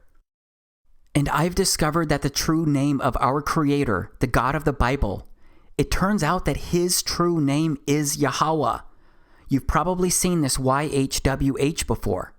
Here's what it looks like in ancient Hebrew. But this YHWH, it's pronounced as Yahweh, because it turns out that the language was so simple back then that it vocalized each consonant with an ah sound without specifically marking that sound between consonants. So this YHWH, it's pronounced Yahweh. It also turns out that the name of Yahweh can be found over 7,000 times in the scriptures. And Yahweh, it means He exists. And Yahweh sent Himself into human form as the Christ. And I've learned that the true name of the Christ is Yahawashai. Yes, most people know Him by the name of Jesus. But that can't be His true name because the letter J didn't even exist until about 500 years ago. His true name is Yahawashai. And Yahawashai means He is salvation. Because the gospel, which can be found in the beginning verses of Corinthians chapter 15, Paul wrote that Yahawashai, the Christ, died by crucifixion to deliver us from our sins. And He was buried, and He rose again on the third day, and He was seen again by hundreds of eyewitnesses according to the scriptures. And I really do believe that this gospel must be truly believed and accepted to bind our soul with our Creator beyond this life. So that means I believe we've got to follow and live for Yahawashai to the best of our abilities. Still, I believe other choices are significant because all of this is really being experienced by you and me. I agree with many of my brothers and sisters who believe that all of this is being recorded. All of our actions, all of our thoughts, everything, I believe it's all being documented by our Creator. Because I believe our Creator is watching us, and I believe He encoded us with basic truths, like knowing the difference between right and wrong. Because I believe we've been given a moral compass that tells us when we make good or bad choices that affect ourselves or others. Except the original coding inside mankind seems to have been corrupted through generations of wicked choices where people continually turned away from our Father and lived for themselves. So that means there's a lot of evil in this place right now. And the scriptures say that our Creator has worked to purify this place before to start over. And the scriptures say He's going to remove the corruption once again. But the next time, it seems to be the last time before He makes things right forever. So I keep asking myself if He's going to do something about this place sooner than later. Because mankind has helped the enemy decay too much of this place. And there's so much that I can't wrap my head around. Because again, it seems so many things happen every single day all over the earth that contradict, defy, and disgrace what the scriptures say we're supposed to be doing here. Because it seems people have become desensitized to the climbing death tolls. And it seems that everyone's being told to suddenly forget what it took for us to still be here. And it seems that people who can't help themselves are lost for the most part. And it seems that people are being ordered to accept things that they can't comprehend. And it seems that people of faith have been divided into sectors of Christianity to separate us from our common salvation. And it seems that people are okay with an elite group growing richer every day on the backs of debt slaves. And it seems that people have accepted things being spread and consumed without the true intentions of curing or healing. And it seems that people are just crying out for help because of how monstrous humans are treating each other. It just seems that so many things are backwards from what they are supposed to be. So yeah, when I look around, I wonder if Yahweh is going to do something about all of this. I wonder if the time is coming for Him to fix His creation once and for all. I wonder if He's already trying to warn us. I wonder if He's trying to wake us up. Because there are a lot of strange events impacting the earth. People continue to be affected, displaced, and hurt surrounding these events. There are just so many strange things happening in so many places. So this broken world leads many Christians to believe that these are the last days. And many Christians believe the pre-tribulation rapture of the church could occur within our lifetime. Of course, many generations have believed this. I don't know if the church could be raptured in weeks, years, or decades, but I do believe it's possible in my lifetime. I pray it happens. But many Christians refuse to consider this possibility, except many people 2,000 years ago didn't believe they were living at the time of the Christ, or that it was possible for the Christ to be walking the earth during their lifetime. And many Christians living today don't understand how those people from 2,000 years ago could have been so blind. I find that interesting because so many of those same Christians living today, they don't seem to be very open to the church being raptured in their lifetime. And they don't seem to think it's possible that Yahushua could return to once again reign during their generation. But put aside the talk of last days. The truth is that any day could be our last day due to any unexpected event or accident. Yes, that sounds cliche, but it's truth. And that's why I believe we must embrace our common salvation. And I believe Yahweh's begging all of us to look to him. He wants to say that he knew us before meeting face to face at the time of our death. So straight up, I really want to help serve him. Because I believe every strange truth that I've shared here can serve as a gateway for people to come to the truth about a creator. And I believe that path leads to the truth about Yahushua, our Savior. That is why I'm touching on this again right now. Just in case you weren't aware, historical scholars, Christian and non-Christian, generally agree that Yahushua lived at the time the scriptures say he lived. And those scholars also agree he was crucified and buried. What they don't agree on is whether he truly rose from the dead and if the eyewitness testimony can be trusted and if he was really the son of the Creator. But there is general agreement that he lived, he was crucified, and he was buried. So that means Yahushua was either Yahweh in human form or he was a complete nutcase. Because if he was not really the son of Yahweh, then he was just some lunatic, insane guy who proclaimed to be our Savior. I'm sorry, but he can't have made those claims and still be a good person spreading a moral message. It's all or none here. So that's why I believe that this video may be the most important thing that I've ever done. Because if these strange truths are right, then this stuff could wake up people and help them move mountains of deception. These strange truths could reveal that we were created and that Yahweh put us here for a reason. Imagine if everyone learned that knowledge. Imagine if everyone knew that when they died, they'd have to literally meet their Maker. Do you think that people would make different life choices with that knowledge? Do you think that people would treat themselves, others, and everything on earth better? So what do you do next if you're open to this being the truth? Maybe you'll watch this video again to determine what you want to research first. Maybe you'll observe the celestial bodies. Maybe you'll test for curvature across the earth. Maybe you'll record and look for clouds behind the sun.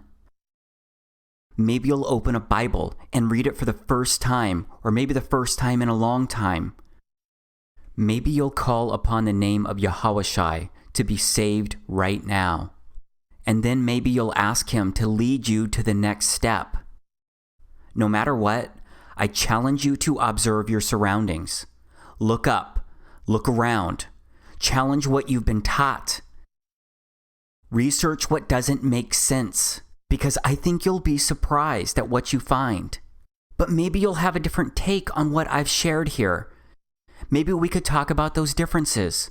Maybe we could talk about the other strange things that didn't make it into this video. Maybe we could work together and unite to change this place into something better, because maybe we're capable of doing anything that we can imagine. And maybe you'll be open to sharing the strange truth. Maybe you'll sit down with your significant other and show them this video. Or maybe you'll send this video to another friend to get their opinion so that you can talk about it with someone you trust. But whether or not you end up believing, accepting, or sharing this video, I'd like to say thank you. Thank you because you watched this entire video, and I sincerely appreciate you doing that. I am so grateful for you just being open to watching this. So thank you for honoring my request, and straight up, thank you for being special. Thank you for being significant. Okay, so I don't really know the best way to end this thing, because this Strange Truth project, it has consumed so much of my life for the past year. And it's still kind of crazy when I stop and think about all of this, because it's still hard for me to process at times, and I actually believe all of this. So that obviously means that I also believe I'll have to meet my Creator someday. And that means that I'll have to answer Him if He asks me, did you help share the truth? I pray that I've done my due diligence. I pray that I am doing what's right. Yeah, I pray.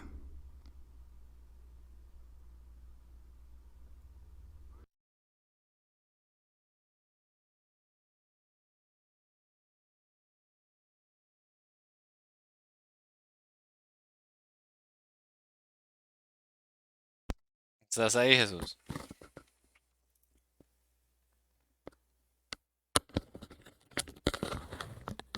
Jesús.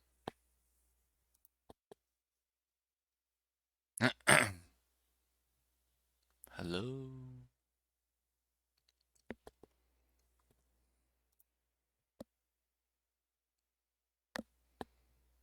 Ok, a ver, vamos a pasar a otro video. Este es una entrevista de Guillermo Wood. Sí. ¿Por qué? Porque hace unos días estuvo acá José Massa conversando con nosotros y trató de ignorantes a las personas que creen que la Tierra es plana.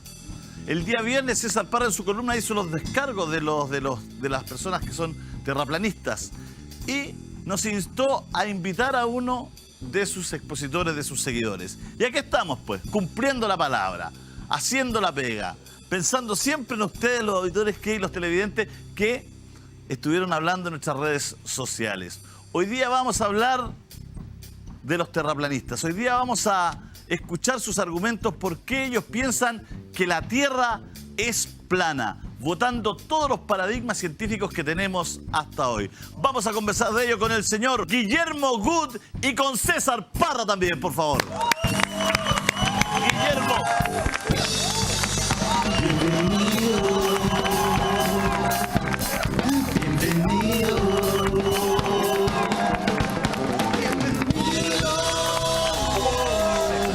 Bueno, le estamos dando contexto a la entrevista, Guillermo, porque el viernes, bueno, partió César Parra su columna de cine y nos tomó un bloque entero. Estaba disgustado con José Massa. Decía, pucha, que sentía que había sido muy hiriente con la gente que tenía una visión, una mirada distinta. Y en la mitad de la conversación, César dijo, bueno, los argumentos no los manejo yo tanto, pero sí conozco a una persona que puede venir aquí a exponer estos argumentos. Y yo le dije, bueno, no tenemos ningún problema acá. Así que, Guillermo, estamos muy contentos de tenerte acá y de poder escucharte y que nos cuentes. Bueno, gracias por la invitación, Julio. Se agradece en realidad que un tema que genera ruido, que crispa las pieles, pueda ser conversado más abiertamente. Así que en ese sentido, lo primero es la gratitud con César de atreverse a hacer algo tan osado. Y para que lo analicemos, porque como he dicho yo más de alguna vez, los que pensamos que la Tierra es plana nos venimos blandiendo la espada de una verdad sacrosanta, expresando que son nuestras verdades las que deben ser aceptadas, sino más bien cuestionémonos ciertas cosas. ¿Y cómo nace tu mirada al respecto? ¿En qué estabas tú? Tú eres arquitecto, ¿en qué estabas tú en tu vida? De pronto, ¿cómo te llega esta información? ¿Cuándo te empiezas a plantear esto? Mira, respecto de cómo fueron los sucesos, simplemente yo estaba trabajando un día en mi computador cuando me aparecen yo escuchando mucha música selecta, que es lo que uso generalmente para trabajar, música barroca que te baja las revoluciones, y aparecía algo sobre la Tierra plana. Entonces La primera reflexión que uno hace es, ¿quién puede decir que la Tierra es plana? ¿Ah? Pero respecto de eso, yo creo que hay tres cosas que son interesantes. Saludos, Giral, ¿cómo estás? Si tú quieres hablar o solo oír, pues si tú puedes ver Salón 24/7, estoy poniendo un video ahí, si tú quieres ver. Y si quieres hablar, pues solo sácate de silencio y vas a poder hablar. ¿Ok? Pues sí, voy a seguir adelante. Uno, cuando tú descalificas y niegas per se, es decir, ¿quién es el imbécil que dice que la Tierra es plana? Ahí hay una negación y una descalificación intrínseca. Después tú puedes decir, bueno, ¿quién es el que está diciendo que la Tierra es plana? Y en ese caso tal vez hay cierta curiosidad. La otra, que es la que apliqué yo, es decir, bueno, si hay alguien que dice que la Tierra es plana, por muy disparatado que sea, ¿qué es lo que debiera hacer uno? Escucharlo, po. Después dirás, no, definitivamente él está insensato, es muy descabellado. Y yo pensé que me iba a encontrar con argumentos muy religiosos, muy dogmáticos, pero dije, ya, bueno. Y la verdad es que me pusieron, como he dicho yo, un solo cornete bien puesto porque te genera muchas dudas los cuestionamientos que aparecen en el video en particular, que yo estimo que fue el primero que vi. Ya, o sea, ese primer video a ti te deja con algo, con un sabor a interrogante, a duda, que además es muy...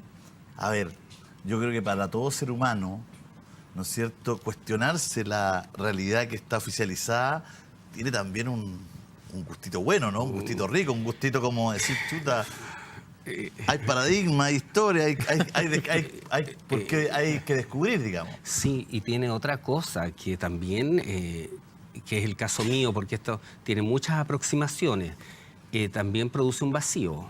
¿Tú te has quedado alguna vez, tenido esa sensación de que llegas y no está tu auto, por ejemplo? Claro. O se te quedó el computador en el metro. Claro. Esa sensación es la primera que te llega cuando finalmente dices, uy, aquí hay algo que no calza. Entonces invito en todo caso a las personas a que... He sentido ese... Pero claro, sobre todo que una vez se me quedó el teléfono sin clave en el velador. Ese terror, sí, ese tipo de ese miedo, pánico. El vacío ahí que usted dice. Similar a eso. Entonces, yo estimo además que no todas las personas están preparadas para hacer un viaje lo suficientemente profundo como para someter su humanidad a ese terror. Bueno, y a ti te empieza a picar el bichito y empieza a investigar más, ¿no? Claro, yo lo voy a dejar como dato porque puede servir para algunos. Ese video que yo recuerdo como el que gatilla las dudas se llama Carta abierta a Neil deGrasse Tyson. Y es un video que está en internet por un pensador inglés que hace 12 preguntas. Entonces te las va relatando y graficando las 12, y las primeras 4 tú empiezas a decir aquí, tratando de unir conexiones para tratar de entender para dónde va. Hay otras 4 preguntas que tú dices, claro, aquí hay algo raro. Efectivamente, hay 4 preguntas tú dices, claro, ahora entiendo las cosas que no entendía desde chico. Esto que nosotros vamos a 1.600 kilómetros por hora para allá. Todas estas cosas que te hicieron ruido cuando tú tenías 4 o 5 años y que los papás, tu profesor o tu tío te contestó de un modo, ahora te vuelve a hacer ruido a los 50 y tanto en el caso mío, a los 20, 30, como es el caso de otros terraplanistas. No usando el método de Sócrates de hacer solo preguntas, sino que usando el método científico de responder preguntas. ¿Cuál es la teoría? Ya. Bueno, buena pregunta. Más allá de invitar a las personas a hacer su propia investigación bajo el modelo geocéntrico que corresponde aproximadamente al isotipo, logotipo de las Naciones Unidas, ¿cierto? Qué raro. Que se llama proyección asintótica equidistante de Gleason. Nuestro mundo sería similar a un disco, ¿cierto?, con el anillo antártico como borde. Los continentes en esta especie de vacío, ¿cierto?, este plato de sopa, si tú quieres llamarlo, para tener una imagen gráfica, con el polo norte en el centro. Por lo tanto, por eso una brújula siempre apunta al norte y siempre apunta al sur, y siempre en un plano. Yo no punto al norte hacia allá buscando la curvatura. Siempre las brújulas se mueven en un plano horizontal, ¿ya? Entonces, este disco que tiene el anillo antártico, que tiene este plano de hielos que no sabemos dónde terminan, que a mi entender, bajo mi concepto, es infinito, ¿te fijas? Eso es muy gráfico porque ahí tú puedes ver lo que se llama circunnavegar. O sea, ahí tú tienes claramente una explicación de qué se llama dar la vuelta al mundo, que es lo que hizo Magallanes. ¿Qué se llama circunnavegar? Dar vuelta en círculo. No das una vuelta en una esfera. ¿Correcto? Entonces, esa forma es mucho más consecuente con los fenómenos tanto de nuestro firmamento, como con los fenómenos que podemos apreciar y constatar a nivel del suelo donde estamos nosotros posados. Por ejemplo, el agua. El agua siempre busca su nivel. El agua no tiene tendencia a hacer este fenómeno. En un oleaje, en efecto mecánico, qué sé yo, o en caso de viscosidad, el agua tiene una tensión superficial, pero las grandes masas de agua buscan siempre su nivel. De hecho, uno como constructor y como arquitecto, ¿qué ocupas? Un nivel de agua. ¿Te fijas? Ahora, ¿cuáles son? Entendiendo ese modelo, que ahí está más o menos graficado, tú ves que el Sol, la Luna giran en torno a nosotros, que es lo observable. Lo observable es que tú ves todos los días el Sol salir por el este y esconderse por el oeste, lo mismo que la Luna y las estrellas. Entonces, dentro del proceso de reflexión, una de las cosas interesantes que debe hacer uno en este viaje es lo que yo denomino una deconstrucción mental. Tienes que tener la capacidad de desarmar un cuerpo que era de para sacarle sus piezas y partes y transformarlo en esto y empezar a entender desde otra mirada. Ahora, si tú me apuras en términos de, bueno, ¿por qué tú dices que es plana? ¿Cuáles son tus argumentos? Yo tengo 3 o 4 argumentos que son los míos y que siempre lo he dicho, vienen desde mi constructo como arquitecto. Perfecto. No hablo ni de física, ni de velocidades inerciales, o de velocidades angulares, o de inercia, ¿cierto? Sino de conceptos que son geométricos, espaciales, tridimensionales, que son la perspectiva, los puntos de fuga, la línea del horizonte, esas herramientas. Dicho eso, yo hago el siguiente razonamiento. Si yo estoy en la playa, acostado, en vacaciones, mirando el mar, la línea del horizonte está a la altura de mis ojos y eso me parece absolutamente razonable y no me produce ninguna inquietud y es normal. Si me subo a una azotea y observo a lo lejos, la línea del horizonte está a la altura de mis ojos y tampoco me parece anormal. En el altiplano o en la alta montaña, 5.000 metros, Tara hasta 5.300, estuve en septiembre, o no sé, en el Paso de los Libertadores, 4.800 metros. Si tú observas a lo lejos, la línea del horizonte está a la altura de tus ojos. Y en un avión, también. Si tú te asomas por la ventanilla de un avión, vas a ver la línea del horizonte a la altura de tus ojos. Y no te parece extraño, pero no debiera ser así. Si tú haces un arco de circunferencia, de nuevo estoy hablando de geometría, de 40.000 kilómetros de perímetro a escala, trazas una vertical, trazas una perpendicular en el punto de tangencia y le elevas 10.000 metros, aunque sea así, necesariamente la línea del horizonte de la Tierra tendría que estar abajo de tus ojos, y eso no sucede. El tema está en que los globos aerostáticos de alta presurización a 36.400, 40.000 metros de altitud muestran el horizonte plano y a la altura del lente de la cámara. What may I do? ¿Qué quieres que haga, Julio César? ¿Me engaño? ¿Photoshopeo para quedarme tranquilo con mi esfera? ¿O asumo que quizás el mundo no sea como nos enseñaron? ¿Te gusta ese argumento? Mira, yo te dije, de hecho, el viernes, Julio, que mi tema es otro. Mi tema es básicamente lo que llamamos ciencia, la ética de la ciencia. Dígase, para mí ciencia lamentablemente es un montón de señores académicos peleándose unos por otros por mantener un puesto o básicamente vendiéndose a las mejores corporaciones, aunque tengan que venderle el arma al diablo, literalmente, ¿ok? Ese es mi tema. Ahora bien, le concedo el punto a Guillermo en el sentido de que los medios por los cuales nosotros podemos ver la Tierra desde arriba efectivamente llega hasta un avión, llegan hasta un medio aerostático, pero ya más arriba, eso ya, ¿cuántas personas?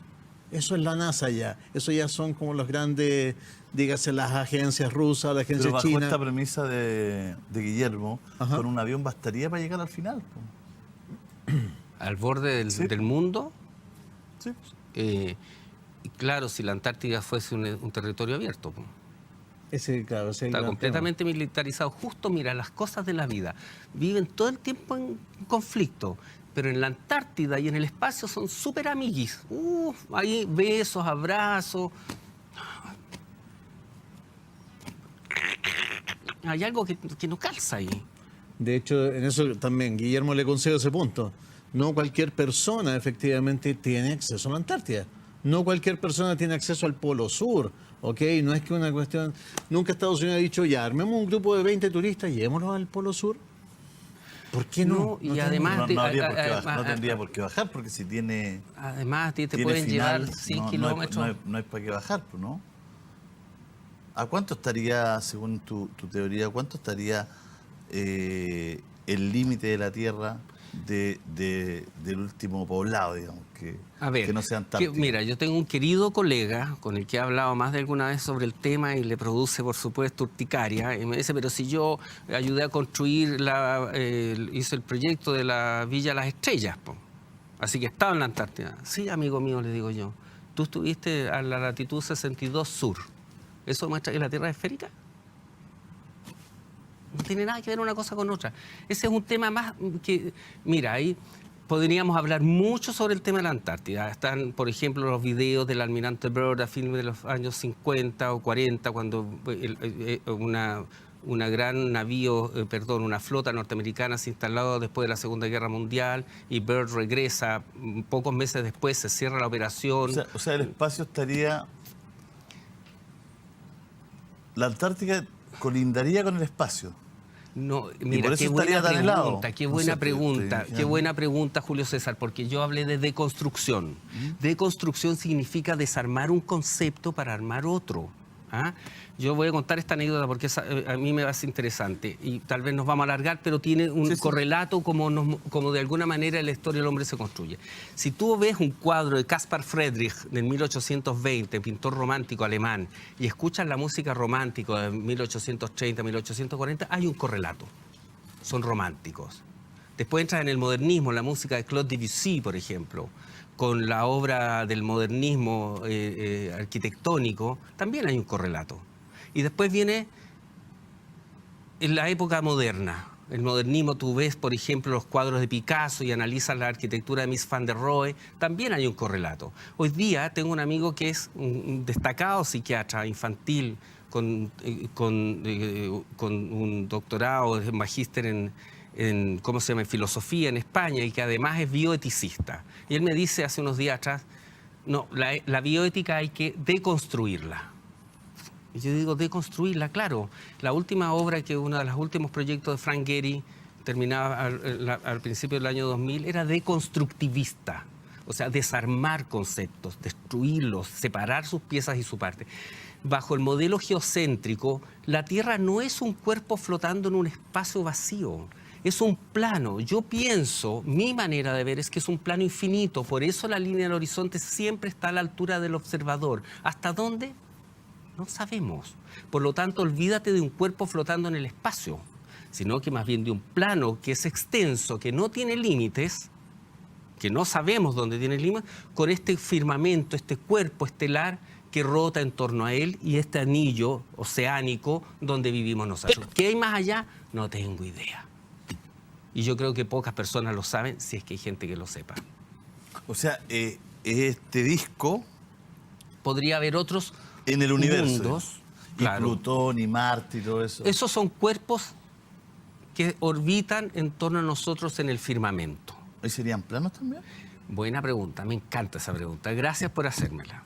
Mira, yo siempre digo lo mismo. En mis clases de lógica en el glorioso Instituto Nacional, recuerdo perfectamente... P implica Q, ¿cierto?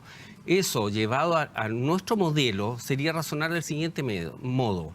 Por el hecho de que yo al observar en el firmamento cuerpos circulares que parecen esféricos, ¿eso quiere decir que yo vivo en una esfera? No, po. P no implica Q, al menos no lo sabemos. Es decir, lo que sostengo yo, todo y nada de lo que sucede allá arriba es demostración directa de la forma de cómo es aquí abajo. Eso se entiende. José Massa nos explica por qué la Tierra es redonda. Mire. El cúmulo de tierra va a tener la forma que uno quiera, ¿no? Un melón, una sandía, un maní, mientras no supere los 500 kilómetros. Pero al superar los 1000 kilómetros, la cuestión se va a redondear porque la atracción de gravedad es hacia el medio. Todos los cuerpos celestes de más de 1000 kilómetros son redondos, todos. Y los tierraplanistas dicen que el Sol es redondo, Mercurio es redondo, Venus es redondo, Júpiter es redondo, Saturno es redondo, pero la Tierra es plana. A ver, momentito, pues si son todos planetas. La Tierra es un planeta igual de picante que Mercurio, Venus y Marte, pero son planetas chiquititos, así, FONASA nivel 1. Júpiter, Saturno, Urano y Neptuno son grandes. Júpiter es 11 veces más grande que la Tierra. Saturno es 9 veces y media. Urano y Neptuno, que son los chicos de los grandes, son 4 veces más grandes que la Tierra. Pero Así dicen que sería la Tierra es gráficamente. plana, weón. No, pero Así es que- sería gráficamente. Pero esférico, pero circular.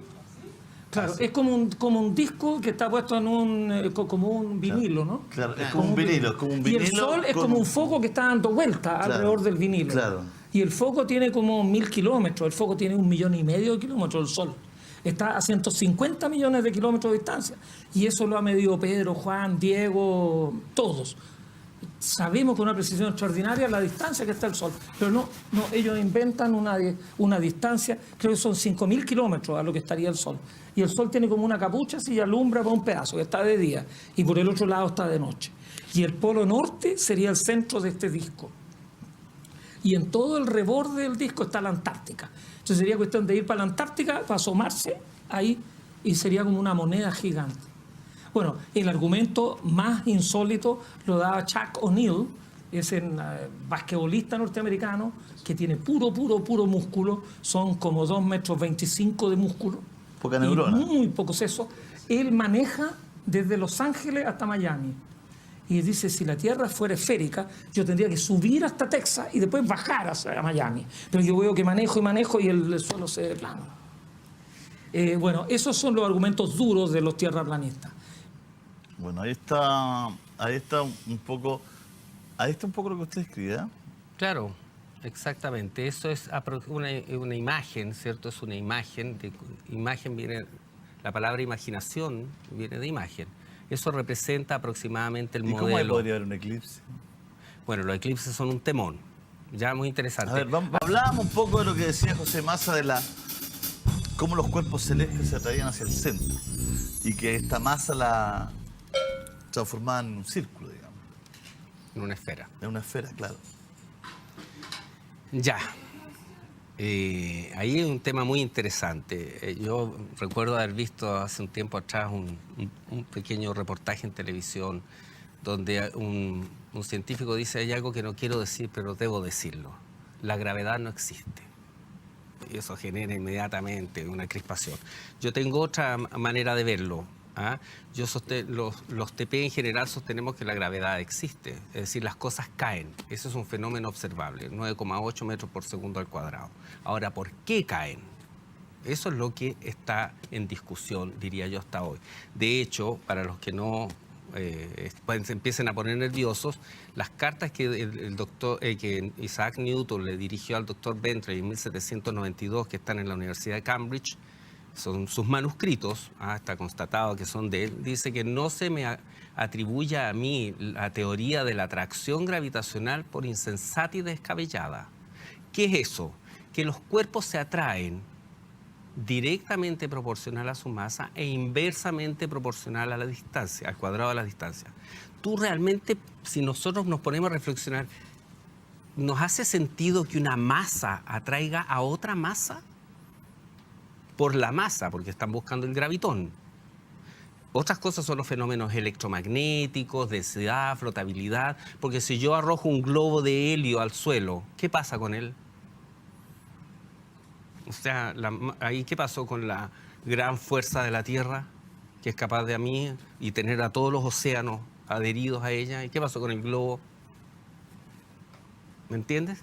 Ya, pero eso es un tema que entra, yo diría, que en áreas más profundas, más técnicas y que producen mucha crispación. Entonces, yo dejo siempre la invitación hecha. Hay un par de videos notables sobre el tema que te abren muchas luces. Yo, de hecho, lo recomiendo. Se llama De trampas se hizo la ley, de mentiras la historia. Es de mi gran amigo y mi querido amigo Iru Landucci y Lenny Leonard.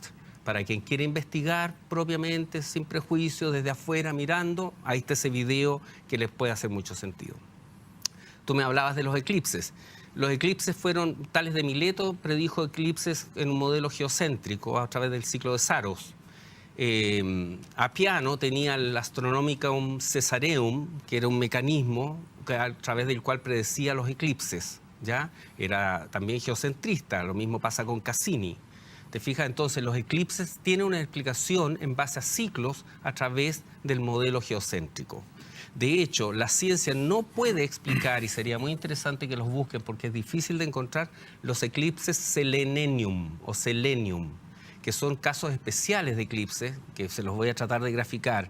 Es decir, si este es el plano de la Tierra, aquí está la Luna y aquí se está escondiendo el Sol, que va a eclipsar a la Luna, la sombra pasa en sentido opuesto. Es decir, la sombra de la Tierra debiera ir en este sentido y pasa en sentido contrario. Eso la misma ciencia no tiene cómo explicarlo. Ahí está, investíguenlo. Eclipses selenium, ¿ya? Ahora tú me preguntabas por mis argumentos. Yo dije, la línea del horizonte. Para mí la línea del horizonte es suficiente para poner en serios aprietos el modelo heliocéntrico. Trigonometría esférica. Si nuestro cuerpo es esférico, eso indica que los objetos deben esconderse en una razón a medida que se alejan producto de la caída de curvatura. ¿Estamos de acuerdo? Estamos de acuerdo. Claro, un poquito lo que yo te comentaba el otro día, Julio. Jamás, nunca, ninguna carabela desapareció por el horizonte, nunca. O sea, son esas cosas que nos han dicho en el colegio, nos repiten 1000 veces. En realidad, simplemente desaparecían porque se iban haciendo más pequeñas y eso fue. Es producto de la perspectiva. Por ejemplo, entonces hagamos un ejercicio aquí en Santiago, o no en Santiago, sino que en la zona central de Chile. Un amigo mío, que es TP, doctor, tiene 2 doctorados, profesor universitario, bajó a la playa de Las Torpederas y tomó una foto hacia Quintero. Se ve la rompiente de Quintero desde Las Torpederas. 34 kilómetros, 30 kilómetros. No debiera verse. Porque si tú haces los cálculos trigonométricos y haces los cálculos geométricos, la chimenea de ventana debiera verse solo la puntita y se ve completa. La ciudad de Buenos Aires se ve desde Colonia, 50 kilómetros, son 196 metros de caída de curvatura. El edificio más alto de Buenos Aires tiene 200 y se ve prácticamente completo, ya para ser purista. La ciudad de Chicago tiene la Torre Sears, que tiene, dependiendo si mides las agujas o no, fue diseñada por Skidmore, Merrill, según la longitud de la Tierra, eso está cerca, ¿no? 190 kilómetros. Sí, claro. No. Ya, pero si tú haces los cálculos geométricos, debieras tener, creo que son 400 metros de caída de curvatura en 196 kilómetros. Según lo que dice, por decirlo así, el modelo tradicional, no debería verse según no se debería el tamaño de la Tierra. De un lugar a otro, digamos. Claro, o sea, Buenos Aires no debiera verse desde Colonia, la playa de la rompiente Quintero no debe verse desde Las Torpederas, la isla de Kauai no se debe ver desde Oahu, Mallorca no se debe ver desde el otro lado ¿cómo se llama?, de la costa del Mediterráneo. O sea, yo tengo hoy día amigos navegantes que son TP, me dicen, pero si estuve viendo, si esa isla yo no debiera verla. ¿Y por qué se ve si no se ve hasta el final? Por muchas razones. Primera, por ejemplo, si yo me pongo en Colonia y con un catalejo, con un larga vista, con un alma, no, eso es y veo Buenos Aires, ¿por qué no sigo viendo para atrás? Buena pregunta, porque tienes muchas. Porque tienes muchos obstáculos. Tienes obstáculos de polución, contaminación, pérdida de resolución angular, humedad, polvo, perspectiva. Pero nada de eso, no siempre está nublado, digamos. No, pues si la vista, hay una cosa que se llama resolución angular. Tú no puedes ver más allá de cierto ángulo. Pero en la noche con las puras luces, no. Si yo me pongo en Colonia en la noche con un estos modernos. Mira, Y miro Buenos Aires, supongo que si la Tierra es plana, miro atrás, po. No, bueno, a partir de Buenos Aires en primer plano, claro. ¿Qué más va a ver hacia atrás? Pero ¿podría ver hacia atrás? Por perspectiva no, puedes ver hasta donde tengas capacidad el lente de recibir un poco de luz. Pero si con lentes podemos ver, con super telescopio podemos ver el espacio, no poder ver... pero ¿qué es lo que vemos? No vamos a poder ver Avellaneda, por Sí, ejemplo. pero vemos cuerpos circulares, ciertos astros. Lo que hacemos es aumentar un poco el tamaño de lo que vemos. No vemos necesariamente... ¿Me sigues o no? Hay una cosa que se llama perspectiva. ¿Te explico lo que es la perspectiva? Ya, explícame lo que es la perspectiva. Si podemos ver hasta el final, digamos. Aquí hay unos monitos que estuvimos discutiendo hace unos instantes. Estaba acalorada la situación, pero vamos.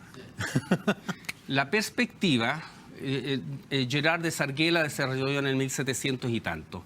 Tiene relación con la línea del horizonte. Si yo tengo un personaje aquí, un observador,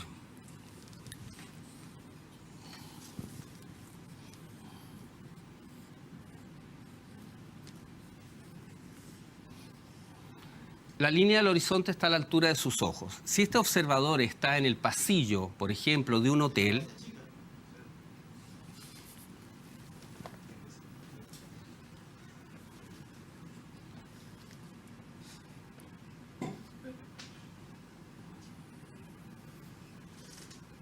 ahora yo soy el observador y estoy aquí a la misma altura de él, pero al lado de él. Y esta es una habitación de un hotel. ¿Cierto? Allá hasta el fondo del pasillo. ¿Estamos? Y acá yo tengo las puertas, por ejemplo.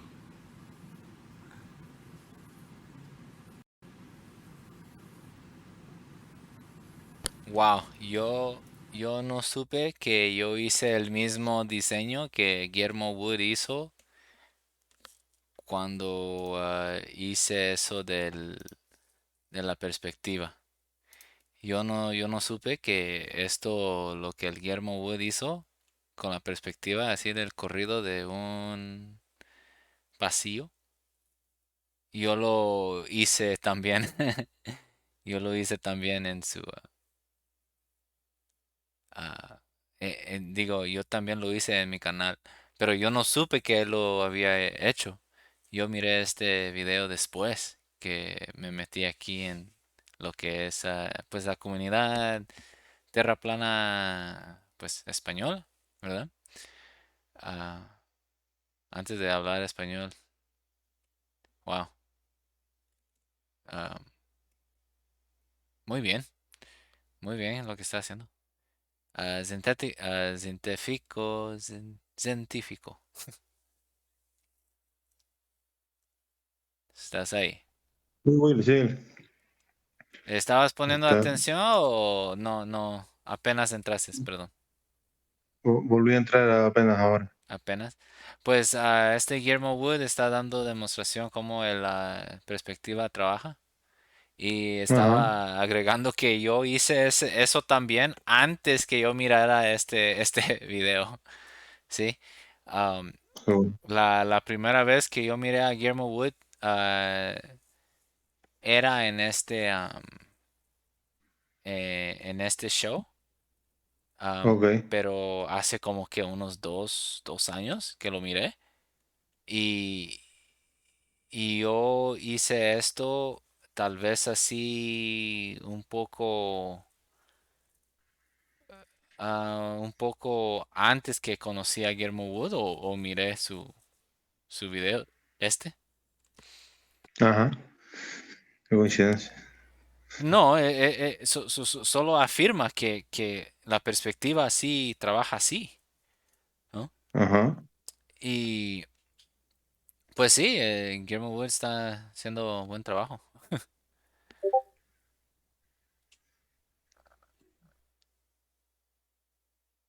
A ver, seguimos. ¿Esa puerta de allá es más pequeña que las otras? No. Se ve más pequeña. Claro, lógico. ¿El piso está más alto que el observador? ¿El pavimento está más elevado que el observador? No. pero se ve así. Estos son los fenómenos de la perspectiva. La perspectiva funciona así. Por lo tanto, ese edificio que tú dices que está en el Everest, no lo ves porque está muy pequeño y muy lejos, no por otra razón. De hecho, creo que Tolan, se llama un investigador norteamericano, acaba de ocurrirse la genial idea de colocar filtros infrarrojos en sus cámaras y en avión ve a 1200 kilómetros. ¿Por qué? Porque eliminando la polución, la contaminación y una cantidad de agentes que te quitan resolución angular y visibilidad, puedes ver mucho más allá, tal como dices tú en tu ejemplo. Claro, claro. Ahí está la respuesta. Por eso no puedes ver el Everest. Si el Everest no lo ves, no porque no lo ves por perspectiva, por distancia. Me explico, ¿no? El ejemplo de la puerta es claro. La puerta no es más chica, pero se ve más chica. Por lo tanto, el Everest, por muy grande que sea, si la Tierra es plana y está muy lejos, no lo vas a ver. Guillermo, y respecto a, bueno, también hay el experimento clásico, porque, bueno, el profesor Massa menciona que la Tierra ha sido medida muchas veces, pues de distintas formas. Pero la clásica fue la primera, la de este griego que... Eratóstenes. Eratóstenes. Claro, claro, con Eratóstenes tenemos varios problemas. ¿Nos metemos en Eratóstenes? Vamos a Eratóstenes. Vaya la avisada. Ya, estamos grabando todo, estamos grabando sí, todo. está bien. Eratóstenes sostiene...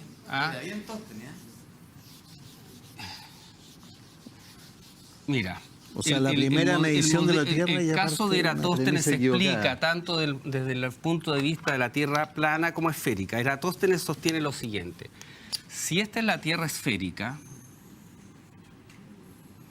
Los nervios me tienen el pulso... Y este es el Sol, este es el modelo de Eratóstenes. Y tenemos aquí un elemento vertical y otro en Alejandría y otro en Siena, ¿cierto?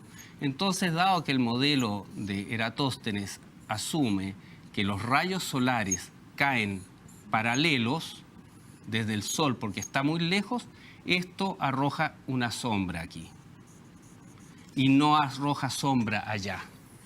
Eso es Eratóstenes. El problema está en que hay varias razones. Primero, nadie sabe cómo calculó esta distancia. Si yo les cuento lo que dice la ciencia de cómo calculó la distancia, ya entramos en problemas. Se dice que fue con un grupo de militar de ejército que tenían un paso regular y pudieron calcular los 800 kilómetros, no me acuerdo qué distancia hay, entre Siena y Alejandría. Hablaban de estadios, de hecho, en aquella época. Exacto. O se asume que son X estadios. Nadie sabe si son estadios griegos o egipcios, de qué tamaño está. Y la otra, de Santa Laura. Y la otra, búsquenlo, está ahí en las redes, hay que filtrarlo, por supuesto, tenemos que ir más profundo. Era que un camellero que tenía también un sentido regular de las distancias había medido la distancia. O sea, un mito.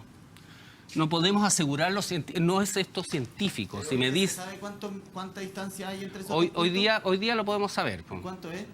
Creo que son 800 kilómetros, pero puedo estar equivocado. ¿Entre qué?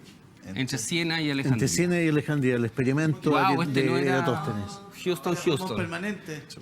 Houston, tenemos un problema. Al ladito. Pues vamos a usar esto mismo. Esperemos que este sí sea... I'm sorry. El tema está... ¿Por qué alguien pone un plumón permanente? Porque fue un lapsus scriptum. No, una broma. No. Lo despedimos al tiro. Ya está despedido, ¿no? Cuando tú observas el Sol, ¿los rayos del Sol son paralelos? Los rayos del Sol son divergentes. Obsérvalos. Tú no ves los rayos del Sol cayendo como la lluvia. Si me declaro ignorante, no. Como los rayos del Sol no caen como la lluvia. Sol, ¿no? Por lo tanto, el caso de Eratóstenes se explica del mismo modo. Buen ejemplo. Mira, en una tierra plana,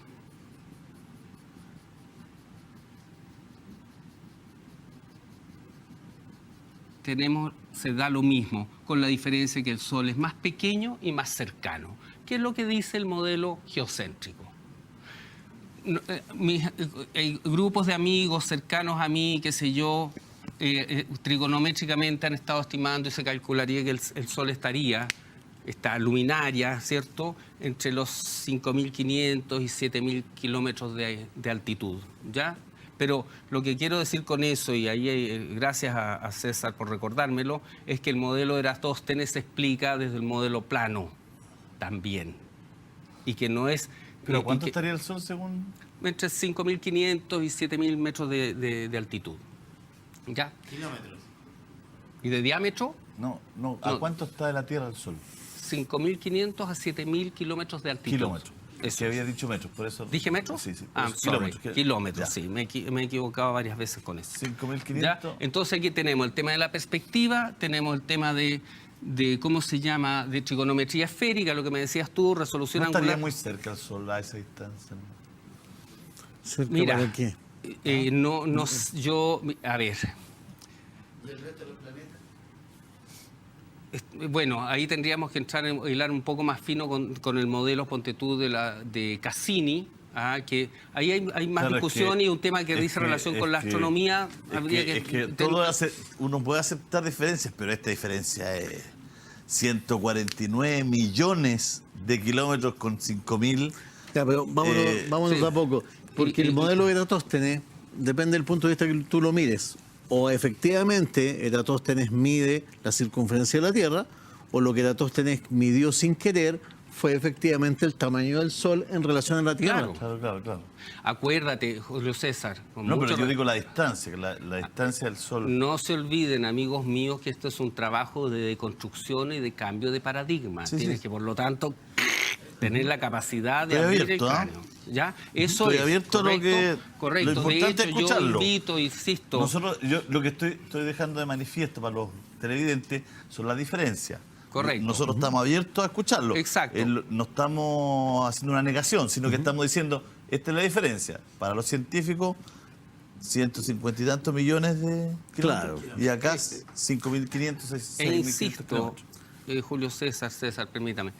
Yo insisto, no estamos blandiendo verdades irredarguibles con el mapa de la Tierra plana acá, ¿cierto? Un libro sagrado. Estamos cuestionando el modelo a la razón y a la luz de las herramientas que tenemos hoy día. Hace 50 años o 100 años atrás no teníamos los teleobjetivos que tenemos hoy día, no tenemos los equipos de posicionamiento de datos que tenemos hoy día, no tenemos las redes de comunicación que tenemos hoy día que le permite a las personas libremente investigar.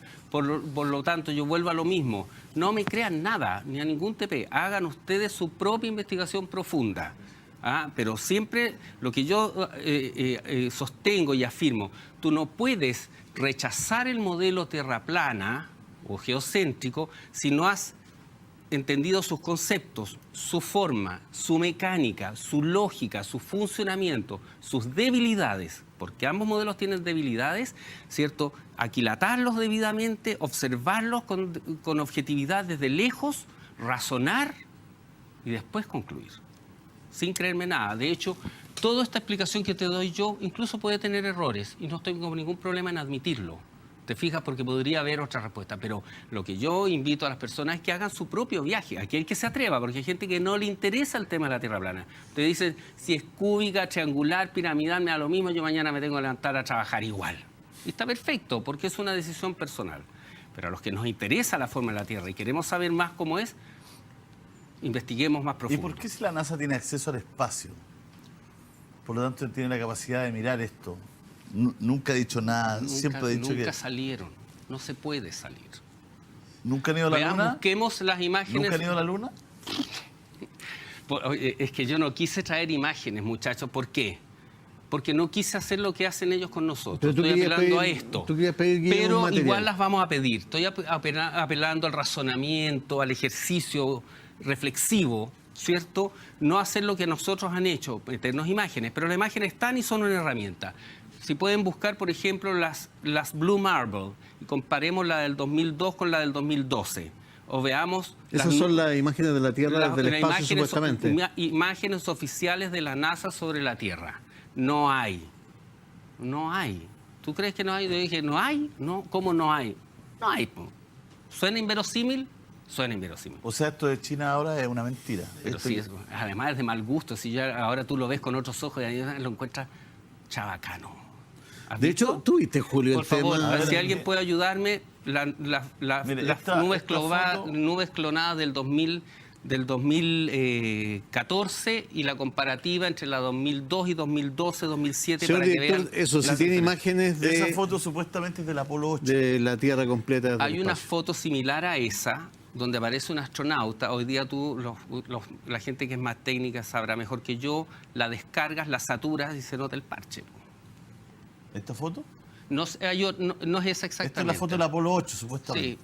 Hay otras imágenes hoy día, tú puedes descargarlas, saturarlas, tirar los tonos de gris, no sé, y te aparece el parche. Hay una imagen clásica que aparece la escafandra esta de uno de estos pseudo astronautas. Aquí aparece la Tierra acá, ¿cierto? Una toma, y aquí tú la saturas y aparece un parche. Mira, tenemos las tierras del 72 al 2015. Siéntate, Guillermo. Ya, ahí veamos algunas donde podamos comparar, por ejemplo, el tamaño de los continentes. Mira la del 2012, el Golfo de México. Y observa la del 2007.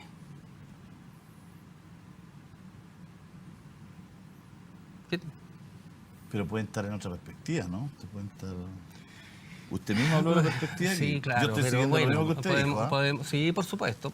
Bueno, busquemos las nubes clonadas. No tanto más del mismo ángulo, el mismo lugar, me imagino. Ya, podría ser. Ya, dejémoslo abierto. Creo que Lucho queda de ahí mismo y sácate la foto. No. Dejémoslo abierto y las nubes photoshopeadas del 2014. De donde se pudo se sacó la foto, me imagino, ¿no? Del 2014. ¿Pero a ti te parece que es un tema de perspectiva? O sea, a mí claramente no están sacadas desde el mismo lugar. Ya, bueno, dejémoslo abierto. Abierto. Eso me parece a mí. O sea, pensar de que en no sé cuántos años llegaron a la misma esquina del espacio no me cuadra. Ahora bien, ojo si efectivamente lo que quieres es ver factores como si ha habido cambios en la Tierra debido a ABC, la capa de ozono, el cambio climático, debería ser desde el mismo lugar siempre, como una especie de referencia. Ahora bien, a lo que se refería Guillermo, efectivamente, el tema de que hay cosas absurdas en las fotos de la NASA, como las nubes clonadas. No sé si el director se puede conseguir algunas por ahí. Nubes clonadas, o sea, como que alguien fabrica una imagen digital de la Tierra, que supuestamente nos la venden como tomada por satélite. O sea, no se quiere dar el trabajo de hacer bien el photoshopeo. Que ninguna agencia ha salido al espacio. Pero en mi opinión, absolutamente. Mi opinión es que absolutamente es imposible que se salga. Esa es mi opinión. Y probablemente la de muchos de la corriente geocentrista. De hecho, si tú tienes imágenes reales de la Tierra desde afuera, supongamos que tenemos una cuota de duda sobre el aspecto prospéctico del caso del Golfo de México que te mostraba yo ahora. Explícame por qué la del 2014 tiene las nubes hechas con Photoshop, entonces. ¿Por qué es tan copy-paste? Si tú puedes constatar que esta misma nube se repite aquí, se repite allá y otra nube se repite. Si es una imagen tomada del espacio exterior, no tiene ninguna lógica. Dame una. Hay otra que es notable, que es el lado oscuro de la luna de la EPIC a 190. Aquí tenemos una foto de... Ahí está. Mire, observen esas nubes. Ahí está. Esa es una... comillas, fotografía oficial de la NASA. Está en las páginas de la NASA. Ahora, lo que ya es absurdo es el lado oscuro de la Luna constatado por la sonda EPIC a 196 millones de kilómetros. Esa ya es realmente, es como para ponernos a prueba a ver qué tan... El otro día nos enseñaron que es el lado oculto, no oscuro. El lado oculto de la Luna, ¿no? Bueno. No, y fíjate que a veces la NASA tiene un sentido del humor incluso medio siniestro. De hecho, en la foto más clara que existe de Plutón está la cara del perro Pluto, por ejemplo, y nos quieren hacer pasar eso como si efectivamente fuera Plutón. Pero ¿por qué la NASA mentiría y por qué ninguna otra agencia espacial lo desmentiría? Bueno, yo tengo mi opinión al respecto. Yo también te puedo dar mi opinión personal. Chinos, si la NASA miente, ¿por qué los chinos no dicen, oye, esto es mentira? ¿Por qué los rusos no dicen, no, esto es mentira? ¿Por qué los peruanos que mandaron un satélite? ¿Has visto cuando lanzan el satélite? Por favor, busquen cómo se pone en órbita un nanosatélite. Si realmente es una humorada. Por favor, búsquenlo. Yo no lo hagan ahora, háganlo cuando quieran. Busquen, investiguen, se van a encontrar, van a quedar asombrados. Mira, ¿quién comenzó la carrera espacial? Los soviéticos, pues. Llegaron antes. Ellos comenzaron con el Sputnik, claro. Y los gringos se subieron al tiro al carro y son amigos en la Antártida. Lo saben. ¿Quiénes lo sabe la viejita que contesta el teléfono en la oficina de ¿cómo se llama? Del cosmódromo de Robotnik? No tiene idea, pues ya... O el cabro que fabricó un equipo electrónico. ¿Pero por qué de generación en generación ocultar algo así? ¿En qué gana? Amigo mío, es la parte de arriba de la madriguera, del agujero, claro, de la madriguera. ¿Por qué ocultar algo así? Pero sería súper bueno decir, oye, esto no es así acá. Bueno, no veo en qué se perdería. Yo tengo mi opinión. César, ¿quiere dar la suya? A ver, yo voy a dar la mía, yo me voy a jugar. Yo solo que esto se sepa, que las nuevas generaciones de líderes, que las nuevas generaciones de científicos puedan decir, oye, ¿sabes que la Tierra es plana? Esto solo traería beneficio, no le veo el... Exacto. Mira, yo te voy a decir mi opinión, que no necesariamente tiene que ser la de Guillermo. Y está entrevista, de hecho, en la declaración que da el profesor Massa. Cuando él dice, somos un planeta de segunda. Somos en realidad... La nada, somos, no sé cómo se refirió, no me acuerdo de las palabras exactas. FONASA nivel 1 o algo así. Entonces, ahí hay un concepto, no sé, pero que primero que todo es terriblemente deshumanizador respecto a lo que somos dentro del universo. ¿Ok? Somos un milagro desde cualquier punto de vista que tú lo tomes. Somos un milagro respecto a la brizna de pasto más sencilla hasta efectivamente el cerebro humano, como decía Violeta Parra, ¿ok? Entonces, que nos traten efectivamente de planeta nivel 1, para mí... Ya, pero es una formalidad. No, a lo que voy es que está hablando con un científico que está hablando del porte, no está hablando de los seres humanos. Claro, pero tú sabes perfectamente que hay un concepto de esa manera. Hay un concepto de eso. No te la dejo pasar porque soy un ya, pero hay un concepto... El gallo está... Pero espérate. César, el gallo está explicando el porte. No está explicando los seres humanos, ni el milagro de la vida, ni nada. Pero para mí hay un concepto deshumanizador detrás. Sí, pero tiene cierta implicancia, a mi modo de ver, sin duda. Está armando una cosa pequeña. Si él está diciendo de qué porte, está hablando de los planetas, los portes. Que hay planetas grandes y planetas chicos. Y que este es un planeta chico, ¿no? Tiene algo con los seres humanos, claro. Pero deporte. No, y de forma. Complemento esa reflexión. Mira, ¿cuánto recibe? ¿Cuáles son, a mi modo de ver, algunas de estas capas que nos permitirían tratar de comprender el porqué? Que no es fácil. Yo partiría de lo más pedestre. ¿Cuánto recibe la NASA? ¿Alguien sabe cuánto recibe la NASA? Pero si la NASA dijera que la Tierra es plana, recibiría más, Guillermo. Vamos de a poco, Julio. No recibiría más. Descubrimos esto. Yo le daría más. Si fuera yo congresista, le daría más. Pero veamos, vamos. Porque hasta ahora no descubren nada, digamos. ¿Me entiendes? Vamos de a poco. ¿Alguien sabe acá en el set cuánto recibe la NASA? No, yo no tengo idea. 52 millones de dólares. ¿Y eso diarios. Pero la NASA no está ahí porque la Tierra es redonda. Ya, pero vamos de a poco. Diarios. No solo, digo yo, es lo que acumulas con esa fortuna. Pero es que tú das a entender, espérate, porque Guillermo, tú das a entender, es que sí, porque si yo no te contrapregunto, tú aquí podés decir puras disparates. Mira, eso no implica que la Tierra sea plana, no implica que no le den los 50. Efectivamente. Entonces tú pones hechos que no son hechos. El dinero que tú pones datos neutros y los pones, das a entender algo que no es. Discúlpame, pero yo estoy acá también. Vamos de a poco. Que la NASA reciba 52 millones de dólares cada 24 horas no demuestra que la Tierra es plana. Claro. ¿Estamos de acuerdo? Estamos de acuerdo. O a cada 5 minutos. Ya, lo mismo. Pero da mucho poder. Sí. Da mucho poder. Sí. Y dejas de hacer muchas cosas con eso. Sí. Estamos de acuerdo. Ya. Eso es lo pedestre. ¿Y si la Tierra es plana los deja recibir? Veamos, vamos más allá. Vamos allá. Si nosotros con certidumbre podemos afirmar que el conocimiento es poder, ¿estamos de acuerdo? ¿Qué es la ignorancia? Falta de poder. Mientras menos nosotros sabemos de ciertos fenómenos, falta de conocimiento. El que sabe puede utilizarlo falta de conocimiento, no de poder. Claro, y también pierdes poder. A través del conocimiento uno obtiene poder. Sí, Al revés. Sí, pero si yo hay cosas que ignoro y que tú sabes, tú tienes más poder sobre Por supuesto, porque tengo conocimiento. Por eso te Pero digo. no al revés, no tengo poder primero y conocimiento después. Bueno, por eso, al conocer yo ciertas cosas que tú ignoras, el que tiene más conocimiento tiene más poder sobre el otro. Claro, ahí sí. A mí me pasa en mi oficina. Con mi hermano, que a veces no tiene poder resolver algo y me necesita para que yo resuelva algo. El conocimiento y la información. Y yo sé resolverlo en 3 minutos porque está en una situación de privilegio sobre el que no la tiene. Por lo tanto, eso es. Pues, si yo tengo más poder, puedo usarlo a mi favor de los que no lo tienen. Ya, pero ahora, en un mundo globalizado, tú me quieres decir que solo la NASA tiene esa información y nadie más la tiene. Las agencias espaciales. ¿Sí? Las esferas de poder, pues, amigo mío. ¿Por qué se llaman esferas de poder? O sea, más que la NASA. Pero, a ver, es que vamos... No, es que estoy tratando como de entender, porque si te entiendo, no es solo la NASA, es un anillo de poder que concentraría, estarían de acuerdo, digamos. Este es el inicio de la madriguera. Claro.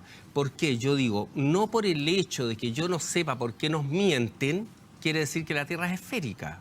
¿Me entiendes? Es decir, si yo, por trigonometría esférica, por las leyes de la perspectiva, ¿cierto? Por Polaris, yo después lo podemos ver, para mí, y lo tengo bien registrado, yo lo he dicho más de alguna vez, solo Polaris es suficiente para poner en serios aprietos el modelo esférico, ¿ya? Pero lo podemos analizar después.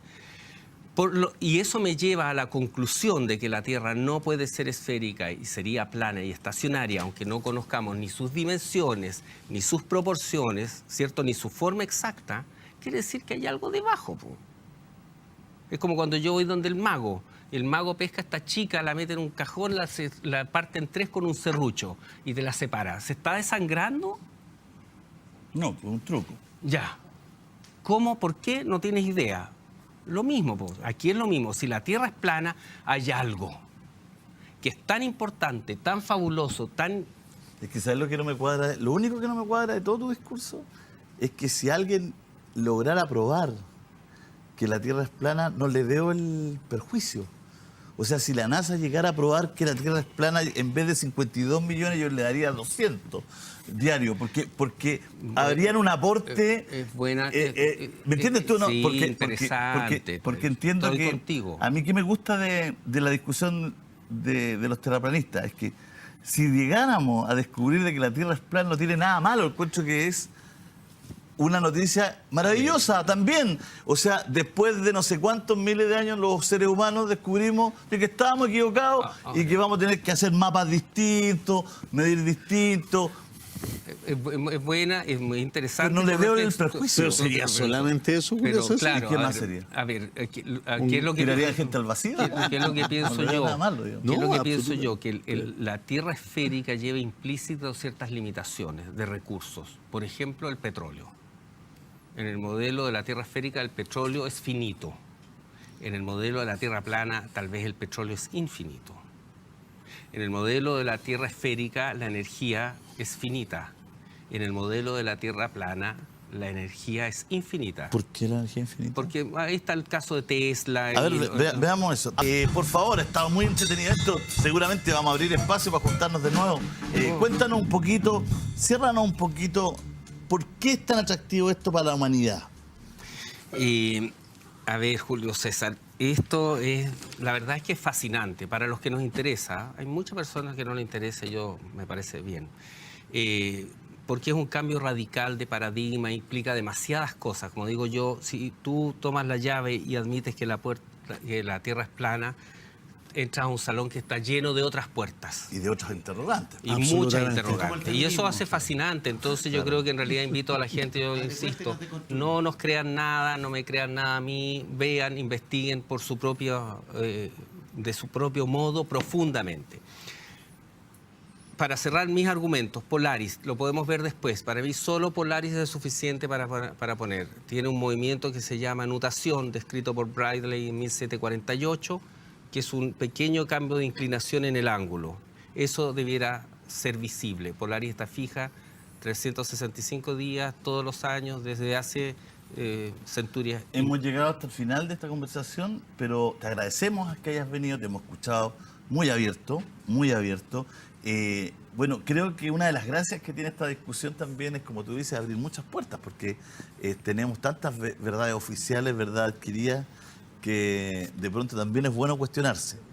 Así que te agradecemos, Guillermo, Sí. que hayas venido al programa. Bueno. Y también, César, también te agradecemos por acompañar a Guillermo, ¿no? Muchas gracias. Yo lo último, agradecerte, Julio César. Estoy pero feliz de venir.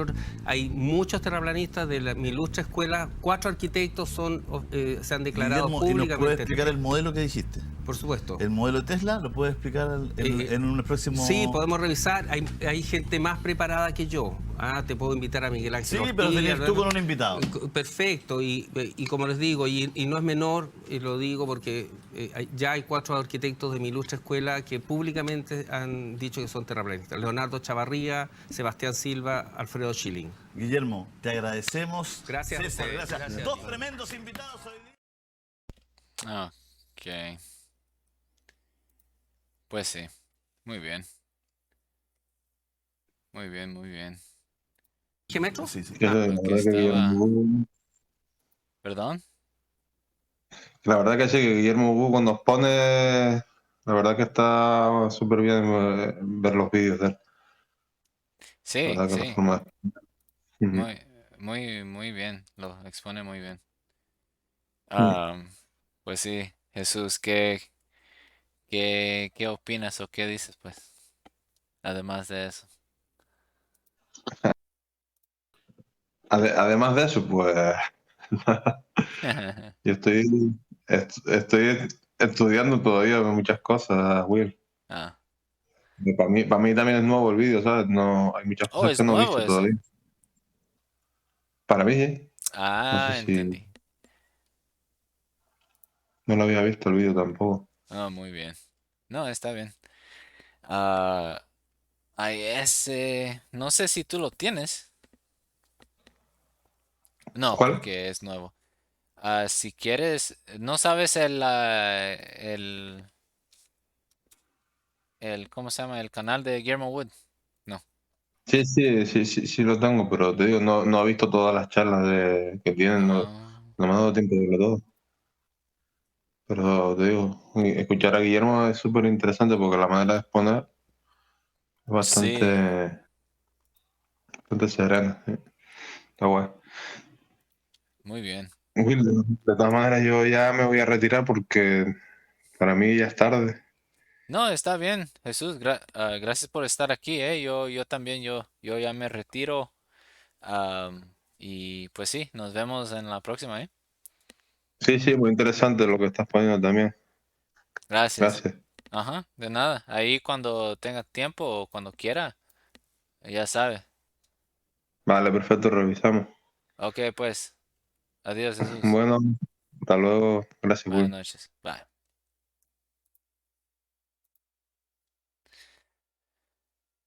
Pues sí. Pues sí, todos. Yo creo que ya esto ya fue suficiente tiempo. Voy a parar. Gracias por todos estar aquí y pues nos miraremos en el próximo, ¿eh? Chao, chao.